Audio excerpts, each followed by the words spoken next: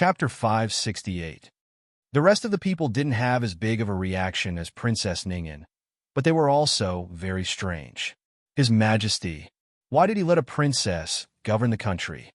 The one who asked was noble consort Zhuang. If it was revealed today that Princess Ning would govern the country, she would also ask the same question. Since Empress Dowager Zhuang was the Empress Dowager, she had set a precedent for a woman to govern the country. However, Empress Dowager Zhuang was the empress, and Princess Xinyang was only a princess. Moreover, she didn't hear that His Majesty loved this princess very much. The relationship between the emperor and Princess Xinyang was indeed not very close. The marriage between Princess Xinyang and Marquis Xianping was arranged by the emperor. Most people didn't know that the emperor was actually following the will of the late emperor, so the husband and wife didn't get along well. It was inevitable that people would think that the emperor randomly matched them. Princess Xinyang probably had complaints about the emperor in her heart. Everyone thought so. So why did the emperor let her govern the country? This imperial edict isn't fake, is it? Noble consort Zhuang's mouth really didn't have a lock. She dared to say anything. Empress Xiao was the first to have a black face. She stood up and looked coldly at noble consort Zhuang. Noble consort, what do you mean? The imperial edict is clearly written in black and white and is stamped with the imperial seal of the Zhao country. Do you not believe in the imperial seal of the Zhao country, or His Majesty's decree? The imperial edict had the part where the crown prince was the regent. If she said it was fake, wouldn't she also deny the crown prince? Empress Xiao didn't care who was the regent. In short, the crown prince had to replace His Majesty in the imperial court. Noble consort Zhuang laughed and said, "Who knows if someone stole His Majesty's imperial seal while he was unconscious and then wrote an imperial edict? Isn't that right, Eunuch Wei?" Eunuch Wei's temples suddenly jumped. Noble consort Zhuang, oh noble consort Zhuang, you're usually so stupid. How come you're smart today? That's right. That's the truth. But unfortunately, I can't admit it. Empress Xiao said seriously. Eunuch Wei, tell us about the whole process of His Majesty's imperial edict. Ah, this. Eunuch Wei looked at the imperial edict that was obviously still in Princess Ning's handwriting and braced himself to say, when His Majesty woke up, Princess Ningyin was also there. His Majesty had Princess Ningyin draft the imperial edict on his behalf and had this old servant bring the imperial jade seal to stamp it. Noble consort Zhuang sneered. Let Princess Ningyin write the imperial edict? Why is it that every time His Majesty wakes up, Princess Ningyin is there? When we go to visit His Majesty never wakes up? This was referring to the matter of the emperor asking Princess Ningyin to draft an imperial edict to punish the Empress Dowager. Empress Xiao said coldly, "That's because you can't wake His Majesty up. Don't you know whether His Majesty wants to see you or not? Wasn't that right?" These women in the harem added together were not as important as Princess Ningyin. Noble consort Zhuang was completely choked and had no words to refute. Princess Ningyin, is this the imperial edict you wrote last night? Empress Xiao asked Eunuch Wei to pass the imperial edict to Princess Ningyin. Princess Ningyin took it and looked at it carefully. It was her handwriting without any flaws, but she would never confuse her own title with Xinyang's. So the imperial edict had been swapped. But even if she told the truth at this time, no one would believe her. Not to mention, it was not a tenable truth. Princess Ningyin held the imperial edict so tightly that the veins on her hands bulged. Eunuch Wei was frightened. Princess Ningyin wouldn't think that he did it, right? In all honesty, he hadn't touched the imperial edict after putting it in the brocade box last night. Who the hell knew how Ningyin had turned into Xinyang? Princess Ningyin took a deep breath and slowly exhaled, replying to sister-in-law yes. Empress Xiao raised her eyebrows. Princess Ningyin and Eunuch Wei are loyal to His Majesty. You should believe their words. Moreover, the crime of deceiving the emperor is punishable by beheading. Who would dare to pass a false imperial edict? Eunuch Wei thought, there are many people who pass false imperial edicts. Would you believe that there is only one in front of you? Princess Ningyin said, it seems that Princess Xinyang hasn't returned to the capital yet. If she hadn't returned to the capital, there was still room for negotiation. If they could draft an imperial edict, they could draft a second one, a third one, or even find a reason to remove her title of regent. It wasn't difficult at all. But before she could finish speaking, she heard the young eunuch at the door rush over, panting, "Princess Xinyang has arrived. Princess Ningyan." Everyone stood up and looked towards the entrance of Pure Flowers Palace. Under the golden light of dawn, Princess Xinyang, dressed in a light, golden muslin palace robe and a bamboo hat, slowly walked over with the support of a young maidservant. Princess Xinyang's beauty was well known throughout the world. Even though she had passed the most beautiful years of her life, she was still unbelievably beautiful. But today, she wore a bamboo hat with a muslin veil, hiding her devastatingly beautiful face. Even so, her every movement still had the bearing of a member of the imperial family that made it hard for people to look away. There were 3,000 beauties in the imperial harem, but it had to be said that no man would look at Princess Xinyang when she appeared. Princess Xinyang gracefully walked towards Empress Xiao. Just as she was about to greet her, she accidentally stepped on her skirt and fell in front of Empress Xiao, prostrating herself on the ground. "Empress Xiao, there's no need for that. Why aren't you helping your master up?" Eunuch Su scolded the young maidservant. The young maidservant pursed her lips and bent down to pick up Princess Xinyang. That's right, she was picking her up. Her movements were rough, and there was even a trace of disdain in her eyes. Eunuch Su, Princess Xinyang straightened her clothes and said to Empress Xiao, "Greetings to the Empress." Empress Xiao nodded. The crown prince came over and bowed to Princess Xinyang. "Aunt," Empress Xiao said to Princess Xinyang, "you came back just in time. There is an imperial edict to announce to you, but why are you wearing this?" "A few days ago, I ate something wrong and had an allergic reaction, so I have a lot of rashes. It's hard to see people." As she spoke, Princess Xinyang lifted her veil, revealing her chin covered in rashes. Empress Xiao only took one look and felt scared. She quickly waved her hand and wiped the tip of her nose with a handkerchief. "Okay, be careful when you eat. Receive the imperial edict."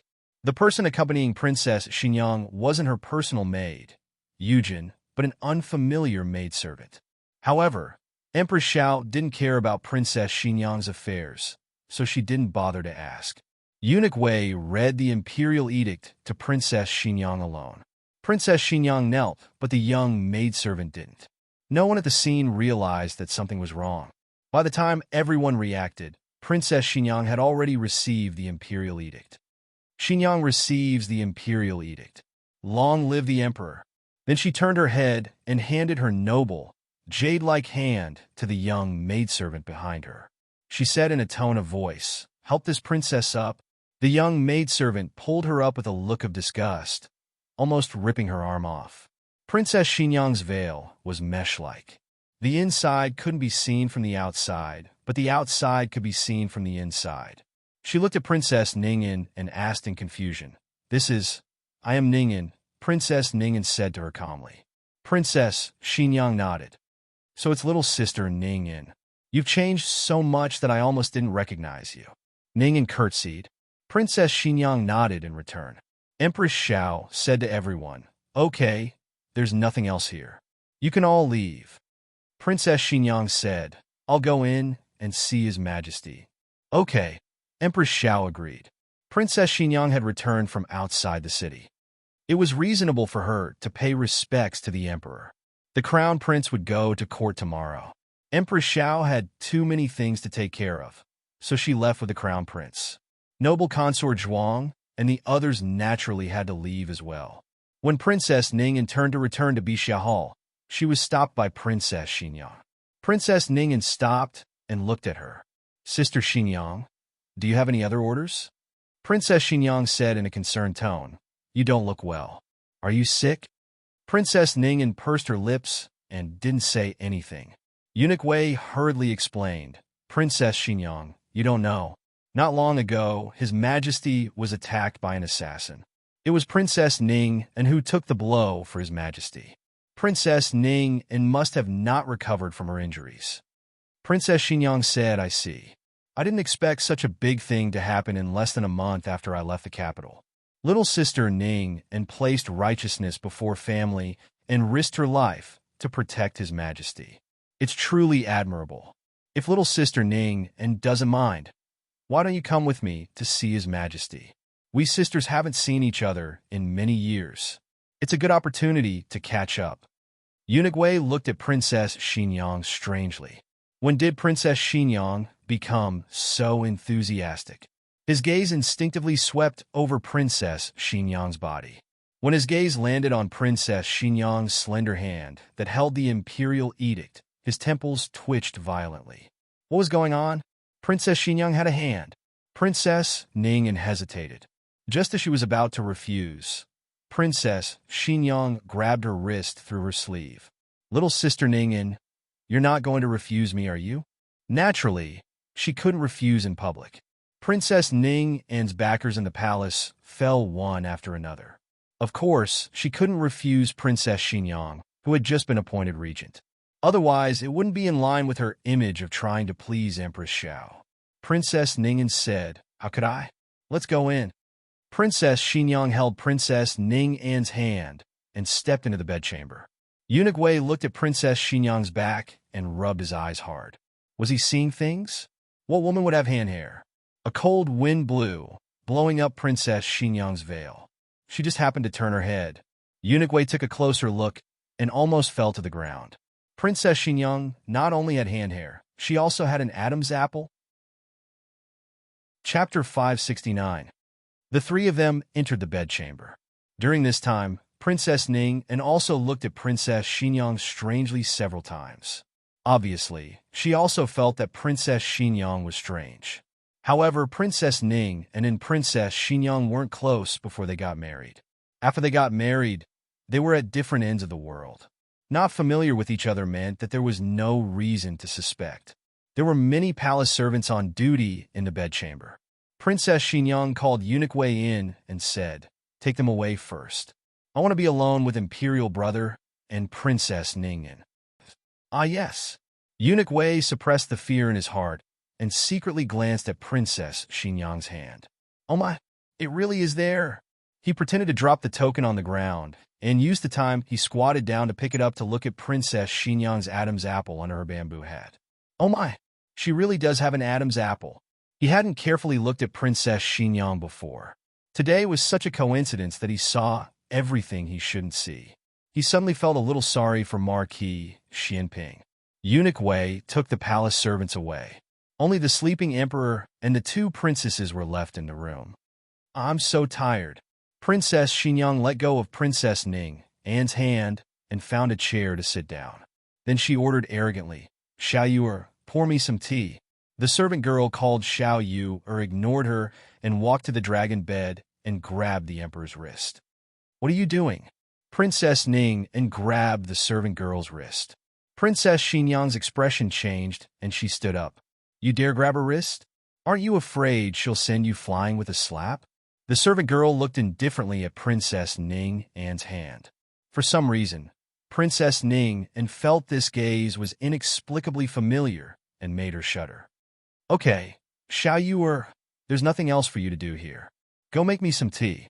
Princess Xinyang unobtrusively separated the two people's hands and shielded the servant girl behind her. She waved her hand behind her back. The servant girl slapped the back of her hand. It was a little painful. Princess Xinyang smiled and once again took Princess Ning's hand wrist. She whispered, "Let's go sit over there and talk." Princess Ning asked, "You're not here to see Imperial Brother?" Princess Xinyang chuckled and said, "Of course. What I meant was that you go sit over there and wait for me. After I'm done with my brother, I'll go and chat with you." Princess Ning glanced at Princess Xinyang suspiciously. After all, she wasn't familiar with Princess Xinyang and wasn't sure if Princess Xinyang had been like this all these years. She didn't say anything and went to sit down on a chair. The young maidservant who was ordered to make tea also found a chair and sat down. Princess Ning, "Didn't you want to make tea?" "Oh, my poor His Majesty. How did he get hurt so badly?" Princess Xinyang took out her handkerchief and reached into her veil to wipe away two non-existent tears. She then beckoned to the young maidservant, Xiao Yuer, come and watch over His Majesty. If His Majesty wakes up, call me. I want to have a few intimate words with Sister Ning, and the young maidservant gave her a sidelong glance. She had gone overboard. The young maidservant came to the bedside. Princess Xinyang choked out, watch over His Majesty carefully. Young maidservant. Princess Xinyang came to Princess Ning and sighed and asked sadly, Sister Ning, quickly tell me, what happened these past few days? Princess Ningen looked in the direction of the dragon bed. Princess Xinyang blocked her with her broad body. Sister, tell me. I'm listening. Princess Ningen frowned, but still told her what had happened. It was nothing more than an assassin trying to assassinate His Majesty, and His Majesty was smashed in the head and fell into a coma. It's getting late. I should go back and take care of Xian, Princess Ningen said as she stood up. I'll see you out, Princess Xinyang said. No need, Princess Ningen declined. Princess Xinyang insisted on seeing her out. As they tugged and tugged, Princess Ningen's skirt was stepped on by Princess Xinyang, and she fell forward. Princess Xinyang, who had been behind her, somehow flashed in front of her and caught her steadily. Are you all right? Sister. I'm fine. Princess Ningen straightened up. Thank you, sister. Princess Xinyang said apologetically. I'm sorry, I stepped on your skirt. Princess Ningen said, it's fine. Princess Xinyang sighed. I won't cause you any more trouble. You should hurry back and take care of Xian. I'll come see you when I have time. Okay. Princess Ning and turned to leave. She had already crossed the threshold when she turned back to look at Princess Xinyang. Her eyes filled with confusion. After confirming that Princess Ning and was far away, only then did Princess Xinyang take off her bamboo hat, revealing an unfamiliar face covered in rashes. But how was it Xinyang? It was Gu Chengfeng. I can finally stand up straight. Gu Chengfeng stood up straight, and his skirt instantly shortened by a large chunk. He was taller than Princess Xinyang, and in order not to expose himself, he kept his legs bent. His calf Achilles tendons were sore. How is it? The young maidservant turned to ask her. The young maidservant was naturally not a young maidservant, but Gu Jiao. Gu Jiao was wearing a mask made of human skin. She couldn't make too much of an expression, or the mask would fall off. Gu Chengfeng didn't wear it because he had to speak and make a lot of expressions. If a piece of his face fell off, the scene would be quite frightening. The rashes on his face were drawn on. Have I ever made a mistake? Look at what this is. He raised his eyebrows proudly, reached out, and opened his palm to reveal a bronze key. This was the item he had stolen from Princess Ningen earlier. There was another important reason why eunuch Qin didn't leave the palace with Empress Dowager Zhuang. He wanted to stay behind to investigate what Empress Dowager Zhuang had told him. After Princess Ningen returned to the palace, she went to the nunnery. At first, Empress Dowager Zhuang thought she was missing her late mother and didn't think much of it. Later, she guessed that old concubine Jing had left something for Princess Ningen before she died. Eunuch Qin searched until his head went bald.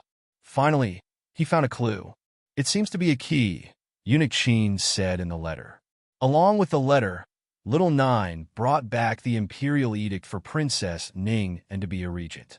Thus, they came up with the plan of having Princess Xinyang be regent. Xiaoheng also thought of removing the regent position, but with Princess Ning An's personality, she would probably make another imperial edict for herself. Thus, she still had to take the regent position. Why Princess Xinyang? First, Gu Chengfeng had seen her and heard her speak, so he didn't feel any pressure acting as her. Second, she had the golden whip bestowed by the late emperor. If anyone doubted it, Gu Chengfeng could take the whip to the throne room. Gu Chengfeng looked at the key and said, Say, what kind of key do you think this is? Old concubine Jing must have left something important for her daughter. Could it be a treasury for her daughter? Or was it a treasure trove? The kind that could rival a country's wealth. Or it could be an armory. Men and women had different hobbies. Women liked jewelry, while men liked weapons. In Gu Chengfeng's eyes, an armory was something that excited him more than gold and silver. Gu Jiao said, Make a guess. It didn't cost any money anyway. Gu Chengfeng waved his hand. Forget it. I won't guess. Hurry up and think of a way to make a copy. We still have to send it back to her later. Gu Jiao took out a piece of dough wrapped in cloth from her sleeve, pressed the key into it, and removed the mold. Then, she handed it to him. Okay, you can return it to her now. Gu Qingfeng put away the key. Is His Majesty all right? Gu Jiao put the dough back in her sleeve. His head was severely injured, and he was fed medicine again. His condition isn't too good. Can he still wake up? Gu Qingfeng asked. I don't know, Gu Jiao said. Gu Qingfeng sighed. Although it's not appropriate to say this, why do I feel like His Majesty deserves it? The emperor, who couldn't wake up but could hear everything clearly, was speechless. Gu Qingfeng continued to complain. Who told him not to spoil the person he should have and not trust the person he should have? What a waste of his eyes. Gu Jiao was measuring the emperor's blood pressure when she felt the changes on the blood pressure gauge. Gu Qingfeng said with a strong aura, if it were up to me, Ning En's inkstone was too light. She should have stabbed him a dozen more times so that he couldn't get out of bed for 7 or 8 years. Let's see if he still remembers. The emperor's blood pressure soared. Gu Jiao turned around and looked at Gu Qingfeng sympathetically. Gu Qingfeng grabbed a fruit and took a big bite. Then, he crossed his legs and looked at Gu Jiao. Why are you looking at me? Gu Jiao retracted her gaze and looked at the blood pressure gauge that was about to explode. She put it away without batting an eyelid. Then, she came to Gu Qingfeng's side, patted his shoulder, and put the bamboo hat on his head. After we're done with this, find a place to hide. Also, she looked down at his collar. Here, it's crooked.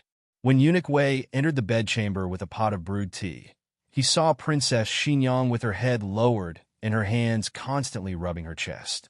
Eunuch Wei was petrified on the spot. Chapter 570. Gu Qingfeng used to have a fake voice, but today was his first time cross-dressing. It was really hard for a straight man like him. Gu Qingfeng took a long time to make the two little fellows symmetrical. Oh, not bad. He was quite satisfied. Eunuch Wei.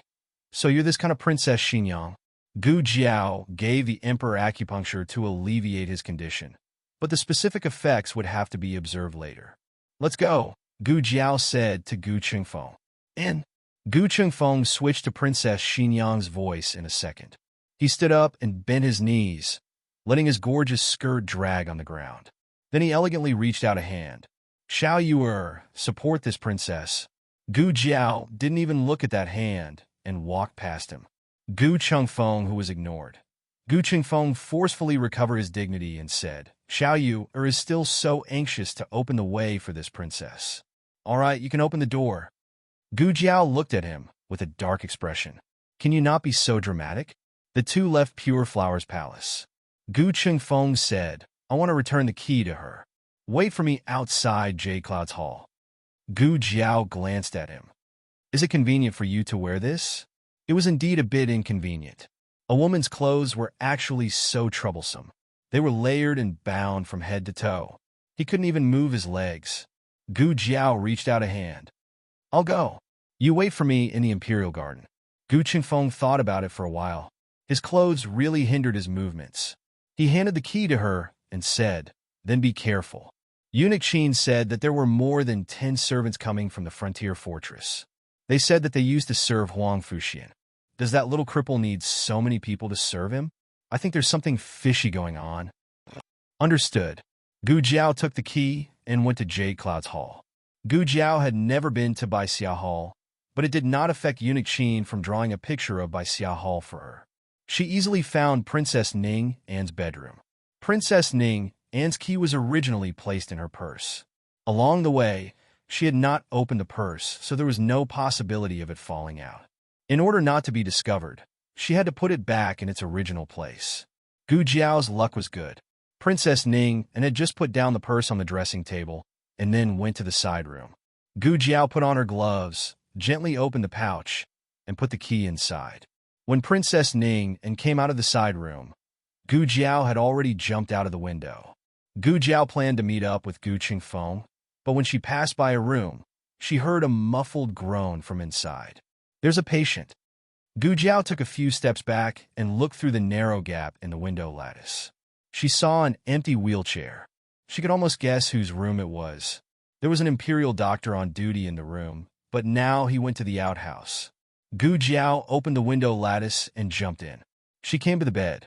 Huang Fuxian's situation was very bad. His breathing was short, his pulse was unstable, and his forehead and body were constantly sweating. It seemed that he was enduring great pain. Does it hurt anywhere? Gu Jiao frowned strangely. She checked Huang Fuxian's upper body. Except for a few abrasions on his palms that had already healed, she did not see any injuries that could cause such intense pain. She then gently pulled Huang Fuxian's quilt. She pulled up Huang Fuxian's trousers and finally understood the problem. His bones grew out of his skin and flesh. Bones grew faster than skin and flesh. Therefore, many patients with amputations at a young age would undergo more than one bone grinding operation during their growth. This kind of operation was a kind of torture for the patient's body and mind. His situation had already caused slight inflammation. He had to undergo the bone grinding operation as soon as possible. No matter how bad it was, he had to quickly treat the wound to stop the inflammation. Gu Jiao did not bring a small medicine box, but she carried a palm-sized emergency medicine bag. She took out disinfectant and gauze, did a simple cleaning of the inflamed area, and took 2 anti-inflammatory pills to feed him. Huang Fuxian was in a daze. He felt that he had fallen into a cold embrace. He wanted to open his eyes, but he did not even have the strength to look up. "Drink it." He heard someone talking to him in his ear. He was a rebellious teenager. No one could order him to do things. Gu Jiao said, "If you don't drink it, I'll take off your pants." Huang Fuxian drank the medicine aggrievedly. He was in great pain. Gu Jiao gave him a special painkiller from the Research Institute. This kind of painkiller had little side effects and could be taken by children. However, under normal circumstances, Gu Jiao still would not give it to children. But wasn't this an emergency? She could not care so much. Gu Jiao laid him down and pulled the quilt over him. At this time, the imperial doctor also came back. Gu Jiao jumped out of the window. "Why were you gone for so long?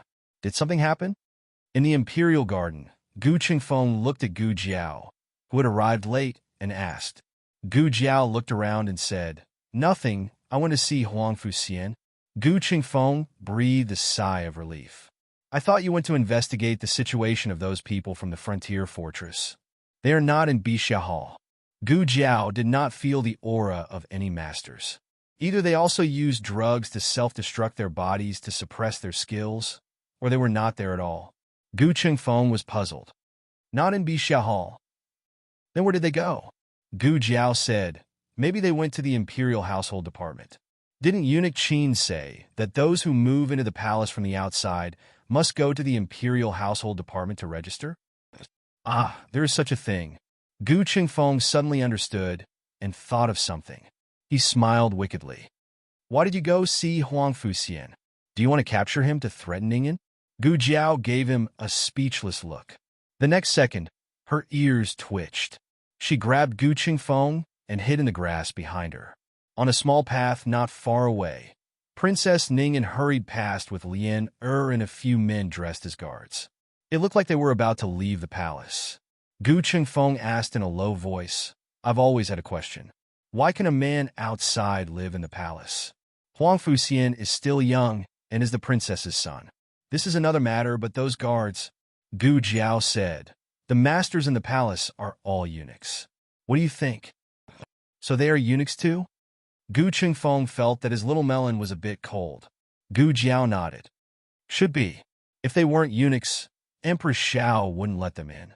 Even though Xiao Heng was so loved by her grandaunt, who even left a room for him, he had never really stayed overnight in the palace. This was the palace's rule. "Follow them," Gu Jiao said. The two of them followed at a distance. They heard Princess Ningyan get into the carriage that the emperor had bestowed upon her as she approached the palace gates. The guards on duty stopped the carriage. Princess Ningyan said, "I'm going out to buy something. I've already told the empress." Lian took out a travel card given to her by Cunning Palace. The guards hurriedly let her go. Princess Xinyang didn't need to show the card when she left the palace. She didn't live in the palace in the first place. The guards were just a bit confused. Why did another princess come after they had just sent off one princess? Since they were both going out, why not go together? Princess Ning Anne's carriage stopped at the entrance of a silk shop. Lien alighted from the carriage. It was unknown what Princess Ning had said to her, but Lien entered the shop while Princess Ning and continued her journey in the carriage. The 4 guards and the driver also followed.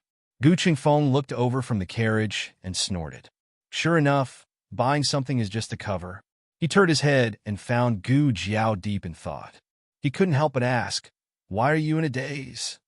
Gu Jiao said indifferently, "Who's in a daze?" Gu Qingfeng asked, "Then why aren't you saying anything? What are you thinking about?"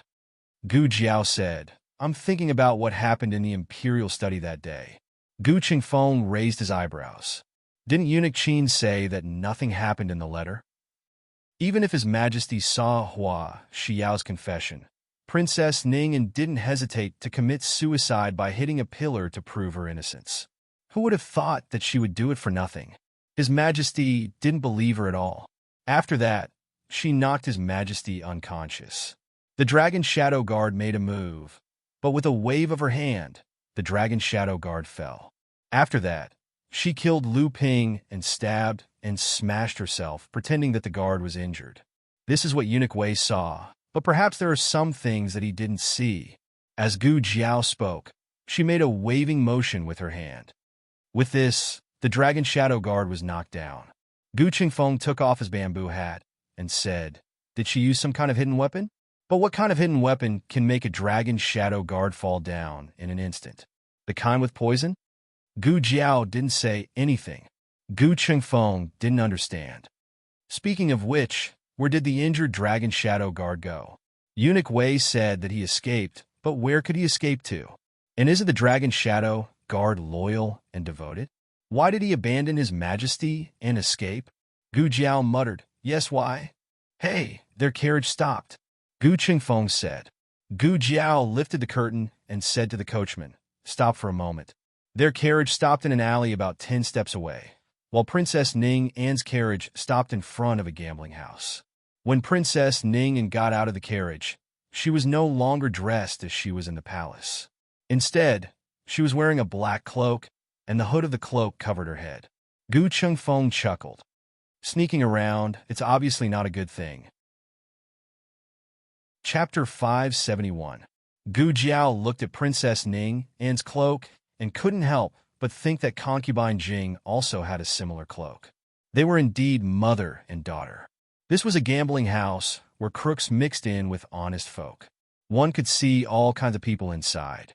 Princess Ning seemed to be very familiar with this place. Soon, she entered a room at the end of the corner on the first floor that was guarded by guards. Gu Jiao tried to enter, but was told that it wasn't a place where ordinary people were allowed to enter. So she had to keep an eye on them from somewhere else. Here. In a shabby courtyard next to the casino, Gu Qingfeng waved at Gu Jiao. Gu Jiao walked over. This was a house that hadn't been inhabited for a long time. The wall in the backyard was only one wall away from the room in the casino. The two put their ears to the wall and could faintly hear the conversation in the room. "Didn't I lead them out?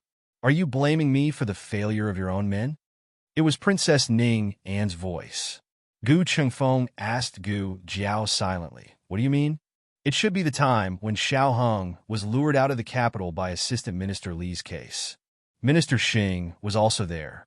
The two of them were almost killed by a group of men in black. It was only because of the black fire pearl that they managed to escape. From these words, it was almost certain that the other party was from the Yin Kingdom. There was a dangerous aura in it that even Gu Jiao was wary of. Gu Jiao narrowed her eyes, a little excitement surging in her heart. Princess Ning spoke again. "Speaking of which, who is he? Why do you want to kill him?" "That's not something you should ask." It was a man's voice. It seemed that Ning didn't know Xiao Liulang's true identity. She might not even know that Xiao Lulang was Xiao Heng. Otherwise, she wouldn't have tried to sow discord in front of Empress Xiao and ended up asking for a snub. Eunuch Qin's informant in the Palace of Earthly Tranquility brought out the news of sowing discord. Eunuch Qin told Gu Jiao and the others about it in a letter. It wasn't strange that Princess Ning didn't know. First of all, she hadn't seen Xiaoheng before, so it was difficult to connect the two just by looking at their faces. Secondly, this group of people probably didn't want a mortal music house to inquire about Xiaoheng's identity. Princess Ningyan said, "Fine, I won't meddle in your business. However, I've already done what I promised you. You haven't fulfilled your promise to me even once." The man said, "Lure him out again." Princess Ningyan asked, "Why must we lure him out? Can't I just find a random place in the capital to make a move? He goes to the Hamlet Academy and the Ministry of Justice every day. He can always find an opportunity to make a move on the way back and forth, right?" The man said, "There are too many witnesses. We can't take this risk." Princess Ningyan said, "Then tonight should be fine, right?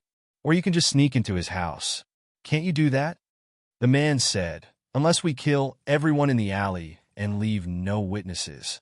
But even so, there would still be traces of the crime.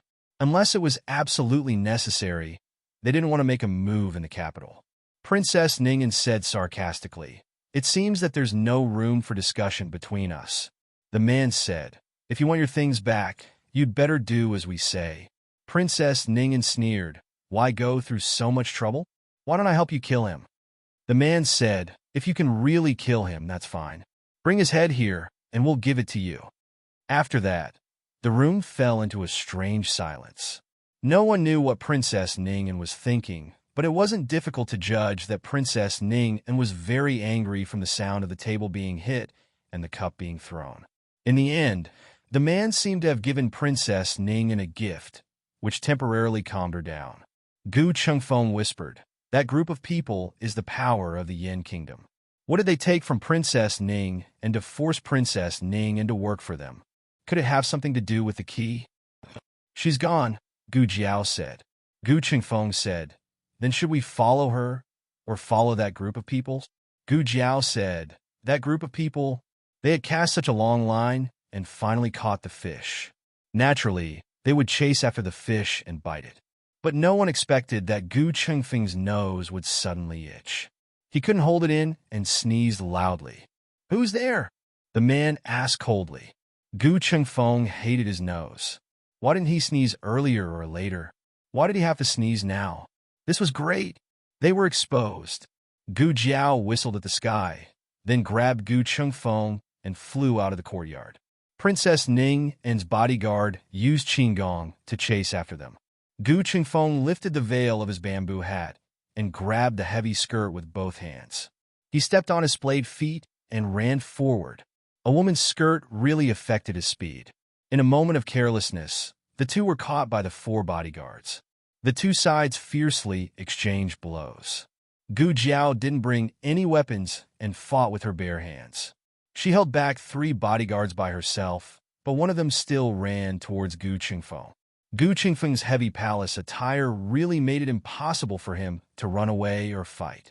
The other side slashed down with a cold sword. Gu Chengfeng dodged, "I'll dodge." The other side slashed at empty air and swung his sword again. "I'll dodge again." The other side slashed a few times but didn't hit and was completely enraged. He suddenly gave up on the sword and changed to a dagger at his waist. With lightning speed, he stabbed towards Gu Chengfeng's heart. This move was too strong and too fast. Gu Chengfeng didn't have time to dodge.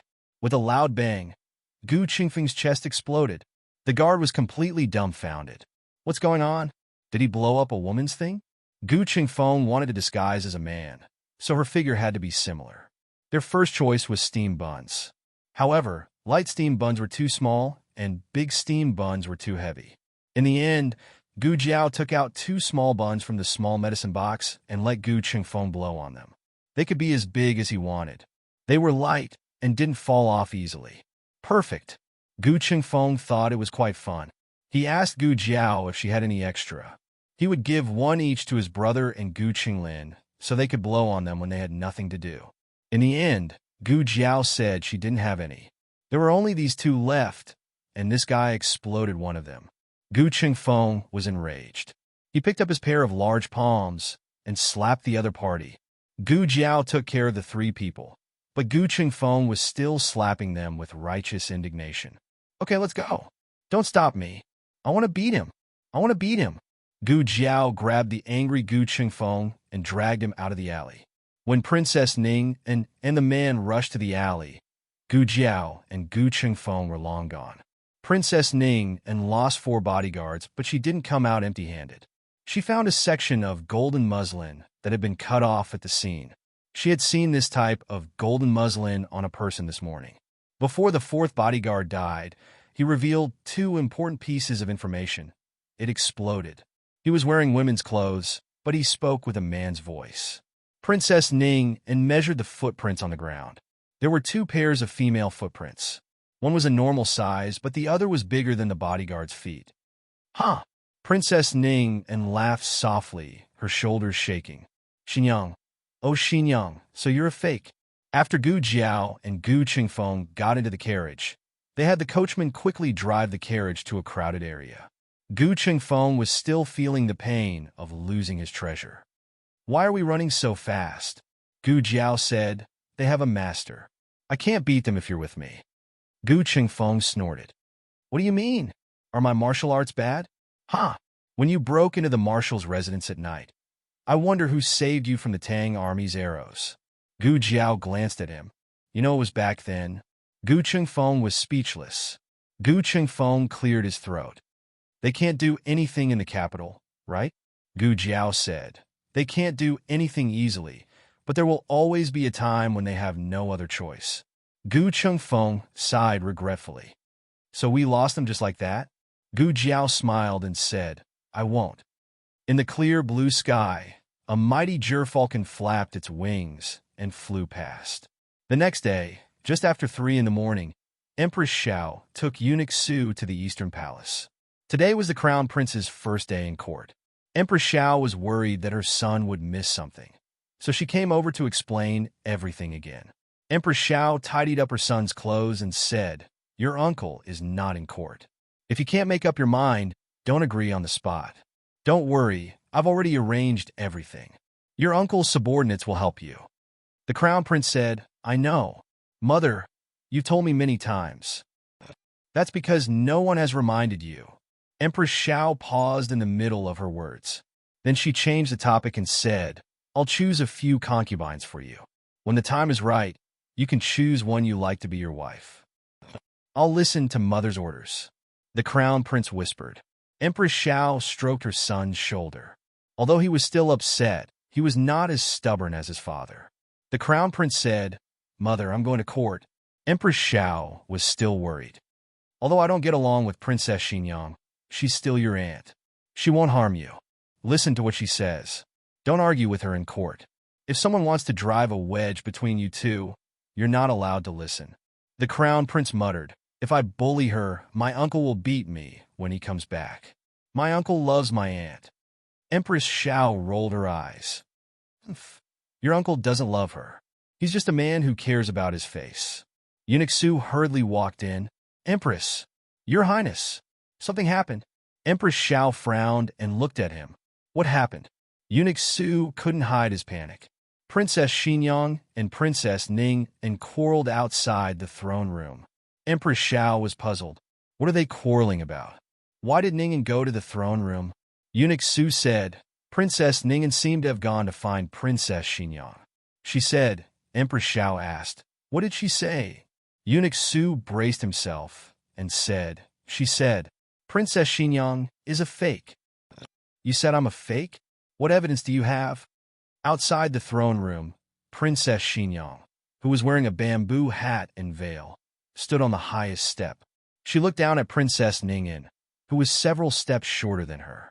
If there's no evidence, then it's just slander. The doctor from the Imperial Censorate said, That's right.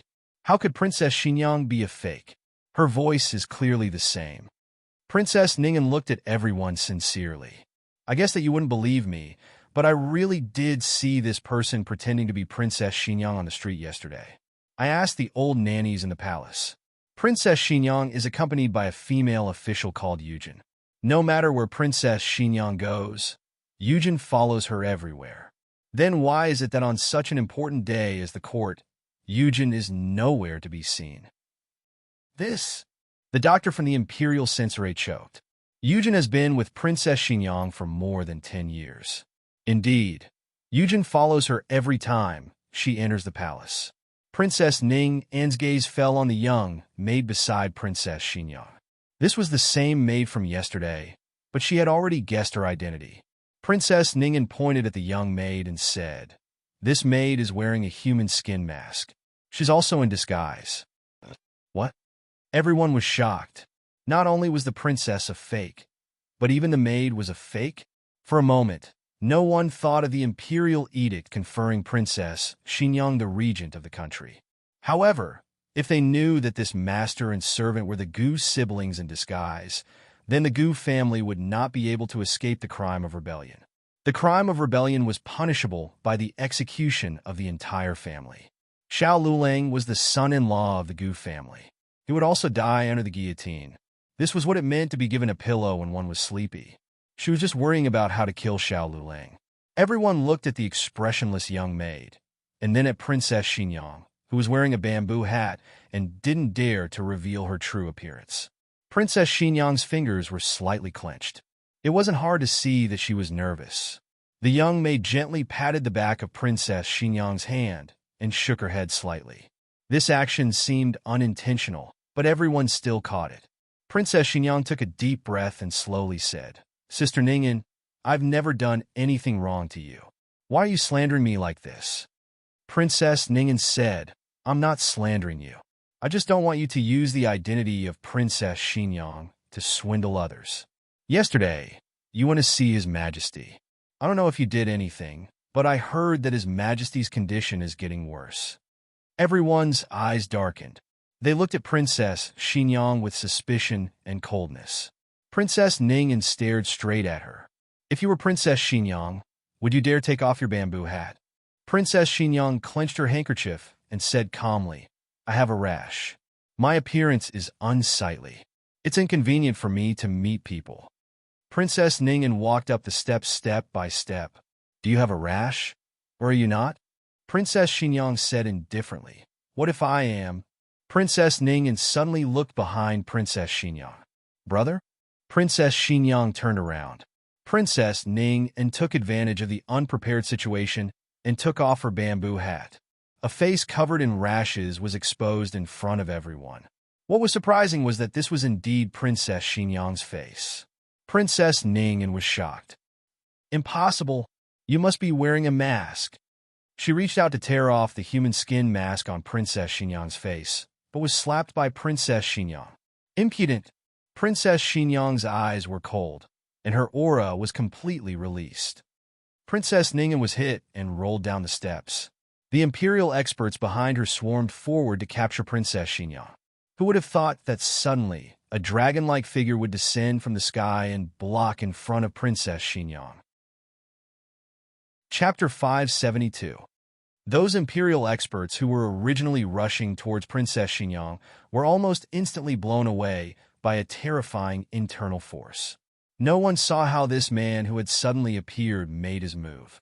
By the time everyone reacted, they had already fallen beside Princess Ningen. It should be known that they were all experts brought from the frontier fortress. Although they weren't as powerful as the Dragon Shadow Guards, they were definitely not ordinary people. Unexpectedly, they were so easily defeated by the other party. Princess Ningen was so shocked that she couldn't speak. In a flash, she recognized the Dragon Shadow Guard mask on the other party's face. But this was very strange, wasn't it? She had seen all four of the Emperor's Dragon Shadow Guards, but none of them were so tall and swift. Moreover, one of the four Dragon Shadow Guards was already dead, and the other three were still healing. It was impossible for them to move. So where did this Dragon Shadow Guard come from? Not many ministers of the imperial court had actually seen the Dragon Shadow Guard.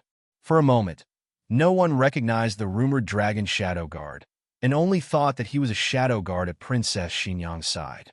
The ministers didn't know much about the martial strength of experts, but seeing him easily defeat four, they couldn't help but feel that he was very powerful. So powerful, is he a shadow guard given by Marquis Xianping? Should be. The ministers began to whisper among themselves. Because of their fear of Long Yi, no one dared to step forward and help the injured Princess Ningen up. Princess Xinyang walked down the steps step by step. Her face was covered with red rashes, but her aura didn't decrease in the slightest. Princess Xinyang stopped at a step in front of Princess Ningyan and looked down at her. You say I'm fake. Open your eyes wide and see. Am I fake? Princess Ningyan's gaze firmly fell on Princess Xinyang's face. After looking for a long time, she shifted her gaze to the little maid. Princess Xinyang raised her hand and beckoned with her finger. The little maid understood and silently came to Princess Xinyang's side. Princess Xinyang indifferently said, You suspect my maid is wearing a human skin mask. Then I'll find someone to take it off for you to see. Finished speaking, she looked at a nearby eunuch. You come here? The eunuch quickly walked over. Do it? Yes. The eunuch walked in front of the young maidservant and said politely, Excuse me. He reached out to touch the young servant girl's face and behind her ears, then carefully examined the young servant girl's face. He turned to Princess Xinyang and Princess Ningyan and said, in response to the two princesses, This is her own face. Princess Ningyan's expression changed. Impossible. Yesterday, it was this servant girl who had been with the imposter Princess Xinyang. This servant girl's actions were strange, and she had even taken the emperor's pulse. It was clearly Gu Jiao. Princess Xinyang ordered, Go over yourself and show Princess Ningyan your face. Yes. The servant girl called walked up to Princess Ning and squatted down and put her face close to Princess Ningyan. Princess Ningyan raised her hand and touched her face. It was indeed his face. Her eyes widened in disbelief. Princess Xinyang coldly asked, Ningyan, why did you do this? Princess Ningyan looked at the officials with complicated expressions and explained, It's because someone saw Princess Xinyang and this servant girl causing trouble on the street and exposed the fact that she wasn't Princess Xinyang. Princess Xinyang coldly snorted. That's why you didn't go to the Palace of Earthly Tranquility to report to the Empress or the Eastern Palace to report to the Crown Prince. And you didn't even go to my residence to ask my retainers for confirmation. You just brought me to justice in public like this. Have you gone crazy from wanting to gain merit? Or are you deliberately trying to stop me from regenting the country? Princess Ningyan gritted her teeth and avoided the sharp words, trying to focus on the main point. If I wasn't sure you were fake, would I have come to expose you? You're the one who set me up. Princess Xinyang wasn't afraid at all. Even if I set you up, you have to be willing to fall into it. You're overstepping your authority. The Empress and the Crown Prince are both here. So when did you have the right to come to the throne room to expose the fake princess? That was because Empress Xiao was protecting Xiao Lulang. If she knew that one of the imposters was Xiao Liulang's wife, Gu Jiao, she might have suppressed this matter. But if it was brought to the throne room, there would be no turning back. What happened? Empress Xiao and the Crown Prince arrived, and the one who asked was Empress Xiao. Princess Xinyang told the Empress what had just happened. The Empress saw my face yesterday and knows how serious it was. If it wasn't for my face recovering quickly, I'm afraid no one would recognize me today. She might say, if you're innocent, won't the truth be revealed after a few days when your rash subsides? The problem is, while I'm in prison waiting for the rash to subside, won't I be plotted against? These words were too perfect. Even Empress Xiao felt that this method of framing someone was feasible. If Princess Ningyan's goal was to kill Xinyang in prison, then her actions in the throne room today could be explained. Princess Ningyan was very angry. She didn't think that a person could make up such a flawless lie. But aren't you forgetting something? I have no reason to harm you. She indeed had no reason to frame Xinyang. Now she wanted to see how Xinyang would make up another story. Princess Xinyang's lips curled mockingly.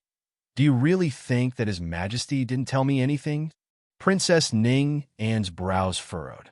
She didn't understand what Princess Xinyang was saying, but she instinctively felt that something was wrong. Princess Xinyang said, There are some things that His Majesty didn't say because he wanted to save your face, and I didn't plan to expose it. But if you won't cry until you see the coffin, then don't blame me for announcing your and your mother's crimes to the world. Princess Ningyan's temples suddenly throbbed. She knew what Princess Xinyang wanted to say, but her reaction was too late. It was too late to shut Princess Xinyang's mouth. Princess Xinyang angrily looked at Princess Ningyan.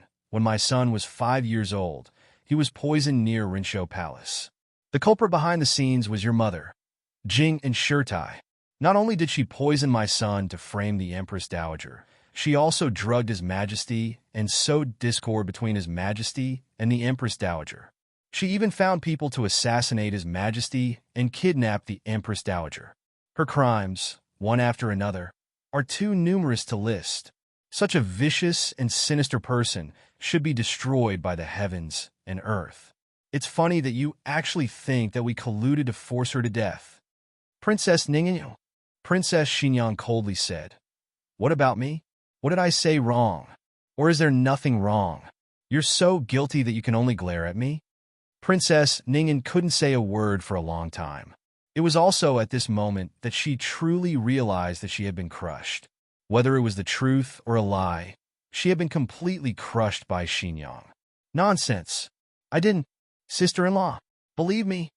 Princess Ningyan couldn't out-talk Princess Xingyang, so she could only turn her head and place her hopes on Empress Xiao. Empress Xiao and Princess Xingyang had always been at odds. If you asked Empress Xiao which princess she hated the most, it would be none other than Xingyang. However, most people only saw Empress Xiao throwing a tantrum at Princess Xingyang, but they didn't know that it was all trivial matters. If Empress Xiao really wanted to scheme against someone, she wouldn't show her emotions on her face. Empress Xiao sternly said, I will investigate this matter thoroughly.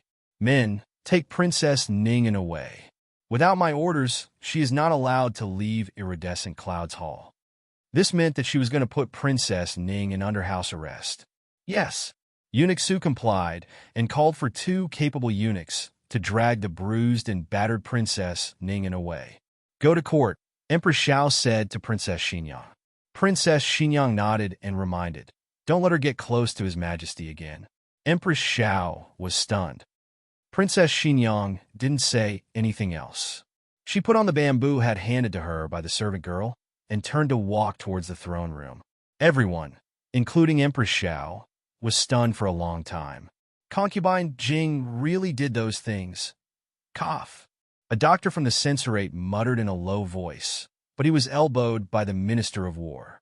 Minister Su from the Minister of War lightly coughed, hinting his old friend to shut up. Mother. Crown Prince looked at Empress Xiao worriedly. Mother is fine. You can go to court. Empress Xiao was greatly shocked. She didn't feel sorry for Concubine Jing. She actually knew a little about Concubine Jing, but she didn't know everything. She also didn't feel sorry for Princess Ningyan. She just couldn't come back to her senses. Empress Xiao patted her son's shoulder. Go quickly. Don't delay the court. Mother still has other things to do. Crown Prince, oh.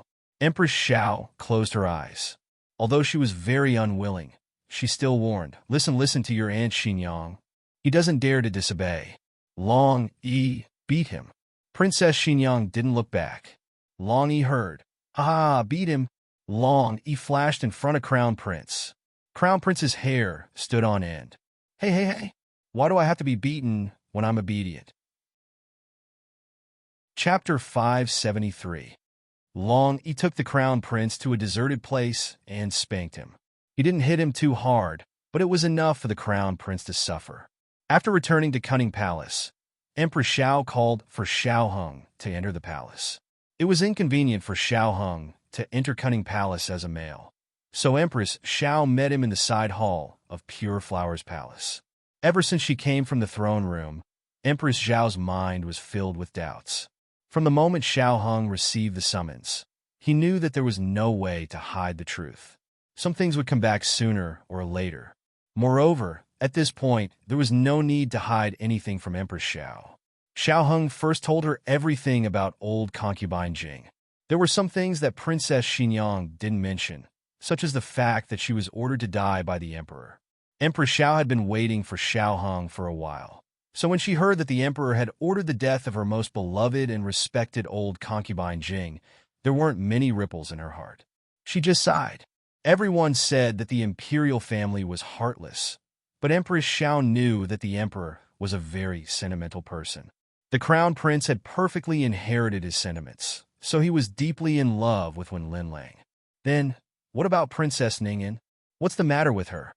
Compared to old concubine Jing, who had been dealt with long ago, Empress Xiao cared more about the living princess in front of her. Ningyan, did she really want to harm Xinyang? Xiao Heng shook his head. That's not it. Princess Ningyan came back for revenge, but the target of her revenge wasn't Princess Xinyang. His Majesty, Grand Aunt, Gu Jiao, and the Gu family were her ultimate targets of revenge. In Ningyan's opinion, His Majesty and Empress Dowager killed old concubine Jing, and Gu Jiao and Gu Chongqing killed the emperor's son-in-law. Empress Xiao frowned. What does it have to do with the girl of the Gu family? She could understand the other three, but wasn't her husband killed by Gu Chongqing? Xiaoheng said, at the frontier fortress, the remnants of the previous dynasty found plague patients and tried to use them to poison the Gu army. Jiao Jiao was treating a patient and unfortunately got infected. The Jiao Jiao didn't know about it and fainted during an operation. After that, he was captured by the prince consort. The prince consort is also infected. Jiao Jiao didn't give him any medicine. Empress Xiao said angrily, "Of course I can't give this bastard medicine." So, she blamed this on the Gu family's girl? But weren't they the ones who caused the plague? Being infected could only be said to be a consequence of one's own actions. What does this have to do with the Gu family's girl? Xiaoheng said calmly, some people are unreasonable.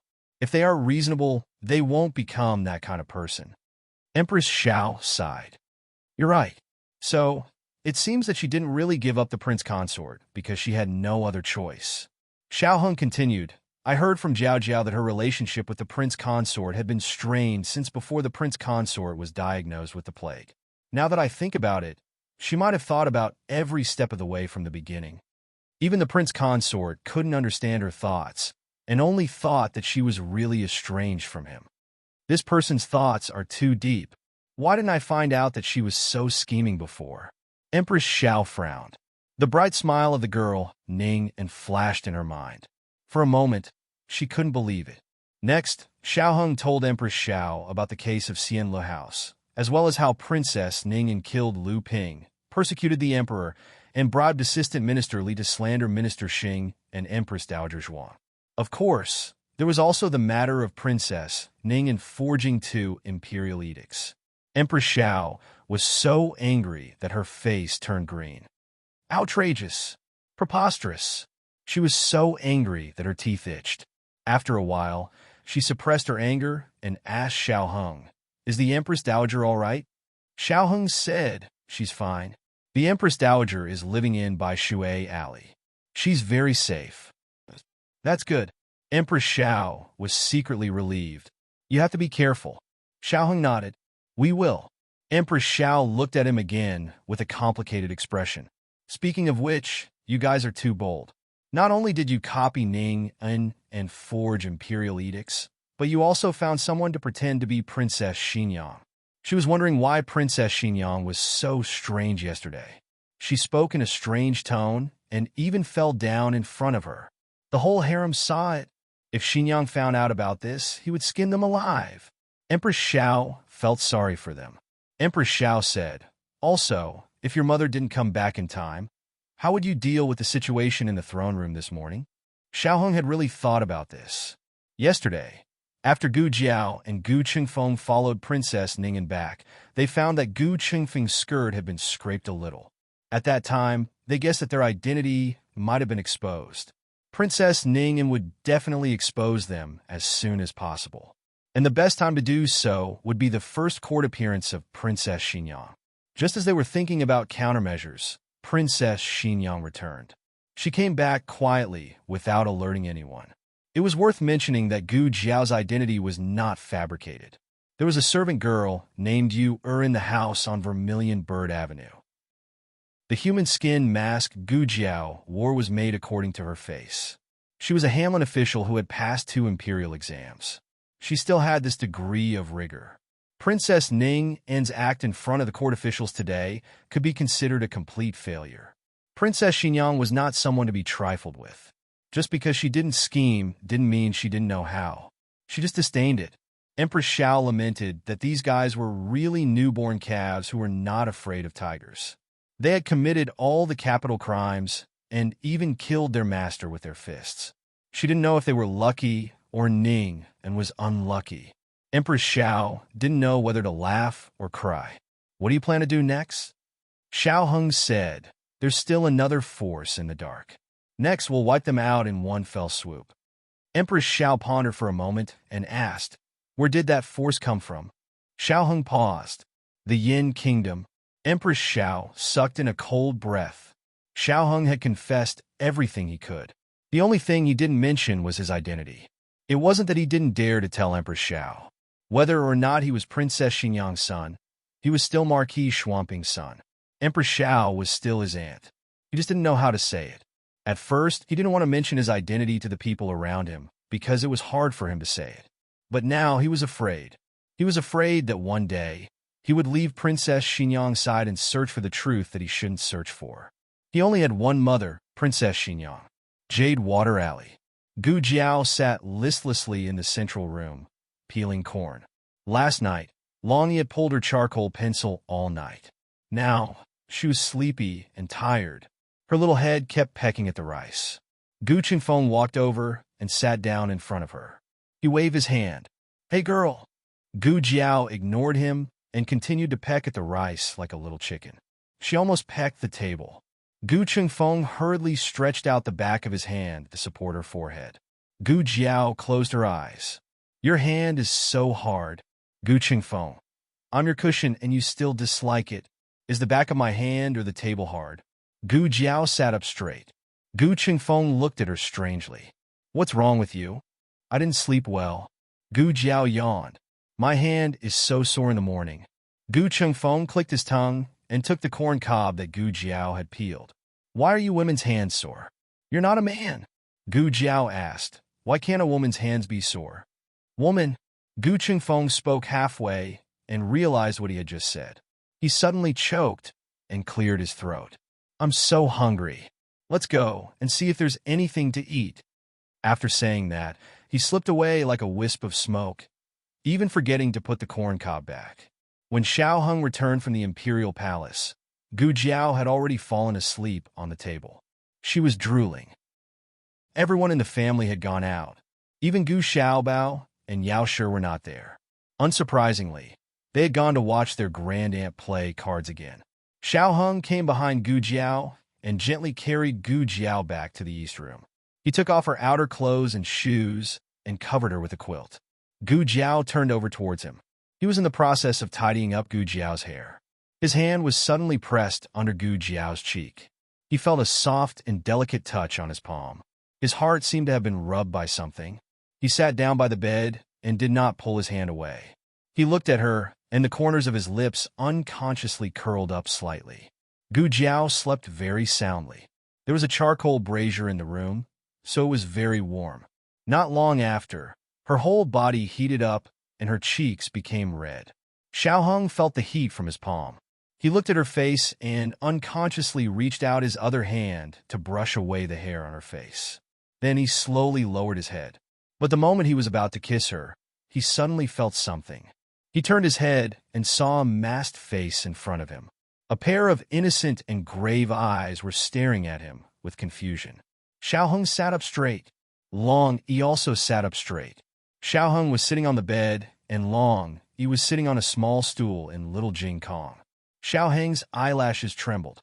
Thinking about the matter of Long Yi looking at him just now, his ears slightly reddened, and he said sternly, "You can't do that." Long Yi understood. Xiao Heng said again, "Other people can't do that to her." Long Yi looked at the sky and thought for a bit. He probably understood. Chapter 574. Gu Jiao slept until the afternoon. Long Yi had already been taken out by Xiao Heng, so only Gu Jiao was left in the room. Gu Jiao sat up, looked at the bed she was on, and pondered for a while. Oh, did I sleep up here? Today, both the Imperial College and Qinghe Academy had classes, but Gu Qingfeng was busy helping Gu Jiao punish evil recently, so he asked for leave from the Imperial College on the grounds that he was not feeling well. Originally, he only asked for 1 day, but he changed it to 2 days without authorization. When Gu Jiao came out of the East Room, he was chopping firewood in the backyard. When he saw Gu Jiao, He stopped chopping firewood and waved at Gu Jiao. Gu Jiao walked over indifferently. "What's the matter?" Gu Qingfeng looked around and lowered his voice. "Come here. I have something to tell you." "What?" Gu Jiao didn't go over. Gu Qingfeng clicked his tongue, put down the axe, and skillfully wiped his hands with a rag. Then he got close to Gu Jiao's ear and whispered to Gu Jiao. Before he could finish his words, a tall figure descended from the sky, grabbed him by the collar, and threw him out. Gu Qingfeng, who was thrown to the tree branch, was dumbfounded. What? Gu Jiao was puzzled. How did this guy offend Long Yi? Not long after, little Jing Kong came back from the Imperial College. Jiao, I have an exam today. Little Jing Kong ran to the backyard, took out his exam paper, and handed it to Gu Jiao. Unsurprisingly, it was another big A. Gu Jiao rubbed Jing Kong's little head. "Jing Kong is great." Little Jing Kong lowered his head, touched his fingers, and said shyly, Jiao, I want to kiss you." Then, he was carried away by Long Yi. Gu Jiao looked at the back of the two people and touched her chin strangely. At this moment, Xiao Hung came back with a basket of eggs and handed it to Gu Jiao without any change in his expression. "Granny Zhou," she said to thank you for curing her grandson's cold last time. Gu Jiao looked at him deeply. "Is that so?" "Ah, yes." Xiao Hung took the basket back. "I'll put it in the kitchen." He walked past Gu Jiao's eyes. Gu Jiao turned around and chased after him. Narrowing her eyes, she followed him and asked, "Did you say something to Long Yi?" "What did I say?" Xiao Hung calmly put the basket on the stove, opened the small jar of eggs, and put the eggs one by one. Gu Jiao asked, "Why didn't Long Yi let people come close to me?" Xiao Hung put the eggs with his back facing Gu Jiao, and his lips unconsciously curled. He turned his head, and his face became expressionless again. "Did he?" "Yes." Gu Jiao nodded her head. Xiao Hung said with a straight face, "Maybe Long Yi was playing with them." Gu Jiao thought for a while. "Oh." After Xiao Hung finished putting the last egg, he turned his head to look at Gu Jiao. Gu Jiao was leaning against the stove, thinking about something. The setting sun slanted through the door, fell on her perfect face, and shone on her long eyelashes. Xiao Hang's eyes moved. "That and?" Gu Jiao confusedly looked at him. "Here?" Xiao Hung pointed at her temple. Gu Jiao raised her hand to touch it, but she didn't feel anything. Xiao Hung walked over, stretched out his left hand, and plucked a small leaf that had fallen on Gu Jiao's temple. Two people were very close to each other, and their breaths intertwined with each other in the quiet room. Xiao Hung lowered his head and almost kissed her forehead. "What is it?" Gu Jiao looked up at him. Xiao Hung looked at her face in a daze, and with his heart beating like a drum, he tilted his head and gently pressed down on her. In the next second, a shadow flashed, and Xiao Hung was also taken away by Long Yi. Xiao Hang's other people. Other than me, all other people. Long Yi's other people. All other people. Gu Jiao went to the blacksmith shop in the afternoon, took a blueprint, and handed it to the blacksmith. The blacksmith looked at the strange blueprint and said with difficulty, We have never made this kind of thing before." Gu Jiao asked, "Can you make it?" The blacksmith said, "I can make it, but it may not look as good as the one on your blueprint." Gu Jiao said, "Let's make it first." "Okay." Gu Jiao came out of the blacksmith shop and went to the medical center. She opened the small medicine box, looked at the full emergency medicine, and frowned. There are still no materials to make the socket. Do I really have to go and get resin? Just as she was mumbling to herself, the second master rushed into her courtyard in a hurry. "Little Gu, something big happened." Gu Jiao walked out of the room. "What happened?" The second master trembled with fear. "I don't know. A patient treated in our medical center just now turned out to be an official of the Imperial Guards." Then his subordinate reported that something happened in the palace, and the Empress asked him to go to the palace immediately. In the Bixiao Hall of the Imperial Palace, Princess Ning En, who had been slapped down the stairs by Princess Xinyang the day before, was now holding Qin Shiyu hostage with a dagger. Beside her and behind her, there were a total of 10 experts on standby to prevent anyone from snatching Qin Shiyu away from her. A large number of Imperial Guards were lying in ambush outside the Bixiao Hall. and the archers were also on standby. Princess Ning'an looked at Empress Xiao and said fearlessly, "Don't act rashly. It's okay if you kill me, but no one can guarantee that I won't slip and cut your son's throat when I fall down." Empress Xiao never expected that Princess Ning'an would fight to the death with them so soon. She couldn't hide it anymore, so she didn't even bother to pretend to be fearless.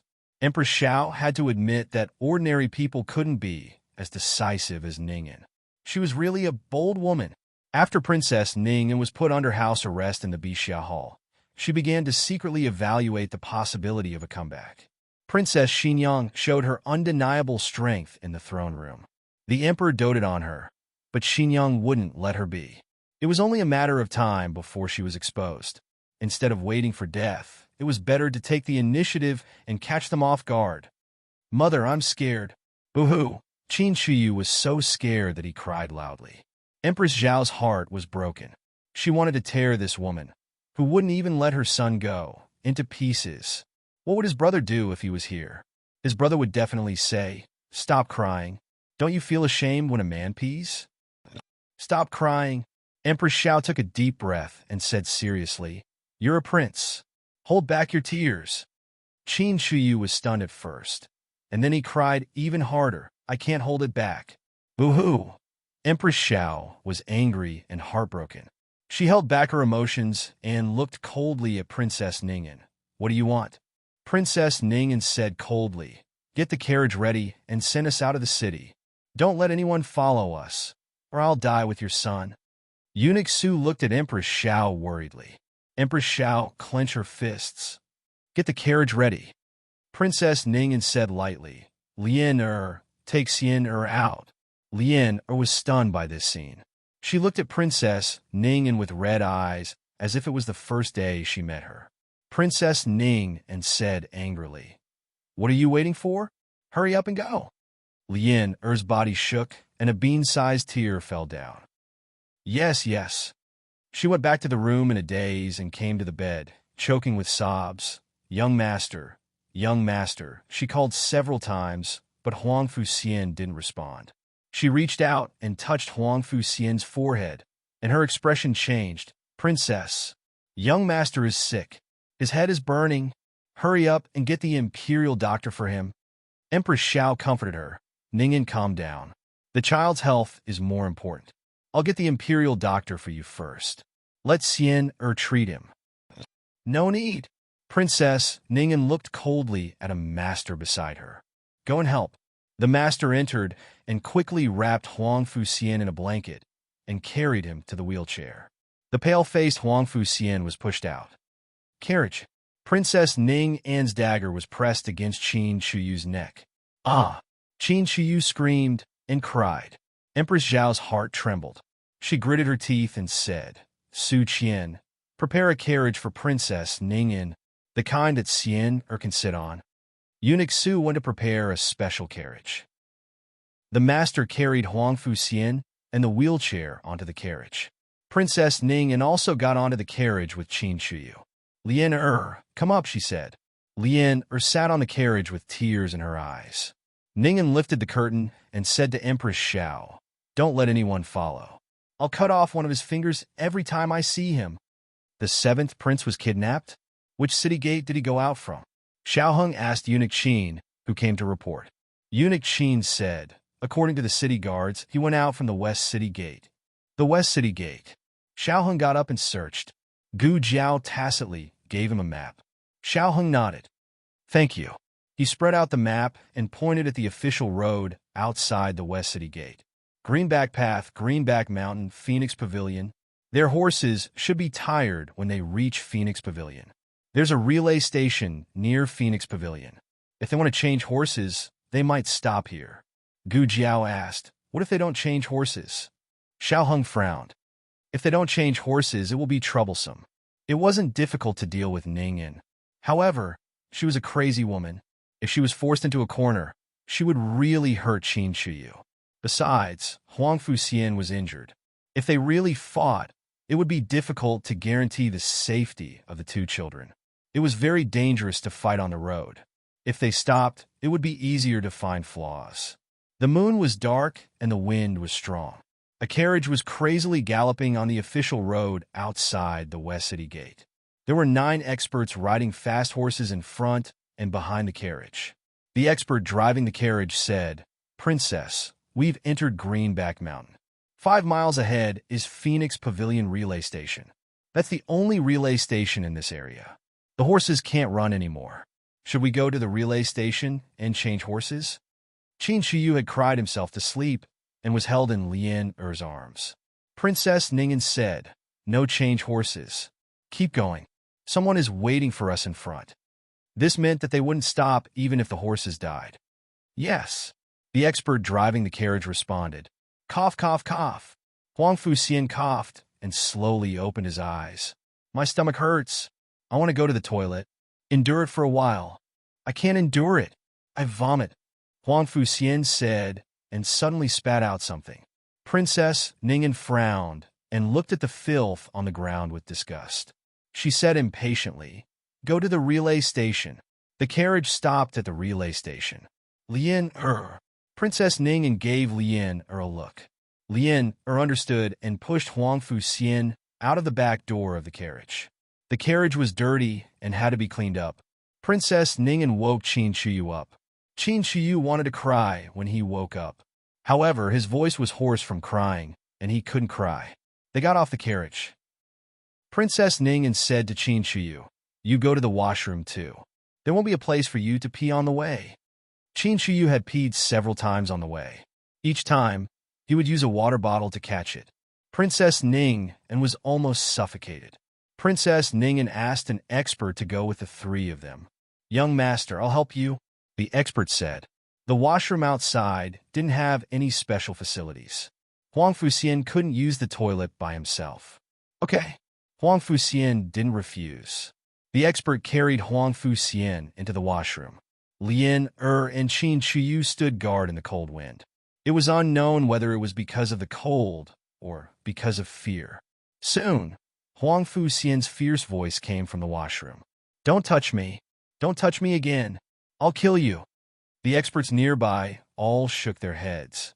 Their young master's temperament was so unpredictable. What everyone didn't know was that the fierce shout covered the sound of a heavy object falling to the ground and a painful groan. The expert had already collapsed in the washroom. Huang Fuxian lay on top of him, his face covered in blood. "Lien Er, come in," he said calmly. "Hey." Lien Er brought Qin Shiyu in. Seeing the scene inside, Lien Er's eyes widened. Qin Shiyu was dumbfounded and screamed, "Ah!" Fortunately, his throat was already hoarse, so he couldn't make a sound. "Young master, what's wrong?" Lien Er quickly squatted down and looked worriedly at Huang Fuxian, whose face and hands were covered in blood. Huang Fuxian grabbed Lien Er's hand tightly and said weakly, "Lien Er, take him away." Lien Er shook her head in fear. I can't take him away. I don't know the way. I can't outrun them. I can't." Huang Fuxian tried to hold back the dizziness in his head. "You could do it, Lien Er. The people from the palace will be here soon. If you run east, the people from the imperial court will chase after you, and you don't want to be discovered. You'll take that path. I'll tell them that you killed this person and that you took Qin Shiyu west. They'll chase after you. So, you have to be quick. What about you, young master? I'm her son. I'll be fine. Hurry up. It'll be too late." Lien Er's tears fell. She gritted her teeth and carried Huang Fuxian on her back. "We'll leave together."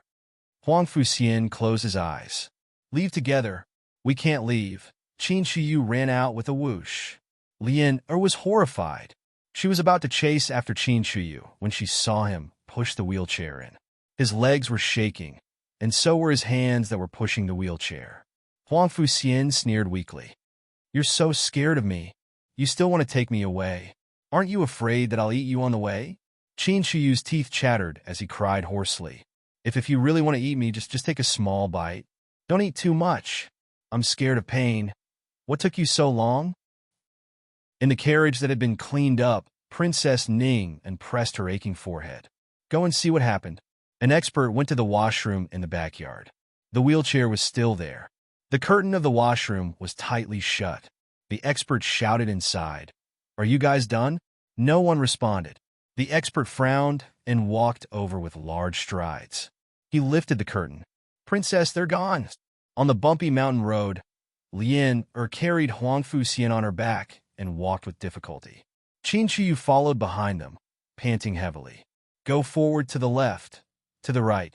Go forward. Huang Fuxian weakly pointed the way for He couldn't hold on any longer. Asked anxiously, Young master, where should we go now? Go east, young master. Young master. They're there. Princess Ning An's experts caught up. Let's go. Carried Qin Shiyu and randomly chose a mountain road. She ran forward with all her strength. But how could they be a match for those people? When they passed by a wooden bridge, those people used Qin Gong to block their way. The way they came was also blocked by a few people. The river under the wooden bridge was turbulent. If they accidentally fell, they would be instantly swept away by the river. An expert shouted sternly, how dare you kidnap the young master? Looked at the experts on both sides in horror and pretended to be calm. Don't come over. Otherwise, I'll jump down with the young master. How dare you? The expert raised his saber and rushed over to was so scared that she didn't dare to move. At the critical moment, a figure so fast that only an afterimage was left in the night. It suddenly appeared behind the expert and kicked him down. He fell into the water and was swept away by the rapid waves without even struggling. These 8 experts were left to Long Yi. Gu Jiao walked towards and the other 2 people in the middle of the wooden bridge. Er's eyes became hot. Dr. Gu. She carried Huang Fuxian on her back and ran towards Gu Jiao with Qin Shiyu, who knew that there was ice in the gully of the wooden bridge. She accidentally stepped on it and slipped.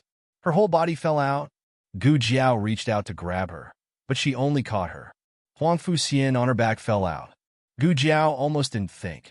She jumped and tightly hugged Huang Fuxian before falling into the turbulent river. Chapter 575. Huang Fuxian woke up to the sound of saliva dripping from his mouth. When he opened his eyes, he found himself lying in an unfamiliar room. The ceiling was simple and crude, and the walls were neither like a palace nor a farmhouse. At the end of the room was a large wardrobe, and next to the wardrobe was a desk. On the opposite side of the bed was a window, through which bright sunlight shone.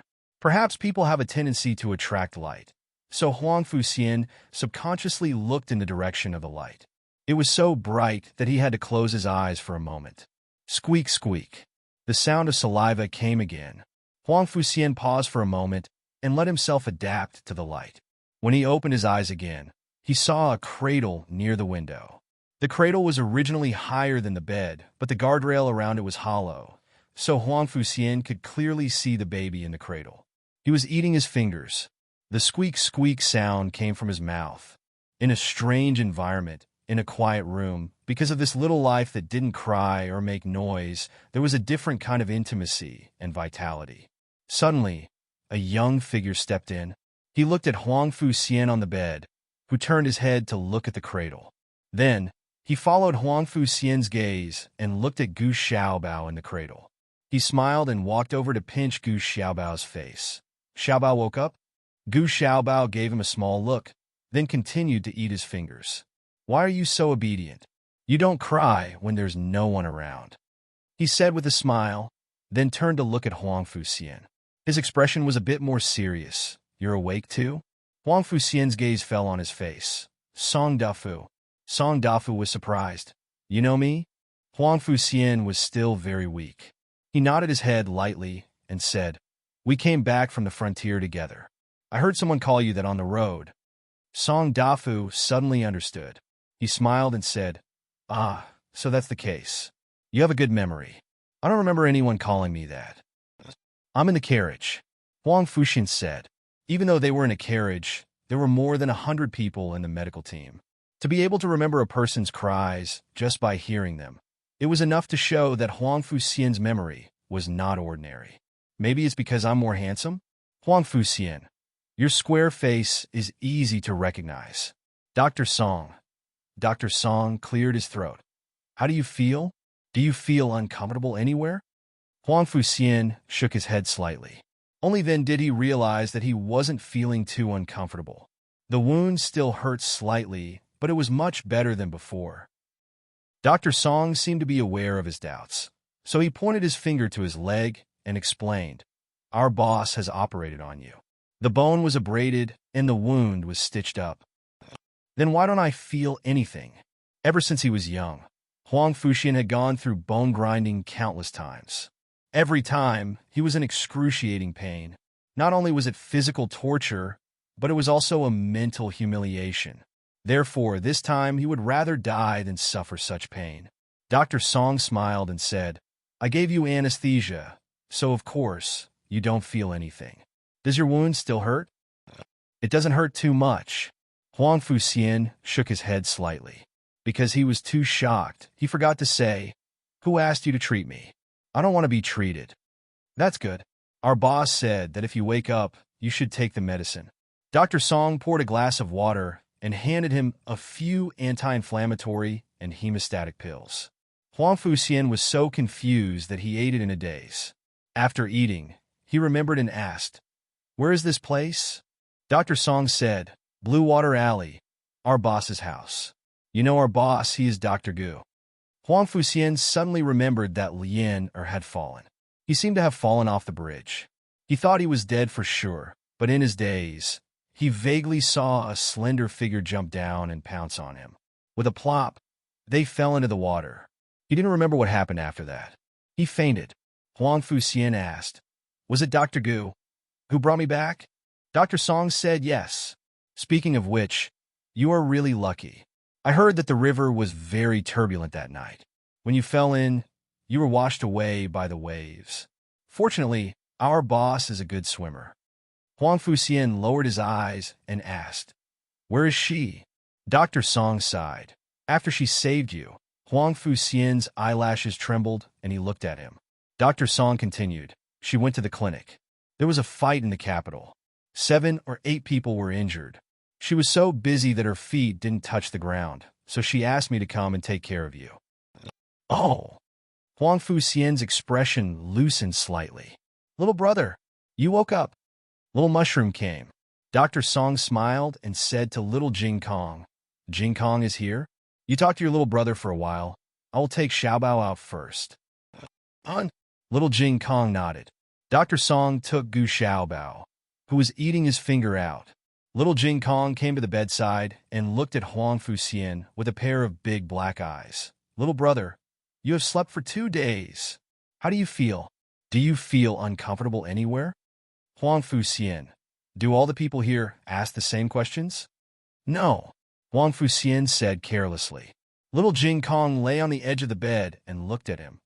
"Then are you hungry?" Huang Fuxian said, "No. You are amazing. You haven't eaten for 2 days, and you are not hungry." Little Jing Kong pointed to the bed under him and said, "You are sleeping on my bed. Is it comfortable?" Huang Fuxian said, "Your bed is so hard." Huang Fuxian liked soft beds. Little Jing Kong was used to sleeping on hard beds in the temple. Coincidentally, Xiaoheng also slept on hard beds in the past few years when he was wandering among the common people. Little Jing Kong's small body lay on the bed, and his little feet kicked the ground. "Jiao Jiao's bed is very soft, but I can't let you sleep on it. Only I can sleep on Jiao Jiao's bed." Huang Fuxian glanced at him from the corner of his eyes and muttered angrily, "Who wants to sleep on it?"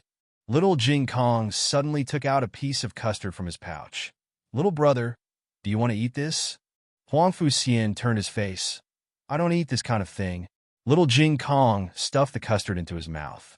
A mouthful of rich, milky fragrance spread between his lips and teeth, accompanied by a light sweetness. Huang Fuxian was suddenly stunned. Little Jing Kong tilted his head and asked, "Is it delicious?" "Jiao Jiao made it." Huang Fuxian didn't say anything and just vaguely said, "Yes." On the other side, Gu Jiao finally finished treating the last patient. She didn't have time to rest and went back to the courtyard to change into night clothes. She was about to go out when she was blocked by Princess Xinyang's carriage at the door. Yujin opened the curtain for Princess Xinyang. Princess Xinyang looked at Gu Jiao indifferently and asked, "Where are you going with this outfit?" Ahem. A man's cough came from the carriage. Shut up. Princess Xinyang turned her head and said. Xiao Heng shut his mouth. Come in, Princess Xinyang said to Gu Jiao. Oh. Gu Jiao took the red-tasseled spear and got into the carriage. Yujin pursed her lips and smiled. I'll go get some tea. Then she got out of the carriage. Only Princess Xinyang, Xiao Heng, and Gu Jiao were left in the carriage. Xiao Heng was dressed in casual clothes and was caught by Princess Xinyang halfway. Then Princess Xinyang came to catch Gu Jiao. Princess Xinyang looked at the red-tasseled spear in Gu Jiao's hand with a sullen face. What? Are you going to destroy that group of people's nest? Xiao Heng opened his mouth. Princess Xinyang, I'm not asking you. Xiao Heng shut himself up again. Gu Jiao blinked. Didn't Princess Ning and run away? I'll go catch her. I'm not here anymore, right? Do I need you to catch her? You're so young, yet you worry so much. Princess Xinyang said coldly and reached out to take the red-tasseled spear from Gu Jiao's hand. She tried to grab it, but it didn't budge. She looked embarrassed. I'll do it. Xiao Heng held the red-tasseled spear wrapped in cloth with both hands and took it from his wife and mother. It was really heavy. He almost didn't catch it, but he couldn't show his fear in front of his wife and mother. Xiao Heng's expression didn't change as he slowly placed the red-tasseled spear on his lap. Is it heavy? Princess Xinyang chuckled. Xiao Heng nonchalantly said, It's not heavy. Not heavy at all. This carriage is too small. Otherwise, I could show you a few moves. Princess Xinyang snorted coldly and said, I let her go on purpose that night. I know who I let go. I can't help much in the war, but I'm more than enough to deal with a few remnants. You just wait at home. Gu Jiao said. The people of Yin seem to have a way to deal with the dragon shadow guards. Princess Xinyang grunted. I know, don't worry. Xiao Heng didn't move. Since he didn't move, Gu Jiao also didn't move. Princess Xinyang said to Xiao Heng, What are you standing there for? Why aren't you getting off? Xiao Heng smiled. I just want to spend more time with you. Princess Xinyang said to Gu Jiao, He can't carry it anymore. Xiao Heng, how could she expose her son like this? Gu Jiao curved her lips and got off the carriage with the red-tasseled spear. After Princess Xinyang left, Gu Jiao asked Xiao Heng, I really don't need to go? Xiao Heng shook his head. No, she has 4 dragon shadow guards in addition to Long Yi. That's enough to catch Ning, and Princess Xinyang didn't let Ning go because she wanted to know the whereabouts of the people of Yin. Little Nine had already tracked them down. Princess Xinyang wanted to know what other cards Ning had. Princess Xinyang sent 2 dragon shadow guards and a secret guard from the princess mansion to keep an eye on Ning and was very vigilant. She circled around the mountain forest for a day and a night before entering a seemingly unremarkable cave. After that, she arrived at a secret camp that looked like a peach forest. There were a total of 100 experts in the camp. This should be the nest that Imperial concubine Jing left for Ning, and Princess Xinyang took Long Yi for dragon shadow guards and a group of secret guards from the princess mansion to kill their way into the camp and capture Ning. In addition, they found a small box in the secret room. Open it, Princess Xinyang said to Ning sneered. Open it yourself. Princess Xinyang looked at the wooden box on the table. You think I can't break it open? Ning provoked. Go ahead. It seems you can't break it open casually, Princess Xinyang said to the secret guard. Take the box back and open it with the key. Princess Ning's expression changed. Princess Xinyang laughed. Your key has been remade. Are you surprised? Princess Ning's eyes were full of surprise. Princess Xinyang said, Take her back. Don't put her under house arrest. Just throw her into prison. Ning threatened. You dare. I'm a princess. What a coincidence. So am I. Princess Xinyang looked down at Ning, who was kneeling on the ground by the dragon shadow guards. You better not try to escape this time, or I'll break your legs. What Long Yi heard was, Ha! I'll break your legs. Long Yi rushed over and broke Ning's legs. Ning, Princess Xinyang. This time, Princess Xinyang didn't take her back to the palace. Instead, she locked her up in the Supreme Court's prison. Afterwards, she took the small box to Jadewater Alley. The key that Gu Jiao had made from the mold had been completed. It could really open the box. After opening it, they found that this seemingly simple wooden box actually had a very complicated mechanism.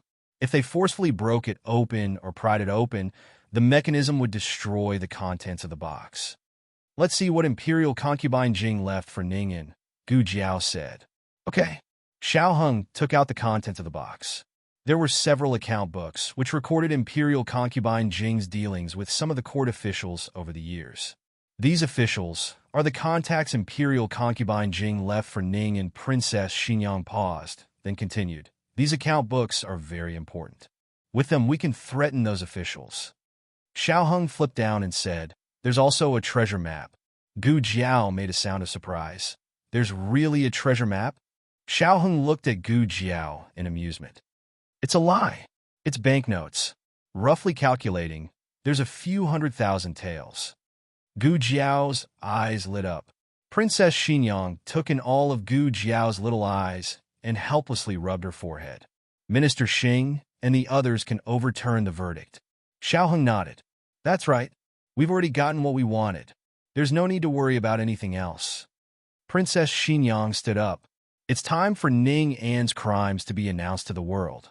"Princess!" Yujin came to the door and reported, "His Majesty is awake." Chapter 576. Marquis Ding Minfu. Gu Chengfeng had just finished bathing and was covered in sweat. It was reasonable to say that he should be very hot, but he inexplicably shivered. "What's wrong?" Gu Qinglin asked him. Gu Chengfeng scratched his head strangely. "I don't know. I suddenly felt a chill down my spine." The emperor was awake, so Princess Xinyang naturally had to enter the palace to see him. Xiao Heng and Gu Jiao also stood up. Princess Xinyang looked at the two and indifferently said, "You two don't need to go. Stay at home and wait for news." After doing so many things, and even forging an imperial edict, who knew what the emperor was thinking? Would he vent his anger on them? Princess Xinyang decided to take the lead and wait until she was certain that the front was safe before calling the two little ones into the palace. Princess Xinyang took Eugene and sat in the carriage. Xiao Heng accompanied her to the door and asked, "You're not bringing Long Yi?" Princess Xinyang indifferently said, "I'm not bringing him. I always listen half the time." The emperor had been unconscious for a few days, and his face was very pale. When Princess Xinyang arrived at Pure Flower's palace, Empress Xiao had just fed the emperor some porridge. The emperor said to Empress Xiao, "Zhen is fine here. Go take care of little Qi. Zhen has something to say to Xinyang." Qinxie will withdraw. Empress Xiao put down the bowl of porridge and walked out. Princess Xinyang slightly bowed to Empress Xiao. The emperor's entire body was sore and weak. He didn't even have the strength to raise his arm. He sighed and ordered Eunuch Wei and the others, "All of you withdraw." "Yes." Eunuch Wei secretly glanced at Princess Xinyang. Strange, did she shave her hand hair today? He couldn't see her Adam's apple. The rash on her face had completely disappeared. Eunuch Wei secretly muttered as he swept his gaze over Princess Xinyang's clothes. Yu Jin's eyes darkened. "Eunuch Wei." Eunuch Wei acted as if he had been hit in the head and quickly rolled out. "What's wrong?" Princess Xinyang asked. Eugene wanted to speak, but hesitated. It was mainly because she found it difficult to speak. Eugene said softly, "Forget it. I'll tell Princess later." "Princess, please see His Majesty first." Princess Xinyang came before the dragon bed and bowed slightly. "Your Majesty." This was the difference between Princess Xinyang and Princess Ningyan. Princess Xinyang would never call him imperial brother. Even when he was a prince, Princess Xinyang would always call him sixth prince. The emperor glanced at the stool beside him and said, "Sit down." "Thank you, Your Majesty." Princess Xinyang sat down. Eugen stood guard behind her. Even the emperor had dismissed the palace servants. Logically speaking, Princess Xinyang should have dismissed Eugen as well. Princess Xinyang did not do so because she was not used to being alone with a man, except for Xiao Heng and Long Yi. The emperor did not know her habits, but he did not care about her and kept Eugene. Princess Xinyang said, "The imperial physician said that His Majesty would be unconscious for a few more days. I didn't expect him to wake up so soon." The emperor gritted his teeth. It's all thanks to that goob rat. What? Princess Xinyang didn't understand. Nothing. The emperor coughed lightly and said, I know almost everything that has happened in the palace recently. The empress also told me about Lulang. Princess Xinyang looked at the emperor. Since your majesty knows, what do you plan to do? The emperor sighed with a complicated expression and said, I won't pursue the matter of the forged imperial edict. Princess Xinyang frowned. Won't pursue the matter? The emperor nodded and said earnestly, That's right, I won't pursue the matter. I won't pursue the matter of her scheming. After all, no matter what, she is still Your Majesty. What is that? Princess Xinyang interrupted him and pointed behind the emperor. The emperor turned his head to look. Princess Xinyang suddenly grabbed the jade pillow on the dragon bed and knocked the emperor unconscious. Yujin was shocked. Princess, why did you knock His Majesty unconscious? Princess Xinyang said angrily, If I didn't knock His Majesty unconscious, would I be waiting for His Majesty to pardon that woman? She did so many crazy things, and His Majesty actually didn't pursue the matter. Why don't I deal with her first? Kill first and report later. After that, His Majesty can do whatever he wants with her. Princess, what do you want to say? Princess Xinyang asked. Yujin said embarrassedly, I think His Majesty wasn't talking about her, but him. Yujin took her hand and wrote his name on her palm. Princess Xinyang said strangely, him? Yujin said yes. Think about it. Before you asked His Majesty what he planned to do, what did he say? Princess Xinyang recalled, He pretty much knows everything that has happened in the palace recently. The Empress also told him about Lulang. Yujin said, What else could it be about Lulang? The young duke's background. The forged imperial edict that His Majesty was talking about was that the young duke forged an imperial edict for you to govern the country, and had someone pretend to be you to enter the palace, as well as secretly plotting some actions. His Majesty said that he wouldn't pursue the young duke's actions. Princess Xinyang was afraid of ropes after being bitten once. The emperor was bewitched by that pair of mother and daughter. She had already lost her basic confidence in His Majesty, so she thought he said he wouldn't pursue Ningyan. Princess Xinyang looked at the emperor, who had fainted from her pillow, and her teeth ached. I was too careless. The prison was a place to imprison felons. It was heavily guarded and filled with traps. In the most heavily guarded cell, Ningyan, whose legs had been broken, grabbed onto a dirty wooden board and screamed at the top of her lungs. Let me out. I want to see His Majesty. I want to see the Empress Dowager. I'm His Majesty's most beloved sister. If His Majesty and the Empress Dowager find out, they'll definitely sentence you to death. The jailers were as cold as iron. Not a single one moved. She grabbed a steamed bun that was brought in and threw it at one of the jailers. The steamed bun had long turned into stone. It hit the jailer's back, but he didn't move. Are you all dead? I'm Princess Ningyan. I want to see His Majesty. I want to see His Majesty. His Majesty won't come to see you. Give up. A majestic and domineering voice slowly sounded from the other end of the corridor. The narrow cell was instantly filled with an aura that made people submit. The jailers bowed in unison. Princess Ningyan stared blankly at Empress Dowager Zhuang, who was dressed in a black and gold phoenix robe, walking towards her with a cold expression. Empress Dowager Zhuang looked at her, who was covered in blood. There was no trace of pity in her eyes. Princess Ningyan's heart thumped. Mother, Empress Dowager Zhuang said expressionlessly, I said before, don't call me mother. Ningyan felt wronged. Mother, I'm your Ningyan. If I don't call you mother, what should I call you? Empress Dowager Zhuang said indifferently. Forget it. If you want to call me that, then call me that. You won't be able to call me that for long anyway. Ningyan raised her head with tears in her eyes. Mother, what do you mean by that? Empress Dowager Zhuang looked down at her. You're so smart. How could you not understand what I mean? Ningyan cried. Imperial Mother, Xinyang harmed me. They all harmed me. Empress Dowager Zhuang said coldly. What did they do to you? Did they cause you to betray the prince consort and return to the capital for revenge? Did they cause you to take over concubine Jing's power and collude with the people of Yin to harm the meritorious officials of Zhao? Or did they cause you to assassinate His Majesty and frame me for it? A trace of panic flashed through Ning An's eyes. Mother, don't believe them. Empress Dowager Zhuang looked at her coldly. You don't have to pretend to be innocent. I didn't come here to hear you admit the truth. I don't care whether you admit it or not. If I say you're guilty, then you're guilty. Ning gritted her teeth and complained in a choked voice. Mother, you're biased. Mother wasn't like this before. Mother used to love Ning and the most. Since that girl appeared, Mother doesn't care about Ning anymore. Empress Dowager Zhuang said seriously. So what if I'm biased? Do I need your permission? Ning An's mouth trembled. She never expected Empress Dowager Zhuang to be so direct, so magnanimous, and so merciless. Ning An's tears fell down. But mother, I'm your Ning.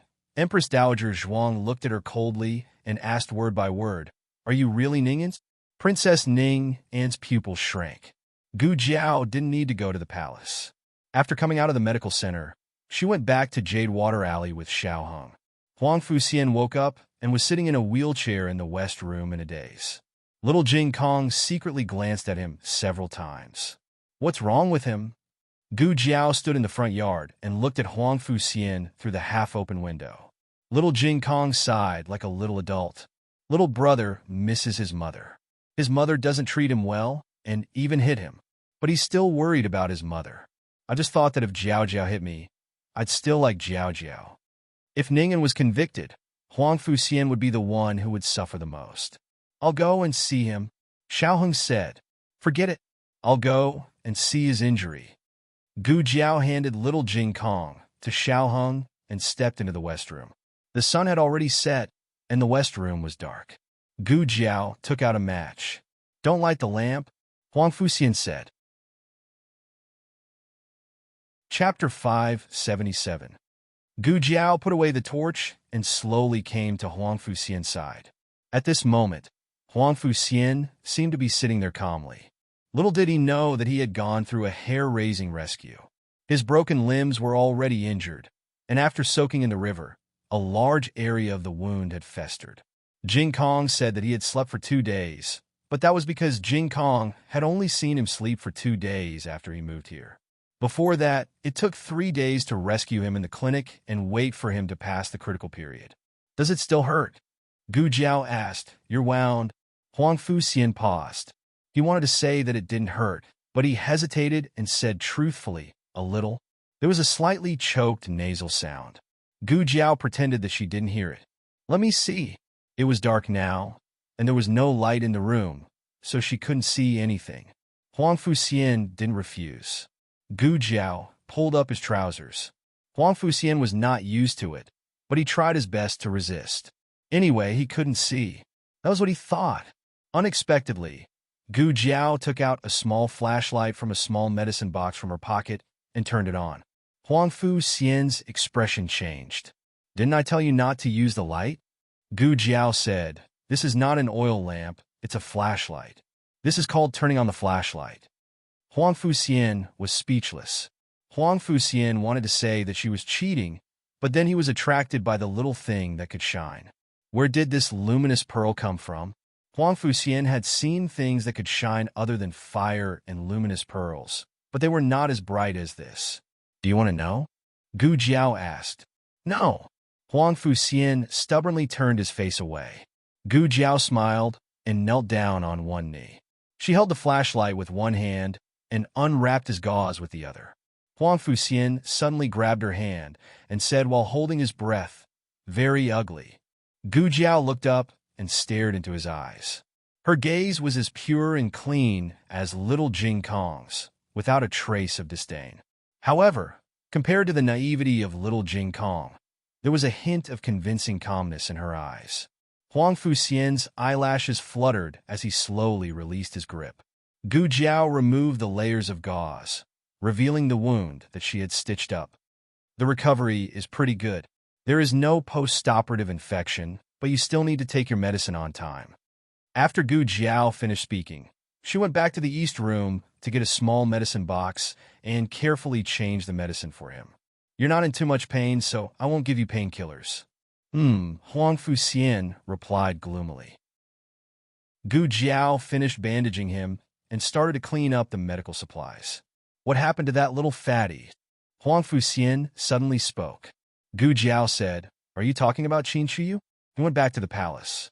Lian is also there. The Empress has something to ask her, so she won't make things difficult for her.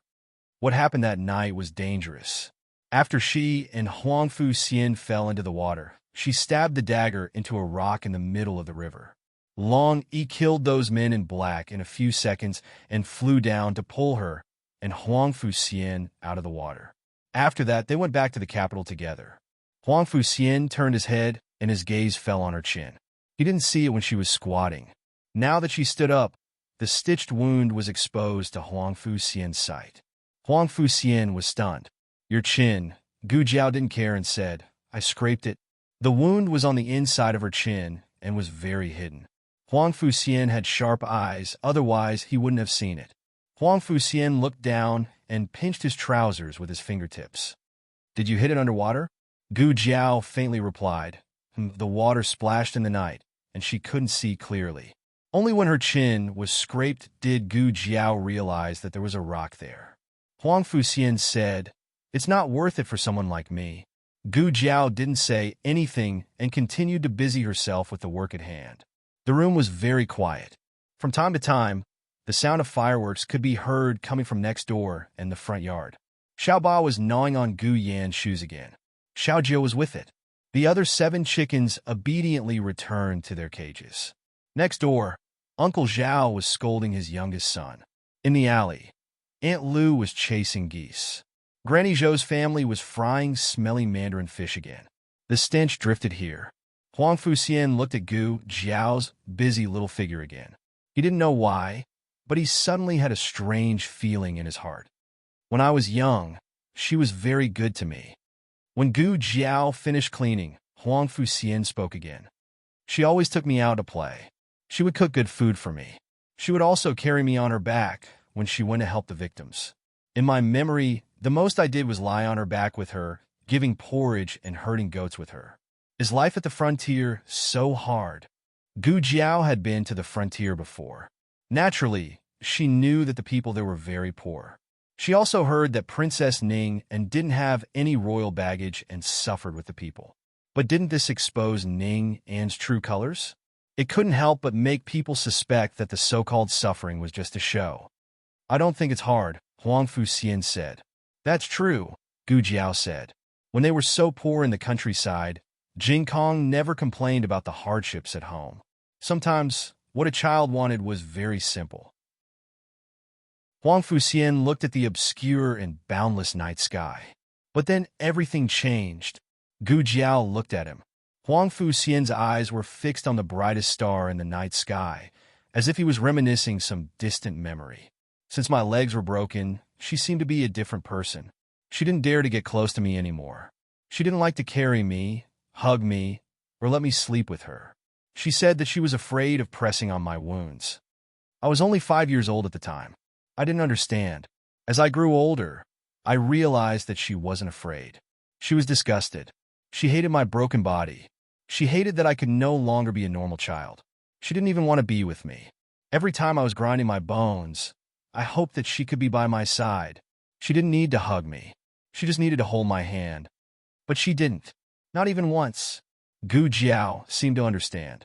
A large part of Huang Fuxian's disgust for himself came from his parents, especially Princess Ning An's disgust. It destroyed all his self-esteem and confidence. Compared to taking away his legs, Princess Ning An's various kinds of violence caused a devastating blow to him. Why didn't his mother love him? Was it because he didn't have legs? Then what was the meaning of his life? Gu Jiao looked at him and said, "She treated you like this. Do you still feel sad for her?" Huang Fuxian was silent for a moment before he said in a low voice, "She is my mother." In the dark prison, Empress Dowager Zhuang stood in the corridor with a calm expression. She didn't take a step closer. Eunuch Qin had already taken the bailiffs to another place, leaving only a few trusted subordinates to guard. Empress Dowager Zhuang said, "Tell me, when did you become Ningyan?" Most people in the world couldn't tear down their face and break the window paper. But Empress Dowager Zhuang wasn't like this. She didn't have a trace of indecisiveness. If she wanted to say something, she would say it directly. Ning'an lay on the ground, raised her head, and looked at Empress Dowager Zhuang with a faint smile. "I am Ning'an, mother," Empress Dowager Zhuang said coldly. "At this point, you still won't admit it." Ning'an looked surprised. "What do I have to admit? I am Ning'an. Ning'an is me." Has mother become muddle-headed? You don't even remember the daughter you raised? If mother has changed your mind, just say it. If you don't love Ning'an, just say it. Why do you have to use this method to humiliate Ning'an? Empress Dowager Zhuang wasn't angered by her. She just looked at her condescendingly, as if she was looking at the last struggle of an ant. Ning'an laughed under Empress Dowager Zhuang's gaze. She laughed until her shoulders trembled. "Mother, your ability to frame people hasn't changed at all. You framed my mother like this, and now you're framing me." Empress Dowager Zhuang didn't argue with her. She just let her laugh and talk to herself. Ning'an's every punch seemed to hit cotton. She grabbed the wooden board of the cell and squeezed her cheek tightly in the gap between the boards. Mother said, "I'm not Ning'an. Do you have evidence?" "Mother, look at my face. Isn't it Ning'an's face?" "Pa!" Empress Dowager Zhuang threw a stack of letters on the corridor in front of Ning, and Ning'an's gaze moved down. She slowly reached out and took the letters through the gap of the cell door. Using the dim light in the corridor, she carefully read them. Every time she read a page, her face changed a bit. Halfway through, she suddenly tore up the letters like crazy. "Nonsense! Nonsense! It's all nonsense! I am Ning'an! I am Ning'an!" She was so emotional that the veins on her forehead popped out. Empress Dowager Zhuang glanced at her and said neither quickly nor slowly, "Well, why don't I tell you a story? Where should I start? Why don't I start with the experience of a daughter of an aristocratic family?" This daughter of an aristocratic family was intelligent and courageous since she was young. She was also born with a good appearance. However, her birth mother wasn't favored. She was also repeatedly bullied by her concubine-born sisters at home. Once, on the way to the temple to burn incense, she happened to meet a master. The master and she felt like old friends at first sight. After a few exchanges, they became close friends. After a year of contact, the master successfully convinced her friend to join a civil organization called the Red Lotus Society. The Red Lotus Society was actually another identity of the remnants of the previous dynasty. This daughter, unsurprisingly, became a death warrior of the remnants of the previous dynasty. She was ordered to enter the palace to get close to the emperor. Her initial goal was to become the empress, or the most favored concubine of the emperor. She wanted to give birth to the emperor's son, support him as the crown prince, and then take the emperor's life. In this way, the country fell into the hands of the remnants of the previous dynasty. Unfortunately, things didn't go as planned. She didn't become the empress or the favored concubine. Even the emperor didn't like her very much. She could only cling to the empress's thigh. The empress painfully lost a daughter. It was also a coincidence that she was pregnant only 1 month later than the empress. Thus, she had a plan and secretly prepared a medicine to induce labor so that the child would be born prematurely and on the same day as the emperor's child. However, no one knew that in her stomach there was another child. They were only separated by 2 hours, but they were born 2 days after each other. 2 children never cry together. After the elder sister cries, the younger sister cries. After the younger sister cries, the elder sister cries. To outsiders, it sounds like there was only 1 child crying. The midwife who delivered the babies was her trusted aide. To be exact, she was a trusted aide arranged by that expert. The fate of these 2 children was determined from the moment they were born. One stayed in the palace, and the other was carried out. They would be 2 perfect chess pieces, even more perfect than the empress. However, who stayed in the palace to be the princess, and who was carried out to be the death warrior. The empress kept the elder sister, who was born first, because the child was already lying in her arms and had her first sip of milk. She couldn't let go of the child. She didn't even look at the other child, and cruelly had someone carry her out. Ningen covered her ears. Don't say it, don't say it. Everyone said that the Empress loved the little princess because she was born on the same day as her daughter, as if her daughter was reincarnated. However, the Empress loved her because she was indeed a beautiful and cute child. It had nothing to do with the so-called birthday. That child was lively and active. She seemed to be fearless, but in fact, she was afraid of this and that. She was simply a paper tiger. She was afraid of the dark, very, very afraid. However, sometimes she didn't seem to be afraid. She liked to eat chestnuts, but occasionally she would hate them. The Empress only thought that she was a child and didn't take it to heart. The Empress loved the child. But do you know when the Empress truly decided to live up to the child for the rest of her life? Ningen subconsciously pricked up her ears. Empress Dowager Zhuang said, "It was one night when the Empress was banished to the cold palace. The Empress fell ill, and no imperial doctor dared to come and treat her. That night, lightning flashed and thunder roared. The Empress lay alone on the bed in the cold palace and felt that she might die like this. However, at this time, a thin figure climbed over the wall of the cold palace and came in. She pushed open the door, and the thunder and lightning chased after her. Her thin figure could be blown down by the wind at any time, but she was not afraid. She rushed into the room and threw herself into the Empress's arms. She said to the Empress, "Mother, I've come to see you. Mother, don't be afraid. Ningen will be with you." Ningen's body suddenly stopped. Empress Dowager Zhuang's eyes flashed with memories. It was at that time that the child ran for her in the thunder and lightning. The child's hand was pierced when she climbed over the wall.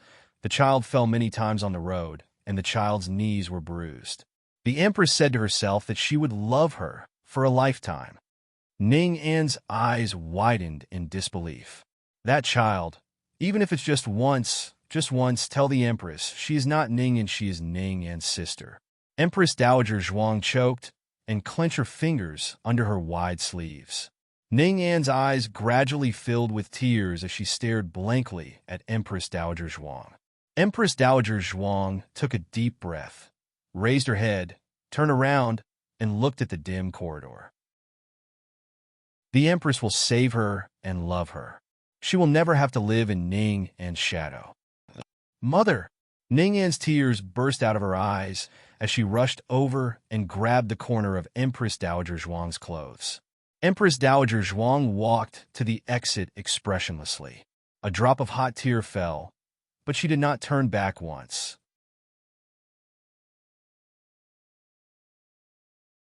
Chapter 578. There are novels with connotations that cannot be found on the internet here. Mother! Mother! Mother! Mother, I know I was wrong. Please give me another chance. Please give me another chance. Mother! I gave you a chance. From the day you came back. I knew you were not Ning, and Aijia also knows that Aijia is Ning and will most likely not come back. Aijia's tear was for Ningen. That night, you went to the nunnery. I only thought that you went to remember your mother. You are her flesh and blood. It is understandable that you miss her. I have no objection. You once gave me warmth when I needed it the most. I feel that as long as you did not kill Ningen, as long as you sincerely came back to be a princess, then I can accept you. But why did you do this to my Jiao Jiao? Why did you collude with the people of Yin? Why did you hurt Lulang? Why did you do so many unforgivable things? Empress Dowager Zhuang sat in the carriage to go back. Eunuch Qin was originally sitting outside. Seeing that Empress Dowager Zhuang was not in a good mood, he thought about it and boldly sat inside. Eunuch Qin looked at Empress Dowager Zhuang. Empress Dowager Zhuang pinched her sore eyebrows. What do you want to say? Nothing. Eunuch Qin instinctively denied. To be honest, he was still digesting it. Those letters were sent back to the capital by Gu Changqing on an 800-mile express official plate. They had just arrived this morning. When they arrived, he did not read them. It was the Empress Dowager who sorted them out herself. So, it was actually the first time he heard such a shocking truth. I feel that my brain is not enough. Eunuch Qin said embarrassedly. Empress Dowager Zhuang said lightly, if you want to ask, ask. Don't be so wishy-washy. Yes. Eunuch Qin laughed dryly. When Princess Ning'an was young, she was afraid of the dark for a while, and then not. Are they two different people? Empress Dowager Zhuang closed her eyes. Yes. Eunuch Qin sucked in a breath of cold air weakly. She has already left the palace. How did she get in? Empress Dowager Zhuang said lightly. Her mother is an imperial concubine. Is it difficult to get a child in? It's not like she's living in the palace all year round. She just comes over occasionally to let them reunite. That's true. Eunuch Qin suddenly understood. Does Princess Ning'an know about this? Empress Dowager Zhuang pondered for a moment and shook her head. I don't think so. With Ning'an's personality, she would not be able to hide it. At least, she would not hide it from her and the emperor. What was the child thinking at that time? Seeing the carefree Ning'an, she made a request to concubine Jing. Mother, I want to be a princess too. Thus, old concubine Jing changed her into Ning'an's clothes and had her pretend to be Ning'an. She wanted her to be the princess for a day, half a day, or even 2 hours. After that, she returned to her own place. Eunuch Qin sighed. Now that you think about it, she is quite pitiful. Just because she was born 2 hours later than her sister, the difference between them is like heaven and earth. This servant is not a death warrior, so I don't know what kind of life a death warrior has, but I don't think she enjoys as much as a princess. Empress Dowager Zhuang said, compared to a princess, she's far worse than a commoner. The hardships of a death warrior were not something that ordinary people could bear. That's even worse. Eunuch Qin sighed and said, Then the one who married to the frontier fortress was the real Princess Ning'an, right? Empress Dowager Zhuang sighed. It was her. Perhaps it was then that they began to plan for her sister to replace Ning'an. It was hard to say whether old concubine Jing had feelings for Ning'an. Perhaps she did, but it was just that she was selfish. The carriage began to move slowly. Empress Dowager Zhuang leaned against the wall of the carriage, and Eunuch Qin quickly put a pillow for her.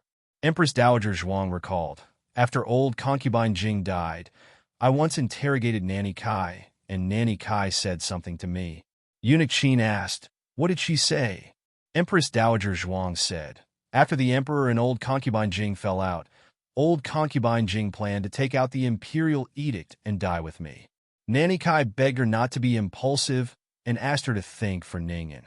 She said that she had Ning'an as well as His Majesty. Her expression was not right at that time, and her words were also strange. She replied to Nanny Kai, Ning'an will never come back in this lifetime. She will never come back. I thought the same as Nanny Kai. I thought that old concubine Jing said that Ning'an would never come back because of what I said to Ning'an in a fit of anger. I said that if Ning'an dared to marry to the frontier fortress, she would never be allowed to come back in this lifetime. Eunuch Qin hurriedly nodded. This old servant remembers that you did say that. This old servant even tried to persuade you at that time. Empress Dowager Zhuang sighed again. So, I didn't suspect anything at that time. Nanny Kai never had any contact with that child, so she naturally didn't suspect anything. Eunuch Qin clicked his tongue and said, no one would suspect anything. Who would have thought that old concubine Jing gave birth to Ning'an and hid another one? Even a vicious tiger wouldn't eat its cubs. How could she be willing to give up her own flesh and blood to become a suicide soldier? Empress Dowager Zhuang said coldly, there are all kinds of people in this world. Eunuch Qin nodded. That's true. Empress Dowager Zhuang said regretfully, that child didn't appear in the palace many times. After she turned 10, she never appeared in front of me again. If she appears a few more times, perhaps I'll be able to discover something. Pure Flowers Palace. The emperor, who had been knocked unconscious by Princess Xinyang's pillow, finally woke up again. When he opened his eyes, he saw Princess Xinyang standing guard by his bedside. His first reaction was to quickly cover his head with his hands. Princess Xinyang had knocked the emperor unconscious, so there was no way she could escape. Unless she killed the emperor, he would definitely pursue her crimes. But killing him would be troublesome. First, it would be difficult to dispose of the corpse. Second, she was currently in the position of regent. Now that the emperor had passed away and the crown prince had ascended the throne, she was worried that she would continue to be regent. This was very annoying. The emperor looked at the conflicted Princess Xinyang. Why did he feel so uneasy? Ahem. The emperor cleared his throat and calmly put down his hands, pretending that the cowardly scene just now had never happened. Princess Xinyang stood up. The emperor once again covered his head with his hands. Princess Xinyang, then I'll kneel and admit my wrongs. After the emperor reacted, he flew into a rage out of humiliation and sternly shouted, "Sit down. Don't move." "Fine, I'll sit down. It was you who didn't allow me to kneel." Princess Xinyang sat down on a stool. Princess Xinyang didn't know martial arts, but after being together with Long Yi for a long time, honestly speaking, she had a murderous aura. Not to mention, she originally had the aura of an imperial sister. That pillow directly left a deep shadow in the depths of the emperor's heart. Eugene had already been dismissed. The emperor composed himself and sat up straight. He sternly said, "Wei Quan, get in here." "Yes." Eunuch Wei hurriedly walked in. "What happened to your face?" The emperor looked strangely at the bruised and swollen face of Eunuch Wei. Eunuch Wei lowered his head and said, I fell. He was beaten by Eugene. When the emperor was unconscious, he came in once. He sized up Princess Xinyang's Adam's apple, the hair on her hands, and other places. When he left, he was beaten by Eugene for being a pervert. Xinyang is guilty. Your Majesty, please punish me. Princess Xinyang took the initiative to admit her wrongs. You got guts. The emperor slapped the jade pillow. His entire hand was numb. At your disposal, Your Majesty. Please immediately remove me from the position of regent. The emperor unhappily said, I haven't thought of how to deal with you yet. Leave it for now. Oh. Princess Xinyang looked disappointed. The emperor was speechless. The emperor coldly said, Why did you knock me out? I thought you wanted to kill the emperor. Princess Xinyang truthfully said, I misunderstood, Your Majesty. I thought Your Majesty wanted to protect Ningyan. I want to protect her. The emperor was furious. When did he say he wanted to protect Ningyan? The emperor coldly glared at Princess Xinyang. Normally, she always acted like an imperial sister. It was rare for her to act like one. This feeling was quite good. The emperor cleared his throat. Did you enter the palace today to ask me something? I didn't. Princess Xinyang glanced at the emperor, whose forehead was swollen like a pig's head. Forget it. I can have it. Princess Xinyang racked her brain for a moment and asked, Why did Princess Ningyan want to assassinate Your Majesty? The emperor said, I saw the confession letter and knew that she was the one behind the incident at Immortal Music House. Princess Xinyang gave the emperor a meaningful look. Your Majesty believed it? The emperor lightly coughed and said, I didn't believe it at first, but she suddenly killed herself by hitting a pillar to prove her innocence. That scene reminded me of something that had long been forgotten. That was many years ago. You and Ning and had not yet married. The previous emperor was seriously ill. I went to visit the previous emperor and found that there were two Ning Ines there. One Ning and pushed the other Ning in, causing her forehead to be seriously injured. She bled a lot, just like that day in the imperial study. Two Ning Ines. Princess Xinyang frowned. The emperor's expression became complicated. That was the first time I saw two Ning Ans. I was scared out of my wits and thought I had seen a ghost. It was then that Concubine Jing appeared. Concubine Jing brought me back to my chambers and told me not to tell anyone what I saw. I asked Concubine Jing what was going on and why there were two Ning Ans. If she didn't tell me the truth, I would go find Imperial Father. Concubine Jing told me that Ning and had a younger sister. Unfortunately, she was born without any breath. She thought it was a stillborn and was worried that Imperial Father would be unhappy. So she had the midwife secretly take the child out of the palace and bury it. But on the way out of the palace, the child came back to life. It was already announced that there was only one child. If she brought the child back, it would be revealed that she took out the stillborn and buried it. Imperial Father would definitely be angry, so she could only secretly raise the child outside the palace. Your Majesty didn't believe it, did you? It was obvious that this story was fake. The Emperor fiercely said, "Of course, I don't believe it." Princess Xinyang curled her lips. "You do believe it. The Ningyan who pushed her is the younger sister?" Princess Xinyang asked. "How do you know everything?" The Emperor looked at Princess Xinyang in surprise. Princess Xinyang didn't say that even an idiot could guess. If there was a kind Ning and a demon Ningyan in this world, then the one who grew up with them would definitely be the kind Ningyan. And then Princess Xinyang looked at the Emperor. After that, concubine Jing begged me to keep it a secret. The Emperor paused. Princess Xinyang continued, "But your Majesty was close to the Empress Dowager, as if they were mother and son. Your Majesty would definitely tell the Empress Dowager." The Emperor didn't deny it. He knew his personality well. Even if he promised concubine Jing that he wouldn't tell anyone, he would definitely tell Imperial Mother afterward. The Empress Dowager definitely wouldn't believe the story concubine Jing made up. She would have sensed that something was wrong. Princess Xinyang combined what had happened and said, "So, concubine Jing wanted your Majesty and the Empress Dowager to break off their relationship. But she was afraid that the break wouldn't be thorough enough. So she gave your Majesty medicine so that your Majesty would listen to her. Under the effects of the medicine, your Majesty naturally forgot everything that might affect your relationship with your son." The Emperor sighed and nodded. "That's right." Princess Xinyang suddenly understood. "Then everything makes sense."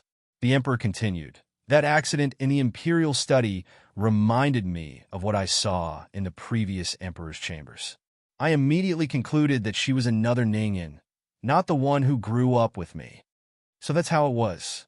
She was wondering how a mere confession could affect the relationship between His Majesty and Ningyan Princess. Xinyang asked seriously, "How does your Majesty plan to deal with her?" The Emperor said seriously, "She's not Ningyan. I won't let her off." "That's more like it." Princess Xinyang slowly got up. "It's getting late. Xinyang will take her leave." "Xinyang." The Emperor suddenly called out to her. "HM?" Princess Xinyang looked at the Emperor in confusion. The Emperor hesitated for a moment, then said with difficulty, "Do you think Ningyan is still alive?" Princess Xinyang didn't say anything. She bowed slightly and turned to leave.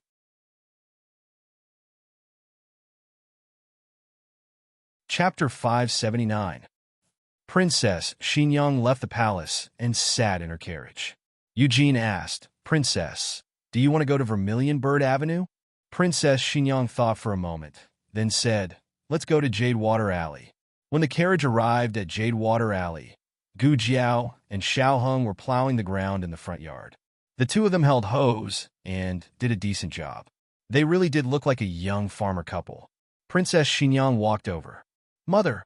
Xiao Heng saw her and greeted her. Gu Jiao called her princess. Princess Xinyang glanced at a certain person, not satisfied with this form of address.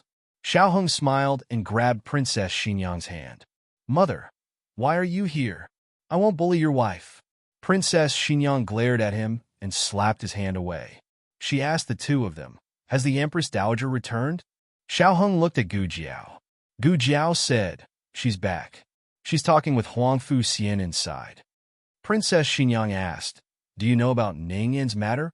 Gu Jiao nodded. "I just heard from Great Aunt." Princess Xinyang's expression relaxed. "Then there's nothing else. I'll go back first. I'll see you out," Xiao Heng said. Princess Xinyang turned and walked towards the door. She hadn't taken 2 steps when she caught sight of the red-tasseled spear basking in the sun on the bamboo. Her lips twitched. She said to Xiao Heng, "This courtyard is empty. Let's play with the spear for a bit." A trace of embarrassment flashed across Xiao Heng's face.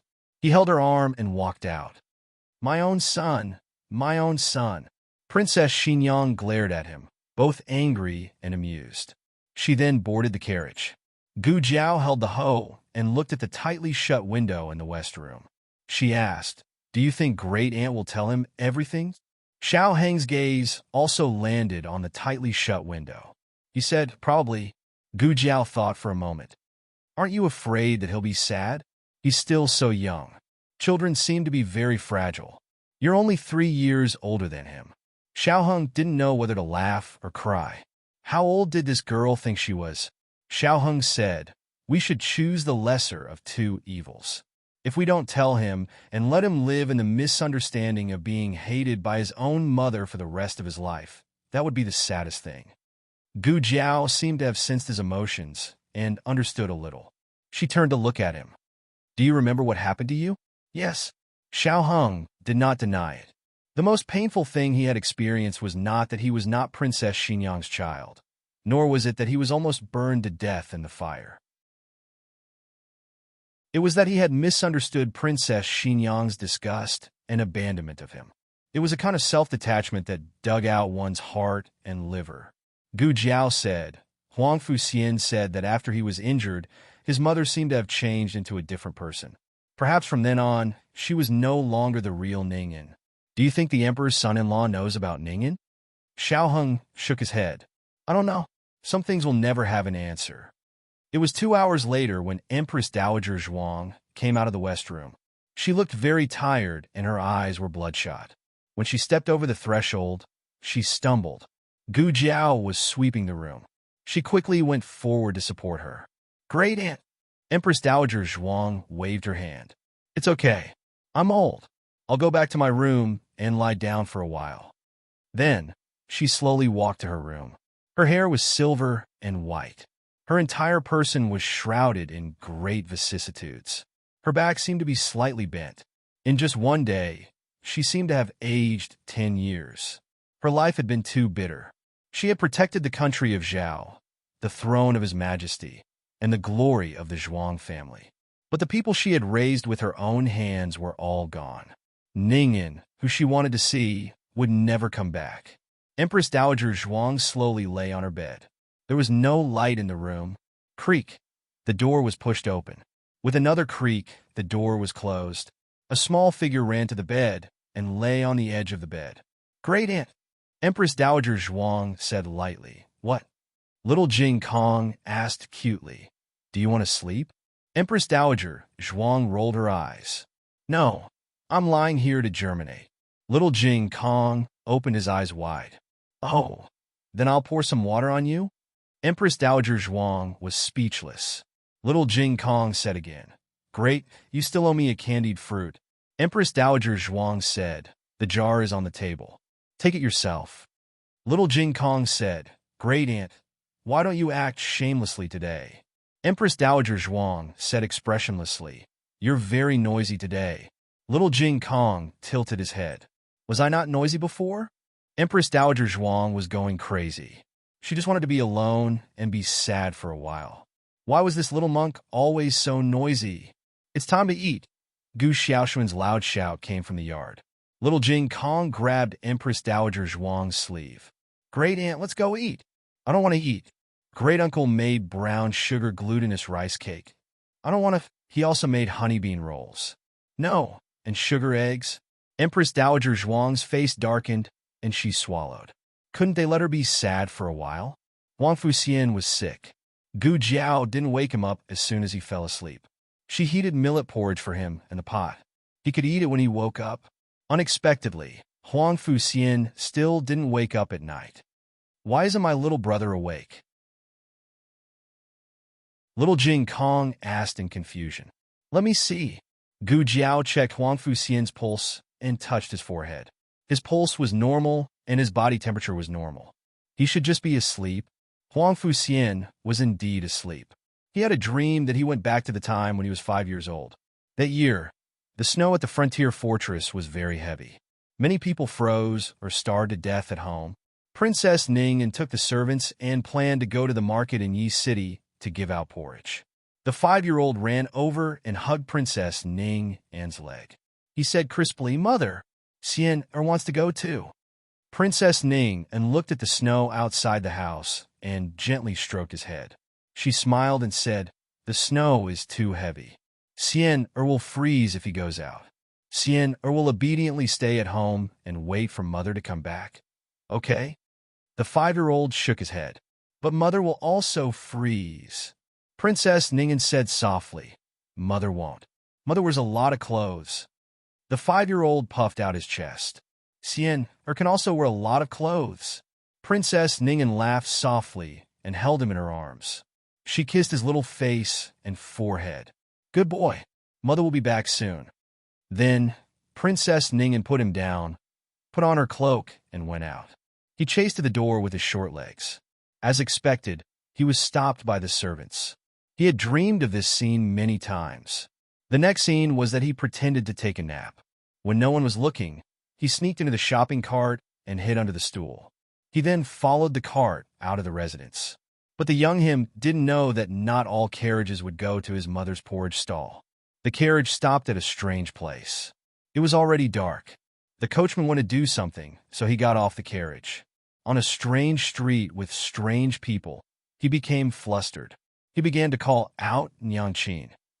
He didn't know how long he called and how long he walked. The helplessness of not being able to find his mother always woke him up from his nightmares. But this time was different. He continued to run around on the street like a headless fly. The wind and snow became heavier and heavier. He lost his way. Unknowingly, he came to an empty official road. There was white snow on both sides as far as the eye could see. He didn't have any strength. He fell into the snow and couldn't get up again. Just as he was about to lose consciousness, a gentle and anxious voice sounded above his head. Then, he was picked up by a pair of gentle arms. Sienna, it was his mother. He weakly opened his eyes and saw a face full of tears. Mother finally found you. Princess Ningen hugged him tightly in her arms. He also wanted to hug his mother, but he was frozen. Princess Ningen carried him on her back. Braving the biting cold wind and snow, she walked forward step by step. Princess Ningen fell into the snow countless times, but she got up countless times. Mother, I'm so cold. Princess Ningen took off her cotton-padded clothes and covered him. So sleepy, he murmured on his mother's back. Princess Ningen gasped for breath and said, Xian, don't sleep. Mother will take you home. In the end, she couldn't go any further. She lay down in the cold snow. He lay on her back as the snow fell in a flurry. She dug a small hole in the snow below her with her bare hands. She dug until her 10 fingers were badly mangled and her white bones could be seen. She also took off her jacket and wrapped it around him with her cotton-padded clothes. She carefully put him inside. Then she used her weak and thin body to cover the snow hole, blocking the wind and snow for him. The bone-piercing cold wind cut into her body. She gradually became stiff. She used the last of her strength to say to him, Xian, you have to live.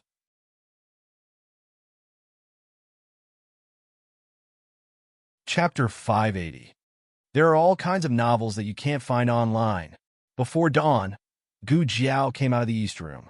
These days, Huang Fuxian was resting in the West Room. Xiao Heng and little Jing Kong were originally going to rest in the East Room, but they were taken to the room next door by her granduncle. There was already the sound of a big and a small quarreling next door. It seemed that they had woken up. Gu Jiao went to the backyard to wash up. Just as she was wiping her face, she saw a shadow on the ground that was illuminated by the lantern under the corridor. She turned around and looked carefully. She saw Huang Fuxian pushing a wheelchair out of the study. There was no threshold in the study, so the wheelchair could enter and exit freely. But how did he come out of the West Room? Have you been awake for a long time? Gu Jiao asked. Not too long. I asked your secret guard to help me.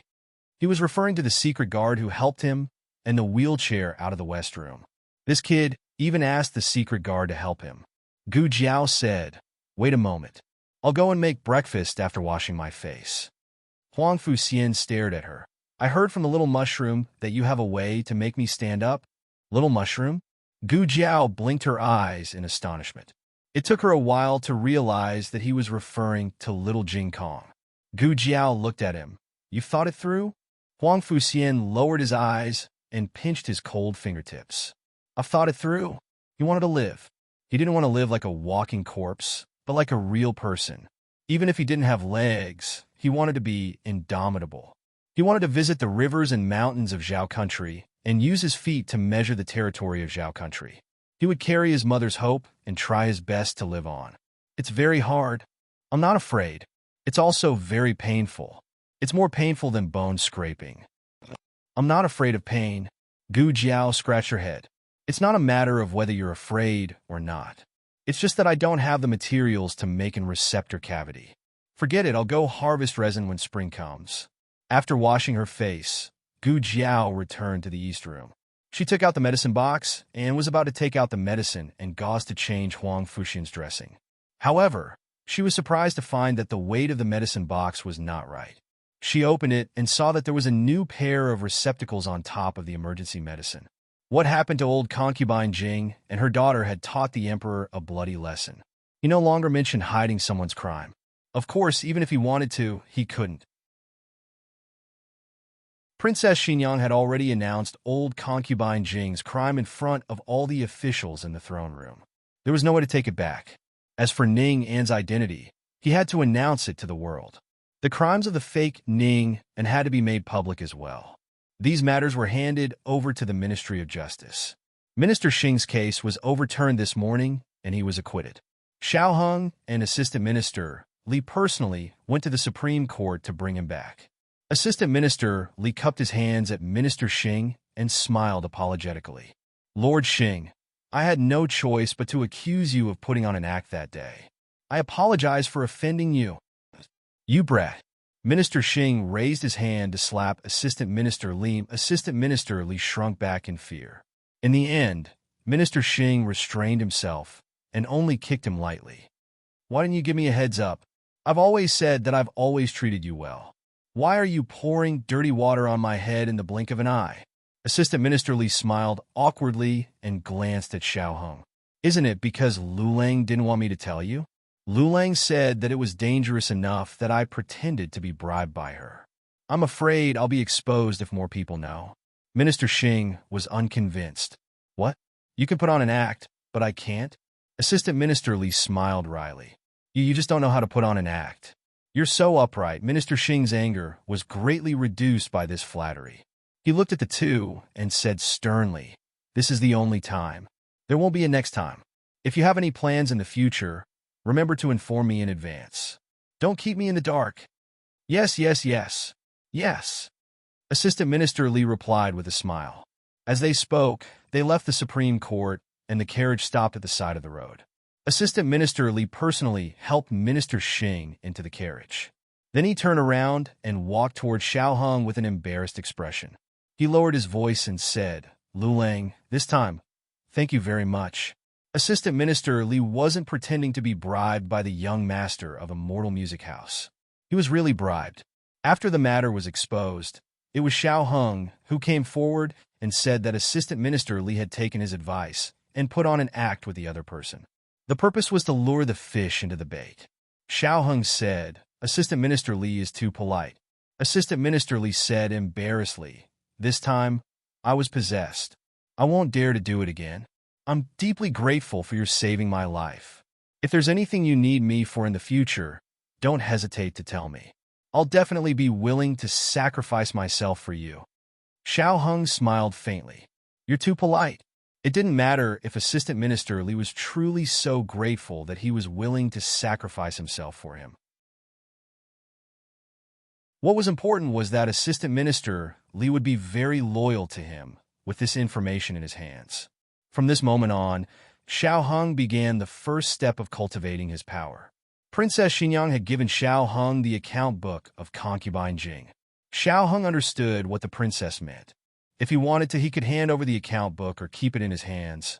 With this information, the connections that concubine Jing had built up over the years would become his leaks. After returning to the Ministry of Justice, Minister Xing immediately had Xiao Heng bring over the case file. Xiao Heng had organized it very clearly. Minister Xing was very satisfied. He felt that after this incident, Xiao Lulang should be promoted. Minister Xing flipped through the file as he said, I'll let Assistant Minister Li handle Sun Ping's funeral. You just focus on organizing this case. Oh right, Ningyan. Halfway through his words, Secretary Xing Shang remembered that it was a fake Princess Ningyan. He changed his words and said, Since this matter has been handed over to the Ministry of Justice, send someone to the Supreme Court in a moment and bring the young master of Xian Le House here. Xiao Heng said, the young master of Xian Leju was taken away by His Majesty's men. His Majesty said that he would personally deal with her. Is that so? Minister Xing nodded. All right. His Majesty was the boss. What could he say? Sir, sir. As they spoke, a prison guard hurriedly walked in. He cupped his hands and reported, Sir Xing, a eunuch Su came from the palace. He said that he has an urgent matter to discuss with Minister Xiao. I remember that the Empress has a eunuch Su by her side. Minister Xing didn't know about Xiao Heng's background, but he knew that Xiao Heng was deeply favored by the two masters in the palace. But when did the Empress get involved? Minister Xing looked at Xiao Heng. All right, go. Don't make them wait too long. Xiao Heng bowed and excused himself. At the entrance of the Ministry of Justice's Yamen, he saw the anxious Eunuch Su. Eunuch Su, he greeted. Ouch! Eunuch Su hurriedly ran over and grabbed his arm. He sobbed in a low voice. Young Duke, bad news. Something happened to the seventh prince? Xiao Heng went to the medical center and picked up Gu Jiao in the carriage. They rushed to the palace as quickly as possible. What's the situation? Gu Jiao asked. Xiao Heng said he fainted. He said that after he was rescued that day, he was a little listless. The Empress had the imperial physician check his body. There was nothing strange, so she just thought that he was too frightened. But at noon, when he was eating, he suddenly fell from the chair. I don't know if he fainted and then fell down, but he fainted. Gu Jiao pondered. What did the imperial physician say? Xiao Heng shook his head. The imperial physician couldn't diagnose the problem. The two entered Kuan-Ning Palace. They could hear Empress Xiao crying from afar. The crown prince went to court. He still didn't know that something happened to his younger brother. Empress Xiao didn't send anyone to inform him. Master, Lord Xiao, and Dr. Gu are here. Eunuch Su reported outside the door. Empress Xiao dismissed the palace servants, leaving only Eunuch Su. Ahung! Empress Xiao sobbed. As the empress of a country, Empress Xiao had always been dignified and self-restrained. She rarely lost her composure like this. Xiao Heng comforted her softly. Annie, take care of yourself. Let Jiao Jiao take a look at little Chief first. Empress Xiao stepped aside. Jiao Jiao, you must cure little Qi. Gu Jiao nodded. I'll try my best. Gu Jiao put down the small basket, opened the small medicine box, and took out the stethoscope. There was no noise in his lungs. His heartbeat was a little fast. She checked Qin Chuyu's pulse. It was too strange. She had never seen such a pulse in her 2 lives. Gu Jiao asked Empress Xiao, can you describe the scene when the seventh prince fainted in detail? Empress Xiao recalled. At that time, little Qi was eating. He said that he didn't want to eat vegetables. I said something to him. Suddenly, he screamed, covered his heart, and fell down. Covered his heart? Angina? Gu Jiao murmured. Then she asked, is he usually like this? Empress Xiao sobbed and shook her head. No, he has always been fine. But after he was kidnapped by that woman, he became a little depressed. I thought he was frightened. The royal doctor also said so. But the child is still young. We can't give him any medicine. The royal doctor said he would be fine after a while. But who would have thought? Gu Jiao pulled the quilt, took off Qin Chuyu's clothes, and carefully checked his body for any hidden wounds. There was nothing. Xiao Heng suddenly said, Jiao Jiao's right wrist. Gu Jiao looked at Qin Chuyu's right wrist. She didn't see anything. She changed her angle and stood beside Xiao Heng. This time, she saw it clearly. There was a gray mark on Qin Chuyu's wrist. It couldn't be seen if the light was too bright or too dark. Gu Jiao rubbed it with her fingertips. She couldn't wipe it off. Did he have this before? Empress Xiao thought for a while and shook her head. I don't think so. Although this mark is very shallow. If it has been there for many days, there will be a chance to find it. Gu Jiao said, so it's very likely that it appeared recently. Gu Jiao pondered for a while and said to Xiao Heng, where is the young master of Xian Le House? She should know what this is. Xiao Heng said she was taken away by His Majesty's people. His Majesty said he would deal with her personally. Empress Xiao hurriedly ordered Eunuch Su, go to His Majesty and ask for her.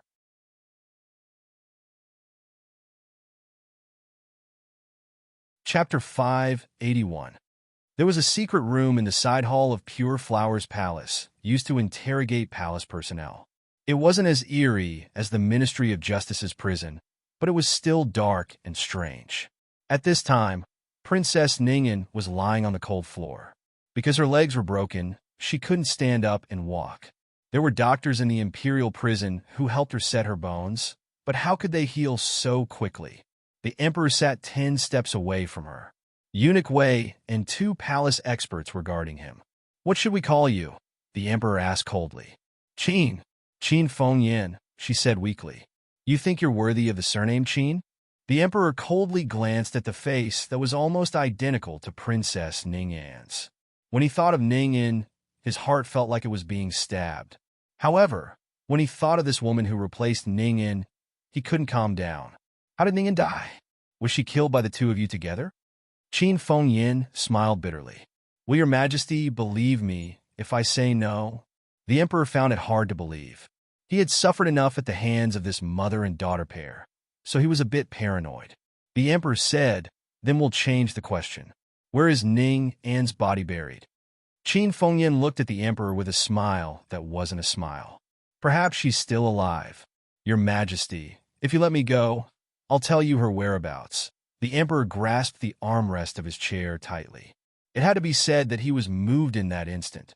Eunuch Wei hurriedly warned, "Your majesty, be careful of trickery." The emperor composed himself and said seriously, "You don't need to lie to us anymore. You've committed many evil deeds, so we won't forgive you. We called you here today to ask you where Ning'an's body is buried. If you don't want to suffer more, it's best if you tell us the truth. We might consider giving you a quick death." "Quick, ha ha ha." Qin Fengyan laughed until her entire body trembled. "Imperial brother, oh, imperial brother, don't you think your words are very hypocritical? Death is death. What's the point of dying a quick death? I don't understand. We're both your sisters, so why is Ning'an's life so good? But I was taken out of the palace from a young age, living a life that was neither human nor ghost. Brother, do you know how much I've been tortured since I was a child? Being exposed to the scorching sun on a hot summer day and freezing in the cold winter. Being disobedient would result in starvation or a severe beating. My happiest day of the month is being able to enter the palace and pretend to be Ning'an. That way, I could be a royal princess for a day." When the emperor heard her mention her past, he couldn't help but frown. "Why didn't you tell me?" Qin Fengyan sneered. "Didn't I say that? Did I really not mention it?" A distant memory suddenly surged into his mind. The young him and the young Ning'an squatted by the lake and used tree branches to write. Little Ning'an wrote the word yin in big letters. "Brother, I'm not Yin-er. I'm Yin-er." The young man took the branch and flicked her forehead. "Silly girl, why can't you even write your own name?" Little Ning'an said angrily, "I am Yin-er. That's the name." With that, she ran off in a huff. Qin Fengyan said with tears in her eyes, "Brother, do you remember now? Mother later found out about that matter. She warned me not to mention my past to anyone, or else she wouldn't let me enter the palace to see her. Brother, I was only a child the same age as little Qi. Did I have the guts to go against Mother and so many evil people? I was also forced. What did I do wrong? Why do you always only care about Ning'an, and no one cares about me?" Qin Fengyan cried sadly. A thick layer of self-blame suddenly rose from the bottom of the emperor's heart. A person's nature at birth was good. If she had been raised in the palace like Ning'an, raised by her father and mother, would she not have grown up to be like this? She should have been a carefree royal princess. She should have enjoyed all the glory and wealth in the world. She should have clang clang. The door to the secret chamber was kicked open from the outside. The emperor's thoughts came to an abrupt end. He turned around abruptly and was about to reprimand when he saw a small, thin figure walk over fiercely and kick Qin Fengyan, who was crying and acting pitiful, over. "Ah!" Qin Fengyan let out a scream and crashed into the wall behind her. Little miracle doctor?" The emperor was shocked. Gu Jiao walked forward and kicked away the medicine beside her hand. Her other foot stepped coldly on her chest. The emperor was stunned by this scene. The palace experts hurriedly protected him behind them. "You all of you retreat," he said. The palace experts retreated to the side. The emperor looked at the medicine bag that had been kicked over by Gu Jiao and froze in place in disbelief. "This is she." Eunuch Wei hurriedly walked over with small, quick steps. He wrapped his hand in a handkerchief and picked up the medicine bag. When he opened it, he saw that it was a bag of crushed brown medicinal powder. It emitted a strong medicinal and floral fragrance. "The smell is a bit familiar. Have I seen it somewhere before?" Eunuch Wei murmured. "It's white medicine." Gu Jiao glanced at it and said lightly. Eunuch Wei sucked in a cold breath. His Majesty had been bewitched by this medicine for so many years and had finally lost its effect. If he were to be bewitched again, he would become a fool for the rest of his life. The emperor flew into a rage out of humiliation. How does the Supreme Court do things? They don't even search the prisoners. Male prisoners were usually searched, but she was not a normal prisoner. It was not that professional to find a nanny to search her, so it was not difficult for her to smuggle a pill. An extreme chill ran down the emperor's spine. He looked at Qin Fengyan on the ground with disgust. "To think that I was sympathetic to you just now. So you were acting all along." Qin Fengyan wanted to struggle, but she could not move at all. Gu Jiao was stepping on her chest like a mountain, making it hard for her to breathe. Gu Jiao looked at Qin Fengyan with cold eyes. "What did you do to Qin Shuyu?" The emperor's expression changed. He looked at Gu Jiao and said, "What happened to little Qi?" Gu Jiao stepped down and broke one of Qin Fengyan's ribs.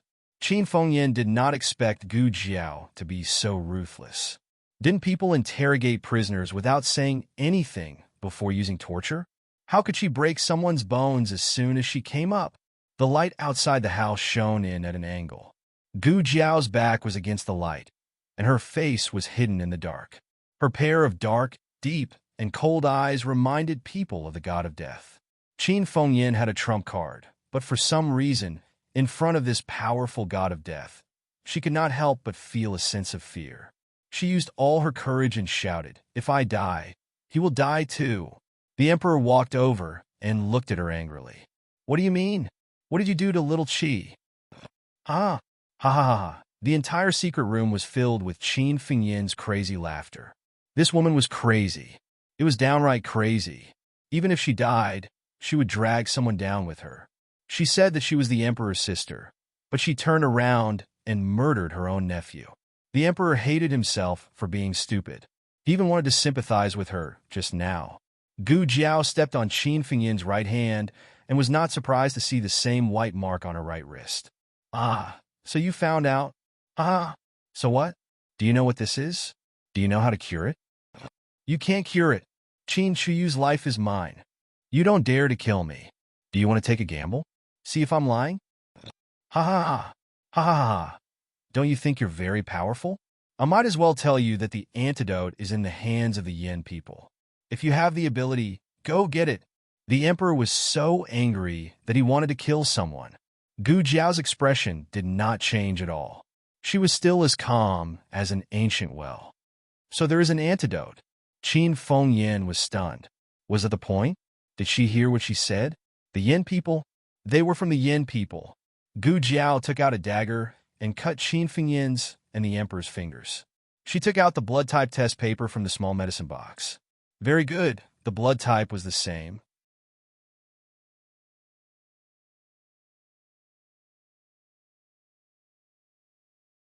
Chapter 582. Qin Fengyan's original intention was to leave a way out for herself. Once Qin Shuyu's life was tied to hers, she didn't believe that they would be ruthless enough to kill her. This was a flawless plan, but she ran into Gu Jiao, who didn't play by the rules. If she sincerely repented and begged, Gu Jiao might consider letting her live for a few more days. But she actually used a child's life to threaten Gu Jiao. Coming out of the secret room, Gu Jiao was covered in blood. Not a single drop was hers. Eunuch Wei had been a eunuch for many years and punished countless people in the palace. But he had never seen someone treat someone like that. "Gee," Eunuch Wei stuttered. Without waiting for him to finish, Gu Jiao took off her gown and gloves and left expressionlessly. Coming out of the palace, Gu Jiao returned to Jade Water Alley. She planned to change her clothes before going out. Just as she entered the courtyard, she found that Nan Xiang's master's wife and Master Lu were also there. The three little boys at home had gone to school. Yao Shi was sitting in the living room, chatting with the two of them. "Jiao Jiao, you're back?" Yao Shi immediately saw Gu Jiao enter. Gu Jiao greeted the three. "Jiao Jiao, what's wrong? Are you in a hurry to go out?" Yao Shi noticed that Gu Jiao's footsteps were hurried. Gu Jiao said, "There's something I need to do. I need to go out for a bit." "Madam, Xiaobao is hungry. You carry Gu Xiaobao over." Yao Shi said to Nan Xiang's master's wife and Master Lu, "Excuse me." Nan Xiang smiled and nodded. "Go ahead." Yao Shi carried Gu Xiaobao back to the room to feed him. Master Lu continued to sit in the living room and drink tea. Nan Xiang's master's wife hesitated for a moment before knocking on Gu Jiao's door. "Jiao Jiao, it's me," she said. "Madam Nan Xiang, please come in." Gu Jiao had just changed into a set of light men's clothing when she picked up the red tasseled spear hanging on the wall and tied up the loose cloth. When Nan Xiang saw Gu Jiao's posture, she knew that it was not simple for her to go out. Now that they were all on the same side, Nan Xiang naturally would not turn a blind eye to it. "You are like this in broad daylight. Is there something important?" Gu Jiao asked. "The seventh prince has been poisoned by a very strange poison. I'll go get him the antidote." "Poison?" The Tang sect was best at using hidden weapons and poisons. Nan Xiang asked, "What are the symptoms? Can you tell me?" Gu Jiao told her about Qin Shuyu and Qin Fingyin's symptoms. Qin Shuyu's condition was more serious, and he was already unconscious. "This isn't our Tang sect's poison." Nan Xiang frowned and muttered, "What?" Gu Jiao looked at her. Nan Xiang smiled embarrassedly. "Nothing. I mean, I haven't seen this poison with my own eyes, but I've heard that it is a kind of voodoo. The seventh prince is still young this year, right?" Gu Jiao said, "He is 8 years old this year." Nan Xiang nodded and said, "That's right. This kind of poison is very toxic. Generally, it can't be used on children. It's very easy for them to die.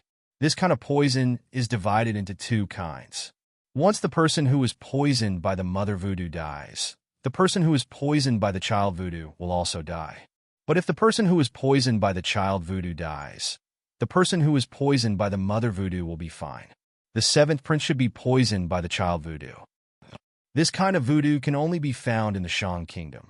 "Did the Shang Kingdom attack the royal family of the Zhao Kingdom?" Gu Jiao said, "It's a long story." Nan Xiang was not interested in the battle of the royal family, so she did not ask anymore.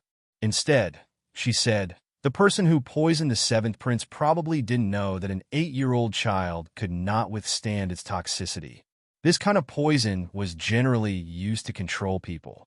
But if people died after being poisoned, then there was no point in controlling them." "Nan Xiang, do you know what the antidote looks like?" Gu Jiao asked. "I haven't seen that kind of antidote, so I can only take it back and try first."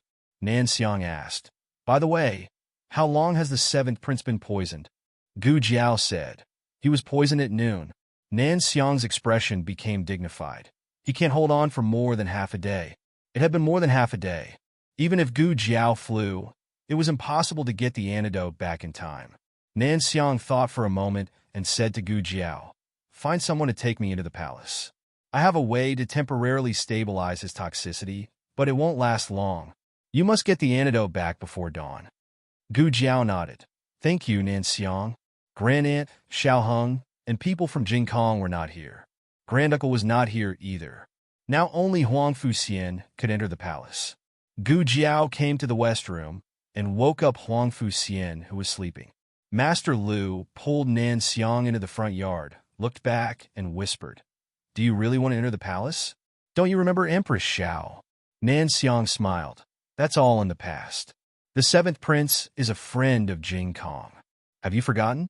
Master Lu said, "Of course I haven't forgotten. Jing Kong always talks about him and Su Kanji." Nan Xiang said, "If something happens to the seventh prince, Jing Kong will be very sad."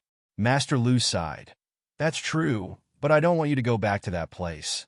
Nan Xiang touched her disfigured face through the veil. "I'm like this. Who will recognize me?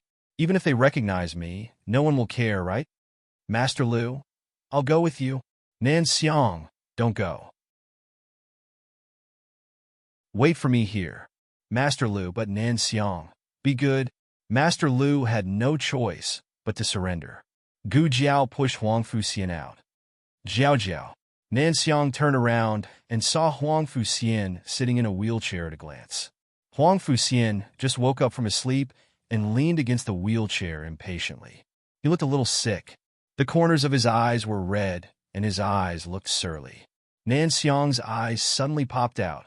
Good, beautiful child. She wanted to kidnap him to be Xiao Xuan's younger brother. Master Lu opened his mouth. I think I'd better follow you. Nan Xiang pushed him away with her arm. Go away. Master Lu, who was suddenly despised. Huang Fuxian took Nan Xiang into the palace. Gu Jiao got on the horse, took Xiao Jiao, and went out of the city to the nest of the Yin people. Xiao Jiao's way of conveying information was like this. Follow them first. If it lost them, it would cover its head with a pair of wings when it got home, looking very dejected.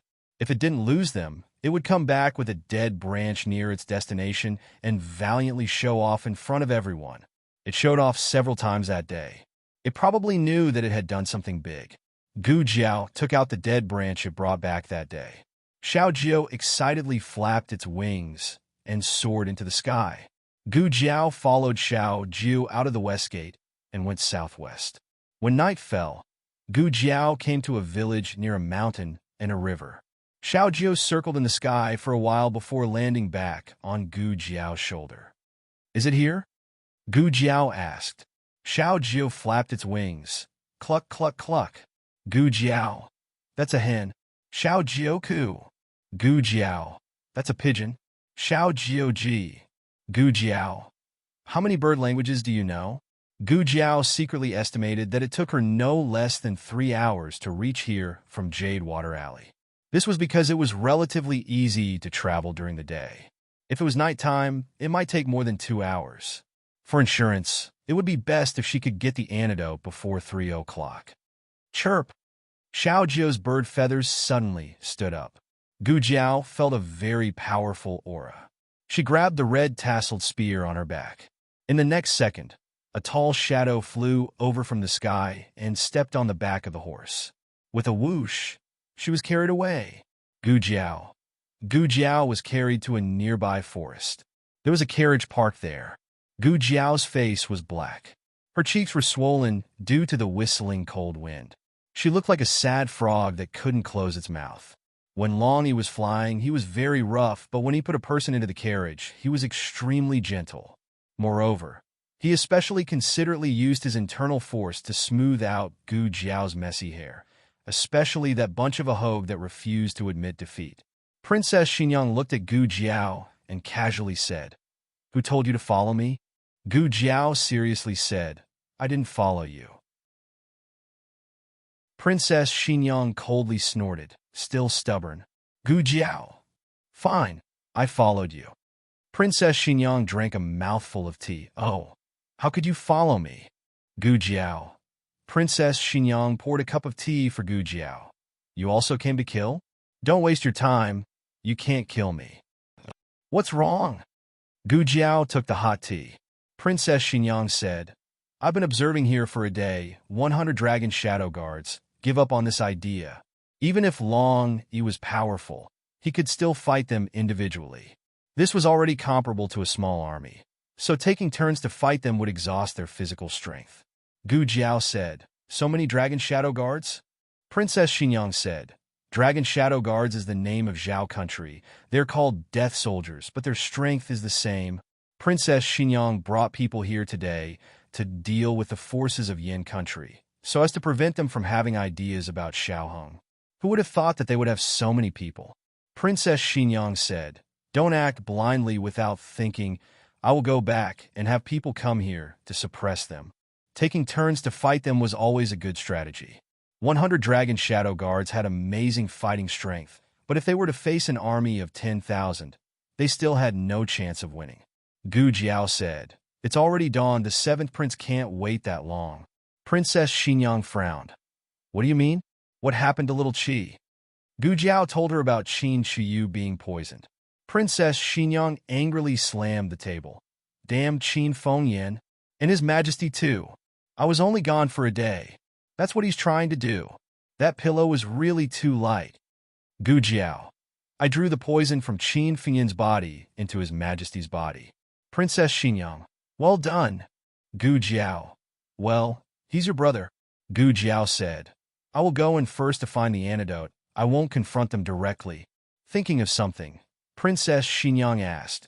Why didn't you bring Gu family's boy? Isn't that boy specialized in this? With him, stealing things will be faster.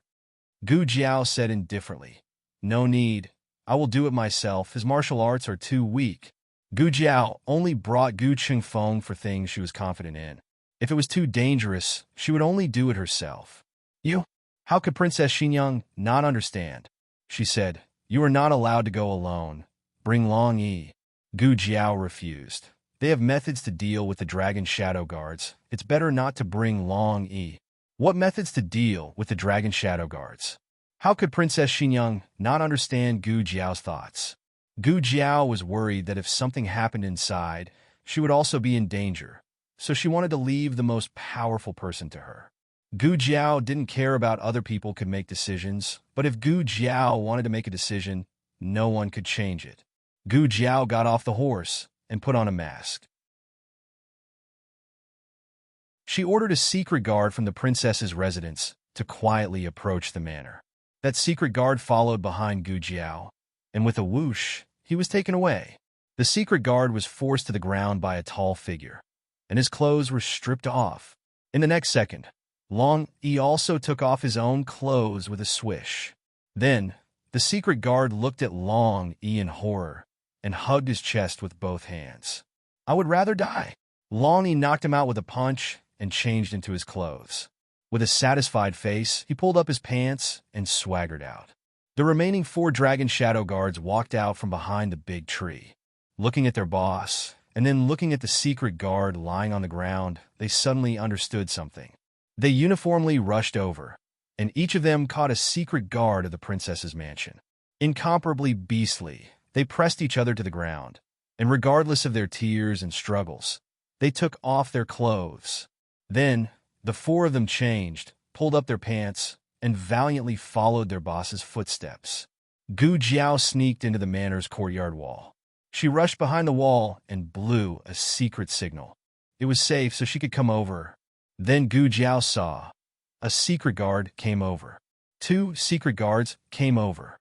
3 secret guards came over.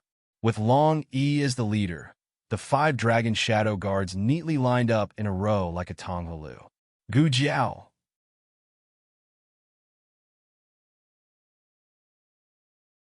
Chapter 583. In the afternoon, Huang Fuxian took Nan Xiang into the palace. Along the way, Nan Xiang kept being infatuated with this child, which made Huang Fuxian roll his eyes. What are you holding in your arms? Can you show it to me? After getting out of the carriage, Nan Xiang pushed Huang Fuxian's wheelchair while looking at the small package in Huang Fuxian's arms. Huang Fuxian was holding it when he came out of the room. She didn't know what was inside, but he didn't let it go on the way. I won't show it to you, Huang Fuxian said proudly. Gu Jiao had said that with this pair of things, his broken limbs could be reattached to his legs. Now that his injuries had not healed, he could not wear them. However, he had thought about it. He wanted to cultivate a relationship with them in advance. Nan Xiang laughed instead of being angry. This child was cute, so cute. He was cute even when he was angry. The 2 arrived at Qingquan Palace. Huang Fuxian asked the servants to inform Empress Xiao that he brought a doctor to treat Qin Shiyu. Empress Xiao hurriedly invited him in. Empress Xiao already knew that Huang Fuxian saved Qin Shiyu that night, so she changed her opinion of Huang Fuxian. How are you? Aren't you recuperating in Clearwater Alley? Why did you come to the palace? Although she was exhausted, she still cared about Huang Fuxian. Huang Fuxian said, I'm fine. I brought a doctor here. She is the foster mother of Dr. Gu's younger brother. Her surname is Nan. Dr. Gu asked her to come and check the 7th prince's injury. The foster mother of Jiao Jiao's younger brother.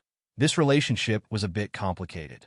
At this point, Empress Xiao didn't have the time to care about these relatives, but since it was introduced by Gu Jiao, it must be reliable. Xiao Hong was on duty at the Ministry of Justice. Only Empress Xiao, Eunuch Su, and the others were here. Empress Xiao looked at Nan Xiang hopefully and said, "Dr. Nan, do you really have a way to cure my son?" Nan Xiang shook her head. "I can't cure him. I can only temporarily suppress the poison in his body. Zhao Zhao has to bring back the antidote for him to fully recover." Empress Xiao was stunned. Poison? Was little Qi poisoned? Before Gu Jiao left, she only asked Eunuch Wei to tell her that she was going to get the medicine. Nan Xiang thought to herself. Just now, the two of them parted in a hurry and didn't finish matching their statements. But since they had already said it, it was impossible to take it back. She could only tell the truth. Yes, it's a very rare poison. Empress, don't worry too much. Zhao Zhao has already gone to get the antidote. Empress Xiao nervously asked, "Then, if we can't get it back?" Nan Xiang took a deep breath and slowly said, "Bring it back before daybreak, and His Highness can still be saved." "You mean, little Qi can only hold on until dawn?" Empress Xiao felt the world spinning around her, and she almost collapsed. Eunuch Su caught her in time. Nan Xiang walked to the bedside and took out a bottle of pills. She pulled out the cork and placed one pill under Qin Shiyu's tongue. This was actually also a type of poison, fighting poison with poison to suppress the poison in his body. However, he had to control the dosage. If it was too light, it would have no effect. If it was too heavy, it would poison Qin Shiyu to death. Therefore, she had to stay and observe slowly. "Empress, don't fall down yourself. If you fall down, what will happen to His Highness?" Eunuch Su earnestly advised. Empress Xiao tried to force herself to calm down. She held back her tears, closed her eyes, and said to Eunuch Su, "Go and arrange a room for Xian to rest." "Yes." Eunuch Su pushed Huangfu Xian out. Empress Xiao stabilized her emotions and sat down beside the bed. Nan Xiang sat on the stool opposite the bed. Empress Xiao sat slightly higher than her. Perhaps because she had calmed down, Empress Xiao carefully looked at Nan Xiang. Nan Xiang was wearing a veil, so she couldn't see her face clearly.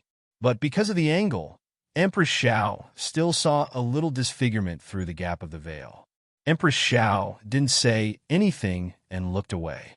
But for some reason, she shifted her gaze back to him. This time, she looked at Nan Xiang's eyes. She felt that these eyes were familiar, as if she had seen them somewhere before. On the bed, Qin Shiyu groaned in pain, which interrupted Empress Xiao's thoughts. Empress Xiao hurried to see how her son was doing. Nan Xiang stood up, stepped forward, and hugged Qin Shiyu, making him sit up and lie down. In the next second, Qin Shiyu spat out a mouthful of black blood. Empress Xiao's beautiful face turned pale. "Little Qi." Nan Xiang patted Qin Shiyu's breath and slowly put him back. Then, she put another black pill under his tongue. Empress Xiao said worriedly, "Dr. Nan, what's wrong with little Qi? The poison in His Highness' body is acting up." Nan Xiang looked at the night sky outside the window. "I hope Zhao Zhao can find the antidote as soon as possible." Under the wall, Gu Jiao looked at the line of Dragon Shadow Guards Tonghulu and was speechless for a moment. She didn't know how they followed her here. Was it too late to send them back now? Forget it. She needed to find the antidote quickly. Gu Jiao didn't think this manor was very big when she observed it from a distance. But after she came in, she found that there was another world inside. No wonder a small army of Dragon Shadow Guards could live here. It was reasonable to say that such a big manor, with so many people living here, shouldn't be hidden so well. Gu Jiao wandered around before she finally understood why there were so few people here. This manor was actually built on top of a graveyard. Behind the manor was a large graveyard, but it looked like it had been abandoned for a long time. No one came to pay their respects, and the grass on the graveyard was 2 meters tall. The people of Yin Kingdom were very vigilant. Even if they lived in such a poor place, they were still ready to fight. There were guards of Yin Kingdom and Dragon Shadow Guards patrolling back and forth in the manor 24 hours a day. Gu Jiao didn't confront them directly. She carefully avoided their sight. There were 3 big courtyards and 7 or 8 small courtyards in the manor. Most of the small courtyards were for dragon shadow guards and guards. The big courtyards were Gu Jiao's target. Gu Jiao, Long Yi, and others entered the east courtyard first. Gu Jiao was responsible for searching, and Long Yi and others were responsible for covering. It had to be said that they were able to freely shuttle back and forth among such a large number of dragon shadow guards of Yin Kingdom, thanks to Long Yi and others. They used their aura to perfectly conceal Gu Jiao's aura. And the reason why they weren't noticed was mostly because they and dragon shadow guards of Yin Kingdom were death warriors. Their aura was very similar. The patrolling people walked over and thought that the people inside the house were their own people. So naturally, I didn't go in to check. There was nothing in the east courtyard. Gu Jiao shook her head towards Long Yi, then walked towards the west courtyard. There were several Yin Kingdoms strategists living in this courtyard. Gu Jiao didn't know the identity of the other party, so from their appearance and temperament, she temporarily called them that. Strange, so many people came here. There were literati and martial artists, just to deal with the son of a female slave. This time, we were careless. The voice of a man full of vigor inadvertently came from the study. He was speaking the language of Zhao country, but his accent was not right. This was a person from Yin Kingdom. Along with the gradual recovery of her strength, Gu Jiao's 5 senses also improved a lot. She was separated by a whole room, but even in a state of concentration, she could still hear the voice from that side. Gu Jiao held her breath with rapt attention. She heard that man continue to speak, but also blamed Qin Fengyan for being too impatient. If she was willing to listen to our orders, she wouldn't have exposed herself so early. After that, another person in the room said something. But unfortunately, his voice was too low, so Gu Jiao really didn't hear it clearly. But Gu Jiao guessed that the other party was saying something like, "You overestimated her," because that person from Yin Kingdom replied, "Didn't we also want to surpass our master?" Who would have thought that compared to her mother, she was still a little lacking? After that, the two people switched between Yin Kingdom and Zhao country. When they spoke Zhao country, their voice was too low. When they spoke Yin Kingdom, Gu Jiao couldn't understand. This really made Gu Jiao regret not learning more foreign languages. There was one sentence that Gu Jiao understood. "General Nangong, many thanks." The person from Yin Kingdom in the room was a general? After that sentence, the people in the room came out one by one. The two people were surrounded by a large group of dragon shadow guards, so it was very difficult to see their appearance. One of them came out of the manor, and the other went to the courtyard. The latter should be that General Nangong. He said something to his subordinates, but it was all in Yin Kingdom. Gu Jiao couldn't understand, but Long Yi seemed to understand. He picked up Gu Jiao and went to the rear of the courtyard. Unexpectedly, there was a small courtyard hidden behind the courtyard. There was no one guarding this small courtyard. Every corner of this manor was heavily guarded, except for this place. Either there was nothing inside and it was empty, or it was very dangerous and didn't need anyone to guard it. Gu Jiao leaned towards the latter. Long Yi stepped forward to scout the way. Just as he stepped into the courtyard, an arrow shot out high up in the sky. Long Yi suddenly grabbed it and stepped back, protecting Gu Jiao behind him. Gu Jiao was fine. Gu Jiao looked at the cobblestone pattern on the ground of the courtyard again. This time she understood. She faintly pulled up the corner of her mouth. 8 trigrams array. The first thing that her godfather taught her in her previous life was arrays. Gu Jiao took the lead. She was familiar with the path, as if she was entering a no-man's land. After she broke through the array, she planned to remind Long Yi and the others to follow her footsteps. Who would have thought that when she turned around, they were gone? She turned her head again, and the 5 people uniformly stood in front of her. Gu Jiao, I forgot that you are dragon shadow guards, light and powerful. Wait, if this array couldn't stop the powerful dragon shadow guards, then what was the meaning of its existence? Could it be that all the people who broke into this courtyard were ordinary people? Gu Jiao felt that something was wrong. At this moment, a few small black dots flew out from inside the house and flew onto their necks and the back of their hands. It was a bug. Gu Jiao swatted the bug on the back of her hand away. She was fine, but in the next second, the 4 dragon shadow guards who were stung by the bug uniformly fell forward on the ground. Gu Jiao suddenly remembered what happened in the Imperial study. Qin Fengyan had waved her hand and knocked down His Majesty's Dragon Shadow Guards. Could it be that she used these small poisonous bugs? They were the nemesis of the Dragon Shadow Guards? Gu Jiao looked at Long Yi. Long Yi had the most small poisonous bugs. Long Yi looked at Gu Jiao and then looked at his brothers who had fallen on the ground. He was stunned for 3 seconds. Then he fell face down in the same position. Gu Jiao. Gu Jiao face-bombed. Long Yi, you're fine. Long Yi reached out his hand and pulled out a handful of grass from the grave and inserted it into his head. It seemed to be saying, since he was already dead, I should burn some paper money for him.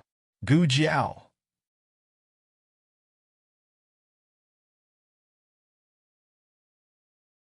Chapter 584. They're not dead. They were clearly still breathing. Gu Jiao didn't know what to say. Princess Xinyang had it hard. Meeting a dragon shadow guard like Long Yi, Princess Xinyang had probably collapsed a lot. The little poisonous insects on Long Yi's body couldn't do anything to Long Yi, and they were all crushed to death by Long Yi. On the other hand, the little poisonous insects on the other 4 dragon shadow guards were still alive and biting on their exposed skin. Gu Jiao squatted down and pinched the little poisonous insect on the neck of a dragon shadow guard. Who would have thought that when the black little poisonous insect came down, the poisonous stinger was broken in the flesh? It seemed that she had to let these little poisonous insects pull out the stinger themselves. Okay, she had the all-purpose essential balm. Gu Jiao took out a bottle of essential balm from her bosom and dripped it on the rest of the little poisonous bugs. As expected, these bugs instantly became dizzy from the smell and fell from the Dragon Shadow Guard's body with a clatter. The wound on the neck of the first Dragon Shadow Guard also had to be treated in time. There were no tweezers here, so Gu Jiao could only use the concealed silver needles she carried with her to open the wound and pick out the poisonous stinger. Finally, Gu Jiao applied a bit of wound medicine on him. During the whole process, Gu Jiao didn't take any defensive measures, but these insects didn't bite her. Combined with Qin Fengyan's experience of carrying poisonous insects on her body, they might only bite death soldiers. But Long Yi was also a death soldier, so why didn't they bite him? Knowing that his brothers were fine, Long Yi didn't continue to pretend to be dead. He didn't know if it was because he adhered to the principle of enjoying blessings and suffering together, but he sat cross-legged on the ground and grabbed a little poisonous insect and threw it on the back of his hand. He threw it again and again. He felt that the insects were all dizzy from his throwing. Gu Jiao took out an empty small porcelain bottle, caught a few poisonous insects, and put them in, bringing them home to study. The 4 dragon shadow guards sat against the wall. This kind of poisonous insect was too powerful for them, so they needed some time to recover. Gu Jiao went inside to look for the medicine, and let Long Yi stay here to guard. The courtyard was not big, and there were only 4 rooms in total. Gu Jiao searched through them one by one and found a row of medicine shelves in the second last room. There were a lot of medicinal materials for external injuries on the shelf, such as Jin Chuang ointment, hemostasis pills, and meridian deblicking pills. However, these were not the medicines that Gu Jiao was looking for. Finally, Gu Jiao saw more than 10 inconspicuous bottles and jars on a shelf at the bottom of the room. She couldn't recognize the contents of the jars. Which one is the antidote? Forget it, let's take it back first. Gu Jiao took out the gunny sack. Excluding the medicine for external injuries that she could identify, she put the rest into the gunny sack. Qin Shiyu was still waiting for the antidote, so Gu Jiao didn't search for anything else. Otherwise, with her temperament, she would have emptied the manor. To be on the safe side, Gu Jiao went to the last room and searched. After making sure that she didn't miss a single bottle of medicine, she returned to the corridor. The 4 dragon shadow guards hadn't been poisoned for a long time, so their lives weren't in danger. At this moment, the 4 of them were already able to stand up and use some of their skills. Let's go, Gu Jiao said to them. Long Yi grabbed Gu Jiao and used his qigong to rush out of the courtyard.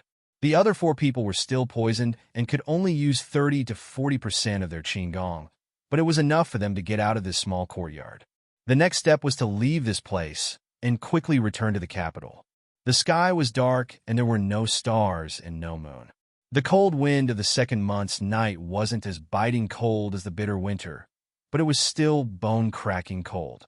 The guards at night were clearly much stricter than at dusk. There were 10 people in a group, 1 Imperial bodyguard and 9 Dragon Shadow guards patrolling back and forth in the main passages of the manor. The 100 Dragon Shadow guards mentioned by Princess Xinyang didn't mean that there were only 100 people in the manor. Counting the normal Imperial bodyguards and the leader, she estimated that there were no less than 200 people. Gu Jiao and Long Yi carefully avoided the patrolling people of Yin country. Step by step, they approached the southern wall of the manor. Just a moment ago, they had entered from this place. This place was the closest to the official road, so it was the easiest to evacuate. Everything was going smoothly, but no one had expected that halfway, a wild cat would suddenly appear. This was an unexpected situation. No one had expected to encounter a wild cat. Xiao Hong was afraid of cats. Therefore, Long Yi instinctively hated cats. When he released his aura, that wild cat was so scared that it meowed and fell from the top of the wall, smashing into a withered branch. The withered branch issued a very slight crisp sound. For the Dragon Shadow Guards with their amazing hearing, this was a very big movement. "There's someone over there," an unfamiliar voice bellowed. Immediately afterwards, a whole row of ice-cold arrows mixed with hidden weapons covered the sky and covered the earth.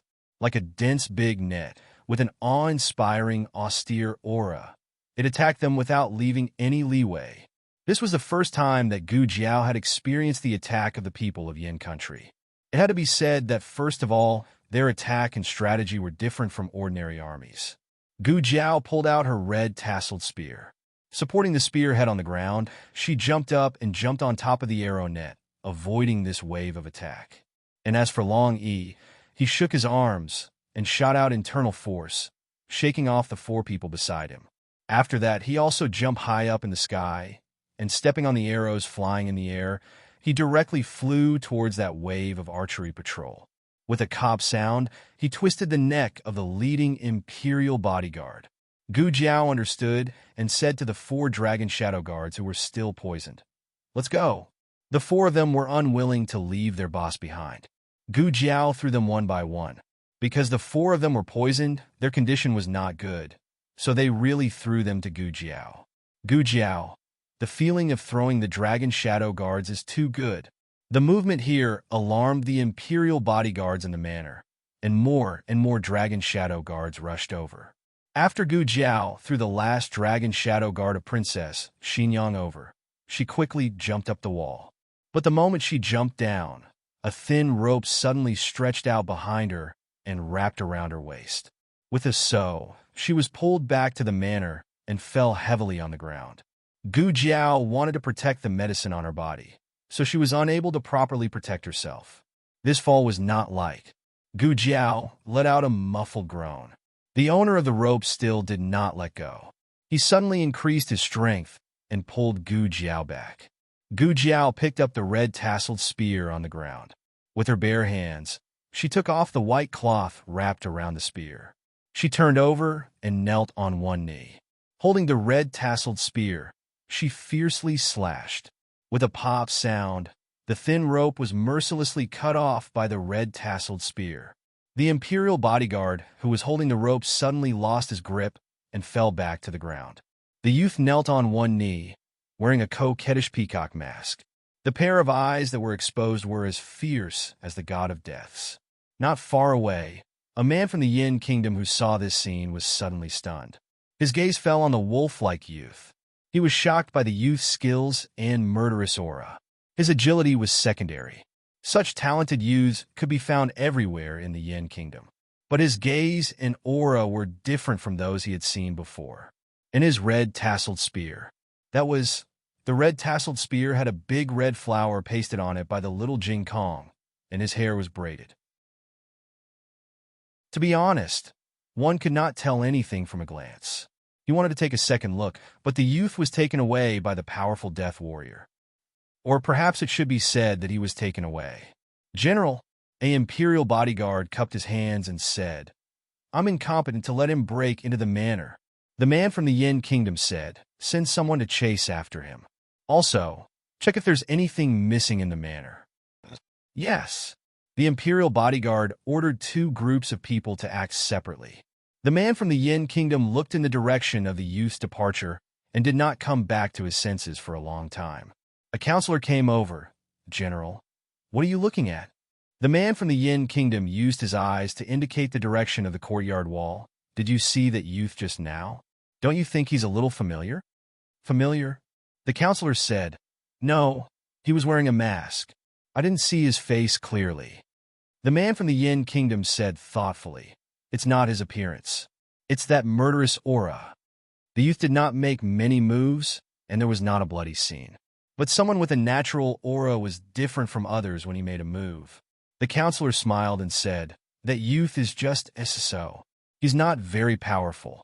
There are many people like him in the Yin Kingdom." The man from the Yin Kingdom frowned. "I thought he was familiar. Is it his gaze? Or is it related to his weapon?" The counselor asked, "General, are you referring to that long spear?" The man from the Yin Kingdom murmured, "It's not an ordinary long spear.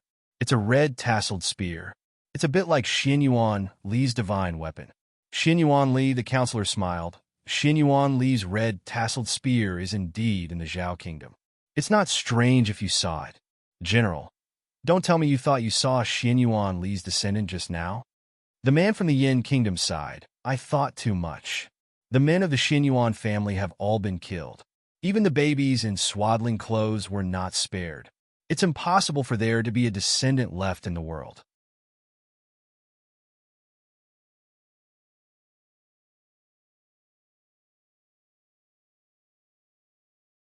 Princess Xinyang had heard of Shinyang before. She was the wife of the carpenter master that Xiao Hong found for Gu Xiaoshan and Gu Yin through Elder Feng's connections. However, she had never seen him before. Princess Xinyang pondered for a moment and asked, "What if Qin Fengyin was lying to you?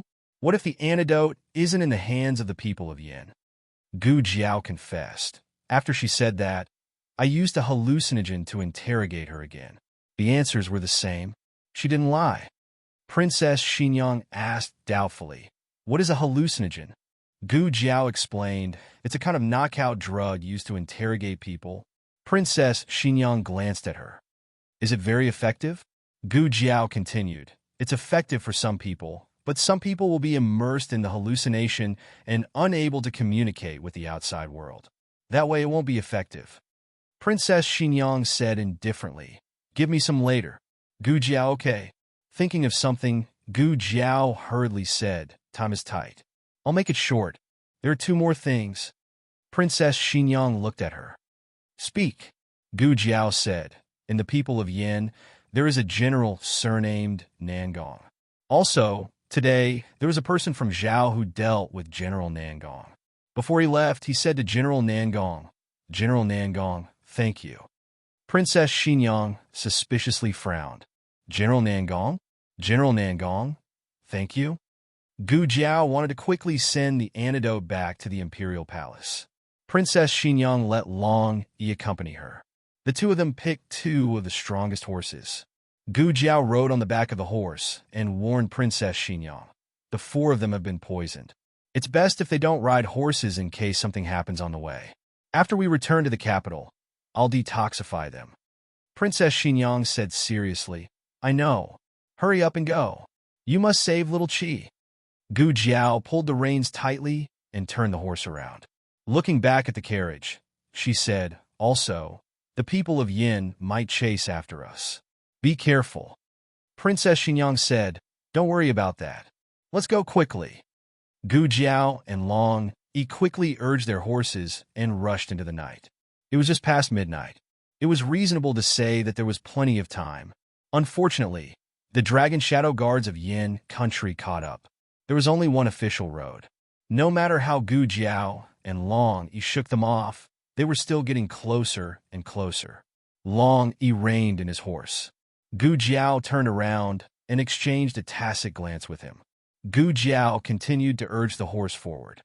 Long Yi turned around and blocked the path of that group of people with his own strength. Gu Jiao raised the horse's speed to the limit. This was the official road that Qin Fengyan had escaped from. 10 li ahead, they would reach the Phoenix Pavilion. After passing the Phoenix Pavilion, they would reach the Phoenix Pavilion.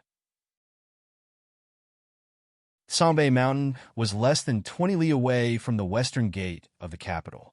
But when they approached the Phoenix Pavilion, an arrow suddenly shot from the side of the mountain and hit Gu Jiao's horse. The horse cried out in pain and fell forward. Gu Jiao also rushed out. It was too late to pull out her spear. She protected the bundle in her bosom and rolled several times on the ground before she finally stabilized her body. However, before she could stand up, another arrow whizzed through the air. If she hadn't reacted quickly and moved half an inch to the side, that arrow would have nailed her entire arm to the ground. Gu Jiao's eyes were like torches as she looked in the direction of the hill. There, a black-robed expert stood with a bow. His wide sleeves were fluttering in the cold wind. Even though they were separated by thousands of mountains and rivers, Gu Jiao could still feel the killing intent in his eyes. His aura was not weaker than serious. He came up from the side road, so he didn't meet Long Yi on the official road. It seemed that if she didn't kill him today, she wouldn't be able to leave. Now that she had recovered her strength, she wouldn't be too embarrassed if she met Sirius. If she fought well, she might be able to tie with him, but it was almost impossible for her to kill him. Gu Jiao coldly raised her hand and held the red-tasseled spear on her back. The cunning palace was brightly lit. Qin Shiyu was unconscious, and the palace servants didn't dare to breathe. Empress Xiao and Nan Xiang had been waiting in the room until now. Eunuch Su saw that Empress Xiao was so haggard that even her eyes were bloodshot, but he didn't dare to persuade her. Empress Xiao's eyes were swollen from crying, and her voice was hoarse. She held Qin Shiyu's hand and stroked his pale face. She choked with sobs. "Little Qi, you have to hold on. Nothing must happen to you. As long as you wake up, Mother will promise you anything. Mother won't force you to memorize books. I won't force you to practice calligraphy. If you don't want to go to the Imperial College, Mother won't send you there. How many snacks do you want to eat? Mother will give you. Nothing must happen to you." Qin Shiyu's little body began to convulse. Nan Xiang quickly stood up and pulled up Qin Shiyu's sleeve. She saw that the white mark on Qin Shiyu's wrist had already spread to his palm. Once it reached his fingertips, he would be powerless to save himself. "Dr. Nan, how is little Qi?" Empress Xiao cried and asked. Nan Xiang said, "His condition is worse than I expected. I can't suppress the poison anymore. I can't wait until dawn." She looked at the hourglass on the wall and said with a complicated expression, At most, he has 2 hours. If he can't bring the antidote back by 4:00 in the morning, if that was the case, then perhaps even the great firmament deities wouldn't be able to save him." Empress Xiao threw herself on a Qin Shiyu's body and cried, "Xiaoqi, little Qi."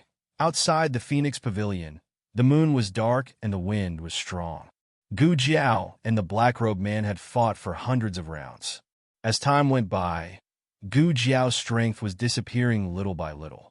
She underestimated Sky Wolf's realm. Last time on the Snow Mountain, she tricked Sky Wolf and didn't let him use his real strength. Now that she met the second Sky Wolf, she knew how terrible a master of this realm was. Gu Jiao's arm and waist were slightly injured. She was supported by the red-tasseled spear. Otherwise, she would have been cut by the man's long saber. The black-robed man chopped down his long saber again. Gu Jiao's spear was like a dragon, twisting his long saber. The two weapons collided, and a series of sparks appeared in the dark night. Neither of them gave way.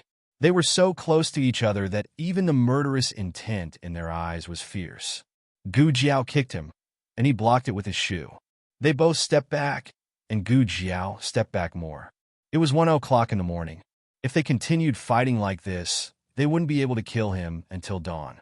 Gu Jiao knelt on one knee, using her spear to support her exhausted body. She looked at him with her red eyes and panted. Suddenly, Gu Jiao stood up, showing a ferocious look in her eyes. She raised her left hand and grabbed the safety talisman around her neck with her fingertips. She tore off the safety talisman given to her by Princess Xinyang and put her fist down. She loosened her fist, and the safety talisman slowly fell to the ground. The black-robed man looked at the young man in front of him strangely, not understanding what he was doing. The young man stuck out the tip of his tongue and licked the blood on the corner of his mouth. The next second, the young man's aura suddenly soared. The god of killing has returned.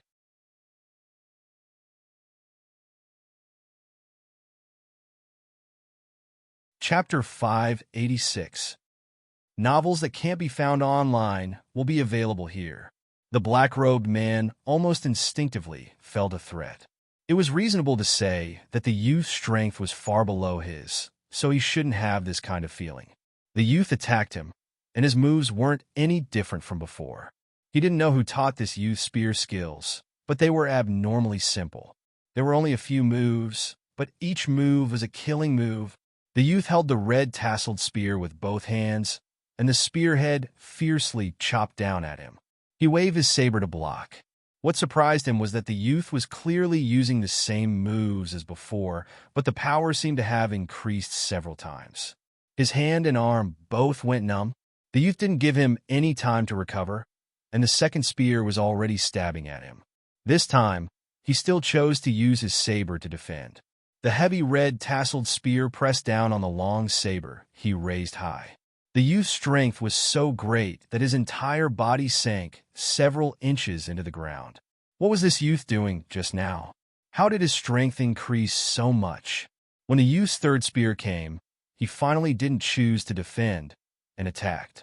Who would have thought that the youth's red tasseled spear would push him back more than 10 steps?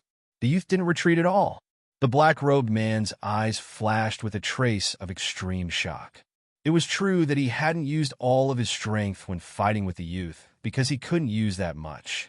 It was like a Fergana horse that could run up to 400 li a day, but if it really ran that far, it would die. The black-robed man had only used 50% of his strength at the beginning, and he felt that it was more than enough. Now he had to use 60%. Since coming to Zhao country, this was the first person to force him to use 60% of his strength. The two exchanged several moves, and the youth's moves were more ruthless than the last. There were no feints, and they were all killing moves. The black-robed man's body was injured, both internal and external. He endured the pain from all over his body. On the other hand, although the youth was also injured, it seemed like he couldn't feel the pain at all. He didn't care about the tearing of his wounds and the blood, and attacked him without any regard for his life. Losing one's sense of pain in a fight was a very dangerous thing. Wherever one felt pain, it meant that there was no place that could withstand any more force. Once one lost the sense of judgment, the consequences would be extremely terrifying. Gu Jiao slashed out with her spear again, bringing with it the power of mountains and rivers, boundless killing intent. The black-robed expert saw that the situation was not good. He did not plan to play conservatively with the youth. He directly increased his strength by 80%, enough to crush the youth's realm. Of course, this was also the limit of what he could do in a safe battle. If he went any further, he would have to sacrifice 800 of his men to kill 1,000 of his enemies, or perish together with his enemies. If he could kill this young man, it would be worth it even if he got injured. With that thought in mind, the black-robed master unleashed his most ferocious attack on the boy. He thought that he could finally finish off the young man in front of him.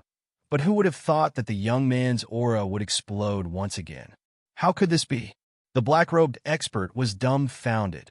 He gritted his teeth. Forget it. Then let's just perish together. The black-robed expert had raised his power to the extreme.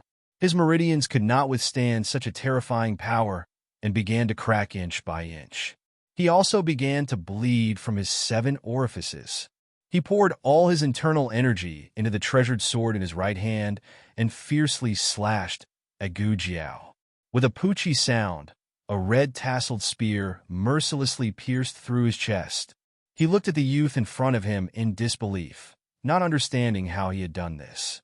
The youth indifferently walked towards him. He held the red tasseled spear in one hand and fiercely pushed it, completely piercing through his body. The black-robed expert fell to the ground. Even in death, He did not understand how he had died at the hands of such a young man. He looked at the obscure and boundless sky. Killing God. He saw the killing God. Everything was over. The road outside the Phoenix Pavilion was completely silent. The air was filled with a thick smell of blood. Gu Jiao held the red tasseled spear. Her eyes were pitch black as she looked in front of her. Her eyes were not focused. Her killing intent did not decrease because the black-robed expert had fallen. She still wanted to kill. If she couldn't kill others, then she would kill herself. Chiao! Little Nine flapped his wings and flew around Gu Jiao, circling above Gu Jiao's head. Chiao Chiao! Little Nine shouted at Gu Jiao. Gu! Ji! Gujita! Gu Jiao pointed the red tasseled spear at Little Nine. Little Nine flapped his wings, and his feathers exploded. Chiao! Little Nine was very afraid, but he did not run away. He bravely flew above Gu Jiao's head and used his beak to peck at Gu Jiao's hair. Chiao! Chiao! Chiao! There was a trace of struggle in Gu Jiao's eyes. She threw the red tasseled spear to the ground, and then she took out a string from her waist, tightly tying her hands together. She flipped onto the horse and used her will to suppress the large killing intent in her body. Little Nine flew behind the horse and used his beak to peck at the horse's butt. The horse was in pain and quickly galloped. Gu Jiao's eyes had blood flowing down, and she could no longer see the road. Little Nine led the way in front and held onto the horse's reins. One person, one eagle, and one horse madly galloped in the night. Little Nine, go faster, I can't control it anymore. Little Nine seemed to have felt Gu Jiao's killing intent. He chirped and quickly led the horse to the city gate. The city had already received orders and was waiting for her to bring back the antidote. On the city gate tower, a guard suddenly pointed to the direction of Tsang Bay Mountain and loudly said, Master, look, someone is coming. How many people? It seems to be the youth who came out of the city. Quickly open the city gate. The city gate opened, and the city guards came forward to welcome them. Gu Jiao's mask had already drooped down at some point. Her entire body was covered in blood, and her face was also covered in blood. Her hands were still tied. If they had not seen her leave the city before, no one would have dared to recognize her. What was worse was that everyone could feel the murderous intent in her eyes. She wanted to kill. Retreat, the guard captain shouted. Everyone pulled out their swords and retreated. Gu Jiao untied the bundle on her back and threw it to the guard captain with her tied hands. Antidote. She looked at the guard captain with her blood-red eyes and said with the last trace of reason, Close the city gate. Don't open it. The guard captain's heart thumped. Master. The subordinate beside him looked at him in a daze. The guard captain looked at the murderous Gu Jiao and raised his hand with a complicated expression. Everyone enter the city and close the gate. Master, do as I say. Everyone gritted their teeth and entered the city. They pulled the winch and heavily closed the gate. Little Nine flapped his wings and shouted at Gu Jiao. Chirp, chirp, chirp. Gu Jiao grabbed him and threw him in through the gap in the city gate. Master, just as the city gate was about to close, a tall and thin white figure rushed out from the gap in the gate. Everyone wanted to grab him, but before they could, they heard a rumbling sound. The city gate that needed 20 people to open at the same time was tightly closed. A roar came from the city tower. Are you crazy? Why aren't you stopping him? That is Master Xiao of the Hanlin Academy. The rope on Gu Jiao's wrist was specially made for her to deal with any sudden situations where she lost control. There were small needles on the rope. If she struggled until the needles broke, the neurotoxin inside would enter her body. The more she struggled, the more neurotoxin would enter her body. All of it added up was enough to kill her. She lay on the horse's back and let the neurotoxin numb her body. She knew that she could not use more, but her killing intent did not decrease. Xiao Jiao. Suddenly, a gentle voice sounded in her ears. A pair of strong arms reached over and carried her down from the horse without any hesitation. The rope on her hand was untied. She was pulled into a strong and warm embrace. Surnamed Gu, what kind of monster is your daughter? Hurry up and take her away. Mother, mother, I'll be good. Don't send me away. I cannot eat. I will not pee my pants. I will not cry. I don't care if you cry or not. Go away. I don't want you anymore. Mother, go away. Mother, mother, mother. 3-year-old Gu Jiao's hands were covered in blood as she hugged a headless doll. She stood barefooted in the dark corridor, facing the biting cold wind. She knocked on the cold, tightly shut door. Mummy, mummy, I'm not a monster, Gu Jiao said in a muddled state. Xiao Heng sat on the ground, tightly hugging her blood-stained body. His neck had been bitten by her, and blood had dyed his clothes red. His cold face was pressed against her burning forehead, and he said with heartache, Jiao Jiao, of course you're not. Jiao Jiao is the best Jiao Jiao in the world. You're A Heng's wife. A Heng is not afraid of Jiao Jiao. Gu Jiao, who was in a daze, used 2 slender fingers to pinch a bit of his sleeve. She said in a daze, Son, I'm just that good.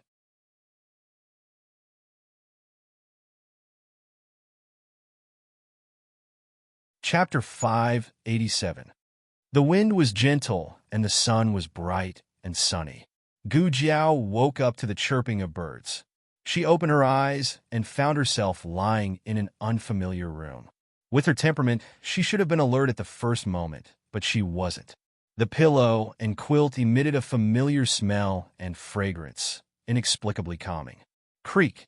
The door was pushed open from the outside by a small gap, and a tall figure flashed in. It was Long Yi. He grabbed a big spatula and strolled around the room. Gu Jiao almost closed her eyes for a second. Long Yi bent down and stared at Gu Jiao for a long time, as if he was wondering why she didn't wake up even though he had clearly heard movement.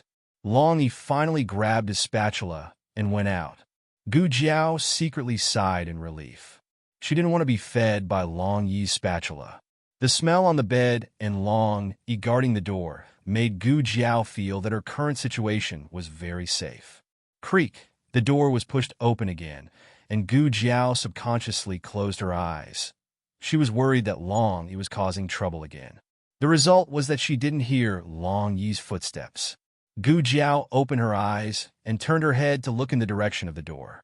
Xiao Heng walked over to the bedside, and seeing her open eyes, he hurriedly asked, Awake? Gu Jiao replied. Xiao Heng came to the bedside, bent down, and stretched out his slender hand to touch her forehead. It's not hot anymore. How long have I been asleep? Gu Jiao asked. 3 days. Xiao Heng said. So long. Gu Jiao muttered. This is the house on Vermilion Bird Avenue.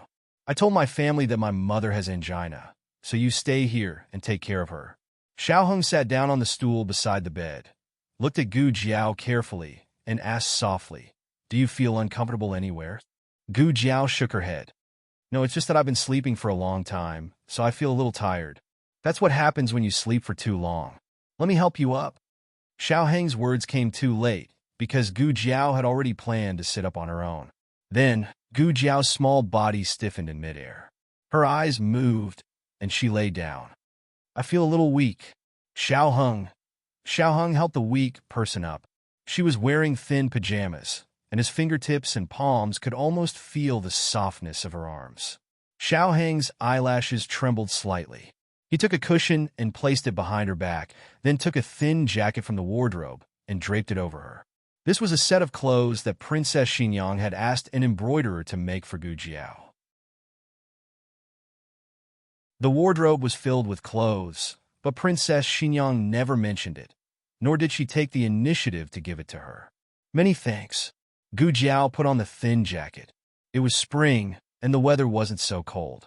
However, in order to help Gu Jiao recover, the room was still lit with smokeless silver charcoal. With a thin jacket on, Gu Jiao felt warm enough. She subconsciously touched her neck and found a protective talisman strung with a red string. She made a sound of surprise. Xiao Heng looked at the protective talisman around her neck and said, It's not the original one. That one can't be found.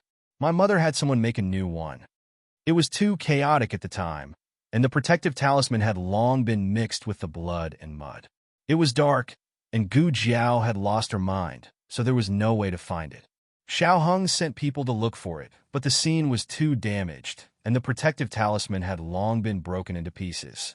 Gu Jiao's memory of what happened after she took off the protective talisman was fragmented. She knew that she killed the master from Yin Kingdom, but what happened after that? What happened to her after that? She opened her mouth. Medicine, Xiao Hung said, it's here. You sent the medicine into the capital and handed it to the Imperial Guards. Little Chi's poison has been cured, and he's recuperating in Cunning Palace. When you have time, I'll bring him over to thank you. Gu Jiao thought seriously. It can't be just a verbal thank you. Xiao Hung couldn't help but laugh. Okay, let Cunning Palace reward you handsomely. What about Princess Xinyang's Dragon Shadow Guards? Gu Jiao remembered that they had been poisoned by insects. Xiao Hung couldn't help but feel proud of her. The medicine you brought back also had the antidote for those poisonous insects. Master's wife has already helped them clear the remaining poison from their bodies. Gu Jiao said again. Then my insects, Xiao Hung smiled. They're at Master's wife's place. Master's wife said that those insects need to be raised, otherwise they'll die in 2 days. She'll raise them for you first, and when you recover, she'll give them to you. Gu Jiao nodded. That was good. Gu Jiao said, my red tasseled spear. Xiao Hung said, I found it. Then, Gu Jiao wanted to ask if she had hurt anyone, but when she turned her head, she saw the wound on Xiao Heng's neck. Looking carefully, it wasn't caused by a sharp blade, but 2 rows of extremely eye-catching teeth marks. Gu Jiao was speechless. Xiao Hung saw that she had seen it, so he didn't deliberately hide it. He said mischievously, Do you remember now? Gu Jiao lowered her head and looked at her fingers. No. Xiao Hung smiled. You're really strong. Gu Jiao refused to admit it. I didn't. Xiao Hung suddenly stood up and leaned close to her. He whispered in her ear, Next time, bite somewhere else. My colleagues will laugh at me. Gu Jiao pulled her little ear. Oh! Xiao Hung had teased her enough, so he stopped. After all, his cultivation wasn't high. If he continued teasing her, who knew who would be the one blushing? There's millet porridge in the kitchen. I'll go get it for you. And, yes. And I want more. Be good. If there's too much, I'm afraid you won't be able to take it. I can take it. I want more. Princess Xinyang had just arrived at Gu Jiao's door when she heard these words that made her imagination run wild. What did he mean by, I want more? What did he mean by, I'm afraid you can't take it if it's too much? The sky was clear and the sun was bright. Was he so unrestrained? And that girl was injured. Was it really good to be so indulgent? You don't even know how to close the door.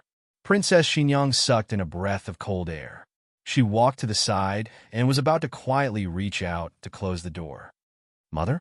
Xiao Hung came out. With a strange expression, he looked at Princess Xinyang, who was leaning against the door in a very strange position. What are you doing? Princess Xinyang stared dumbfoundedly at Xiao Hung, who was fully clothed. She blinked and leaned over to look at Gu Jiao, who was sitting on the bed without the slightest mess. She lightly coughed and calmly said, Nothing. I was just passing by and came to take a look. There was something on the door just now, but it's gone now. Is that so? Xiao Hung turned his head and looked at the bright and clean door. You. Princess Xinyang's gaze fell on the empty bowl in Xiao Heng's hand. Were you eating porridge just now? Xiao Hung said, It's the second bowl. Xiao Jiao is probably starving. So it turned out to be food. She had thought that these 2 people were finally enlightened. Princess Xinyang solemnly said, Even so, you can't eat any more. Xiao Hung smiled. Mother is right. Mother, do you want to go in and take a look at Jiao Jiao? Princess Xinyang looked at the empty bowl in his hand and unhappily said, You can eat so much. Is there a need to look? I came to look for you.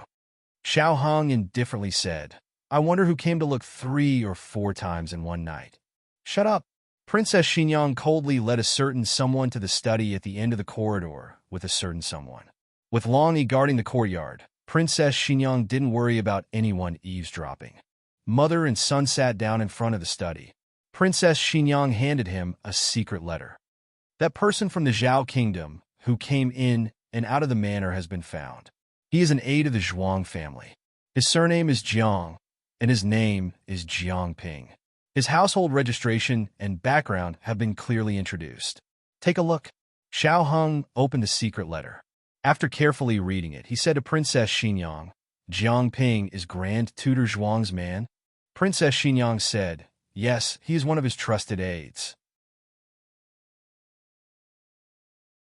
It is said that many of the methods used to deal with Marquis Xuanping's mansion were suggested by this trusted aide. Xiao Heng analyzed, since he is such an important trusted aide, then the possibility of him being bribed by others is very low. Princess Xinyang nodded. Grand Tutor Zhuang is an ambitious person. After Prince Ning was placed under house arrest, he still didn't give up. Every few days, he would visit Prince Ning. On the surface, he was continuing the relationship between grandfather and grandson, but in reality, he was inciting Prince Ning to rebel. Fortunately, Prince Ning's heart was already dead, so he simply ignored him. Xiao Heng said indifferently, Prince Ning ignored him, and the Empress Dowager no longer protected him, but he still didn't give up. Princess Xinyang snorted coldly. After sitting in the clouds for so long, one doesn't want to fall. Grand Tutor Zhuang's ambition is too great. Unfortunately, the Zhuang family, which is riddled with holes, can no longer support his ambition. Xiao Heng thought of something and asked, what is the identity of that General Nangong? Princess Xinyang said, among the 16 great families of the Yin Kingdom, the Nangong family is ranked 11th. I don't know if this general is from the Nangong family. If he is, then our opponent's background is not small. Although the Nangong family isn't even in the top 10, the Yin Kingdom is the most powerful country in the last 30 years. Any family in the Yin Kingdom is an existence that cannot be underestimated. However, the Yin Kingdom has its own laws. Even the Nangong family cannot rashly cause trouble in our country. They don't dare to come out in the open, so we have ways to deal with them.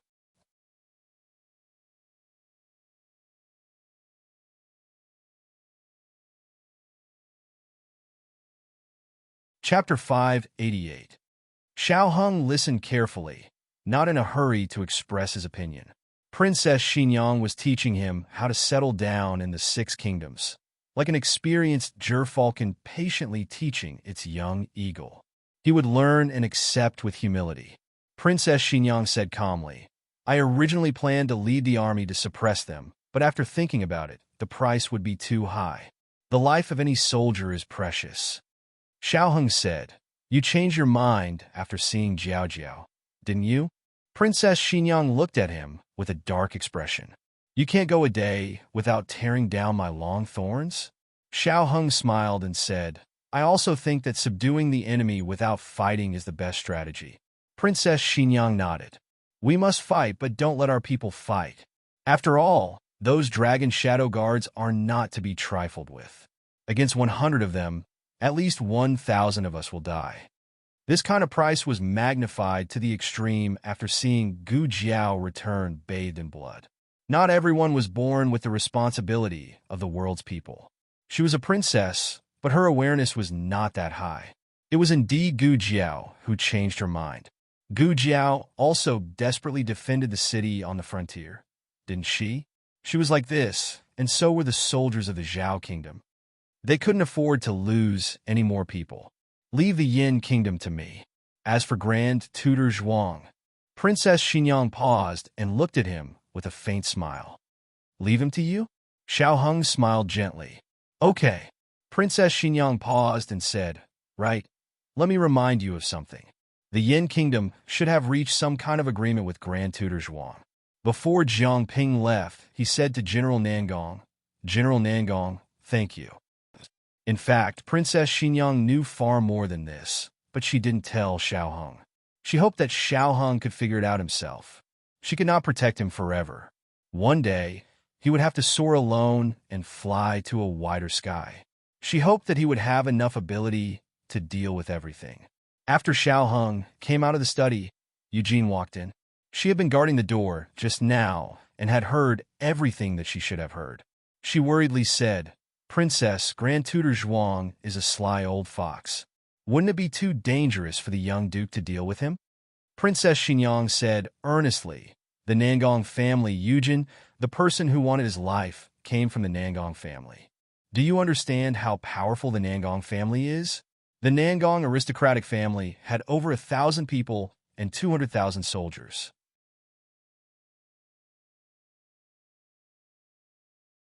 The Zhuang family was very powerful, but it was not worth mentioning when compared to the Nangong aristocratic family. If he couldn't even bring down Grand Tutor Zhuang, how could he compete with the Nangong family in the future? If he really doesn't have the ability, I'd rather he live in seclusion for the rest of his life. Gu Jiao had just gone through a battle, so Xiao Hong didn't want her to tire herself out. He had her stay with Princess Xinyang to recuperate while he returned to Clearwater Alley to deal with Grand Tutor Zhuang. On the carriage back, he tried to piece together the complete truth from the clues in his hands. Jiang Ping said, "General Nangong, thank you very much." These words did sound like they had reached some kind of agreement. Xiao Hong remembered another matter. When Gu Jiao and Gu Qingfeng were following Qin Fengyin, they had heard Qin Fengyin's conversation with the people of Yin.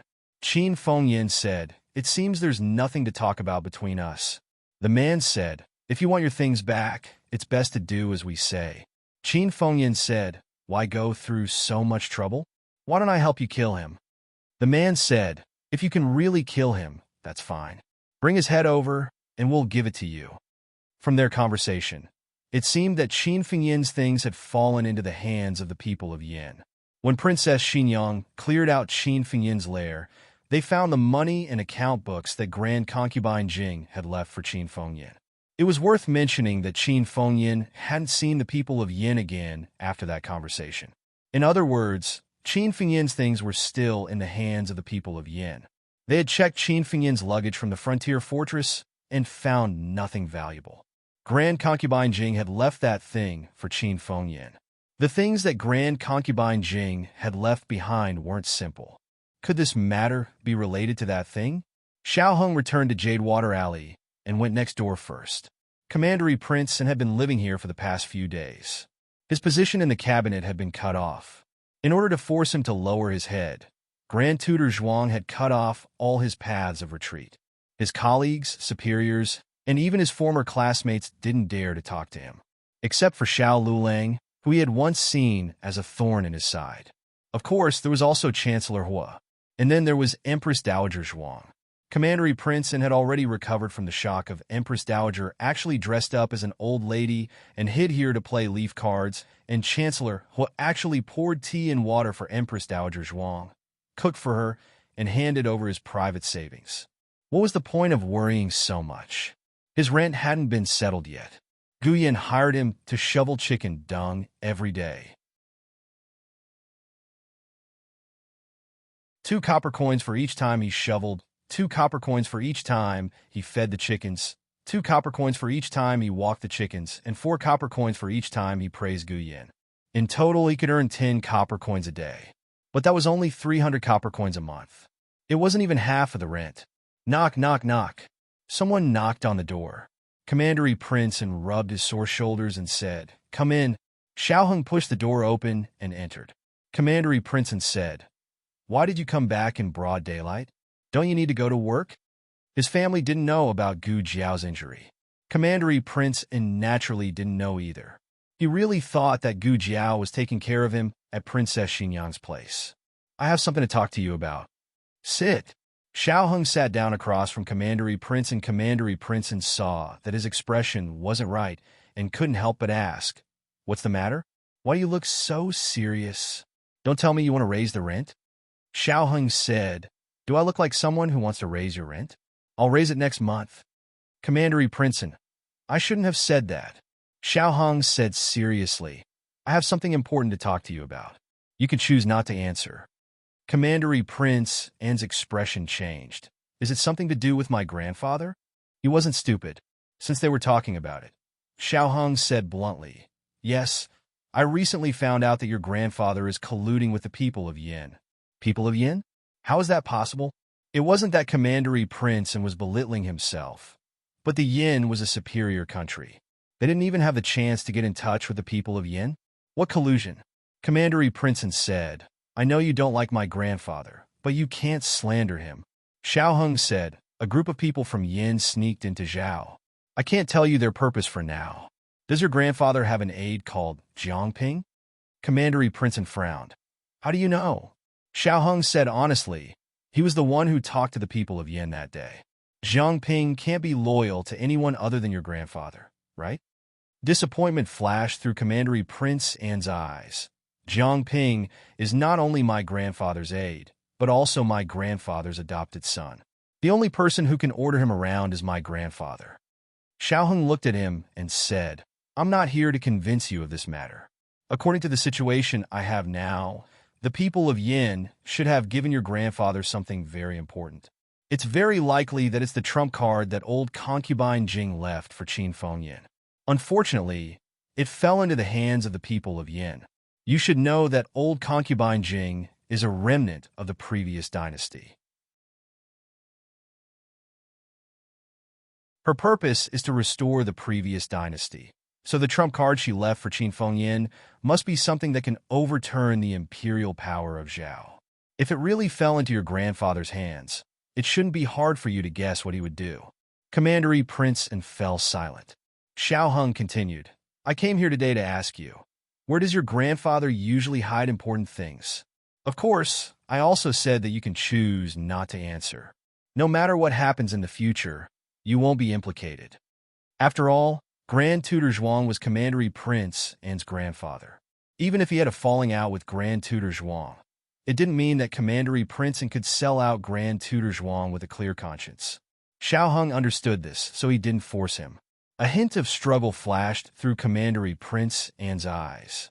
After a while, he clenched his fists and said in a low voice, My grandfather is a very cautious person. If you plan on going to his study or his courtyard to find something, then you've made a mistake. Then where would he put it? Xiao Heng asked. Commandery Prince Anne said, It depends on what it is and his mood. He said that if you can't feel the pattern, then others won't be able to see through you. He was speaking the truth.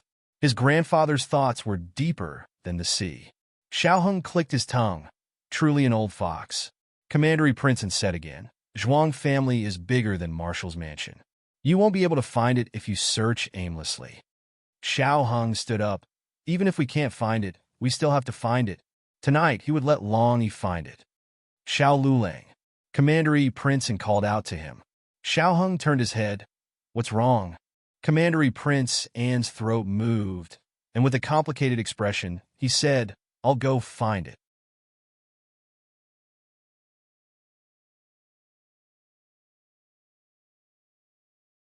Chapter 589.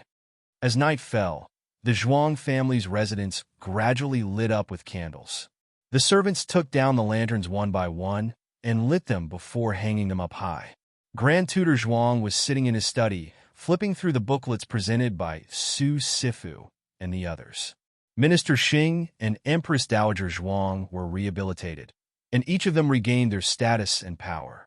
However, Grand Tutor Zhuang didn't do anything when Empress Dowager Zhuang was framed. Some ministers thought that he was ungrateful and didn't care about the sibling relationship. Some ministers suggested that he knew about it and was just playing along with Empress Dowager Zhuang and others. Everyone had different opinions. This was what civil officials were good at talking about.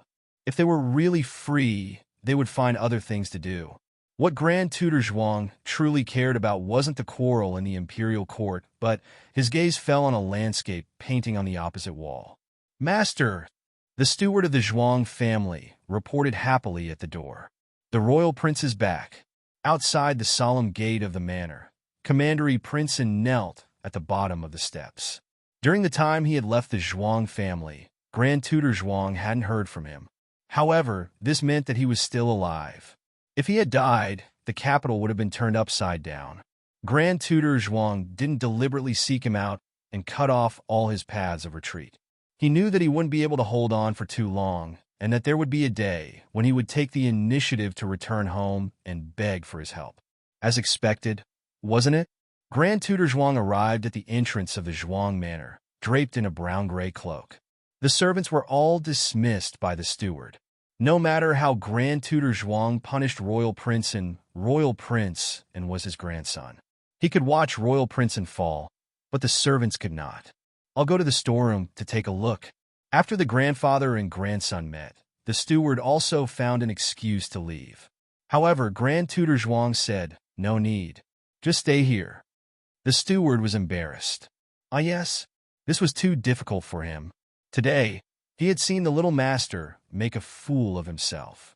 In the future, when the little master became the head of the household, wouldn't he make things difficult for him? Grand Tutor Zhuang ignored the steward. He slowly walked up the steps and looked down at the lonely figure kneeling on the ground. After so many days, he should know that life outside was not easy. "Raise your head." Royal Prince slowly raised his head and looked at his grandfather with a melancholic expression.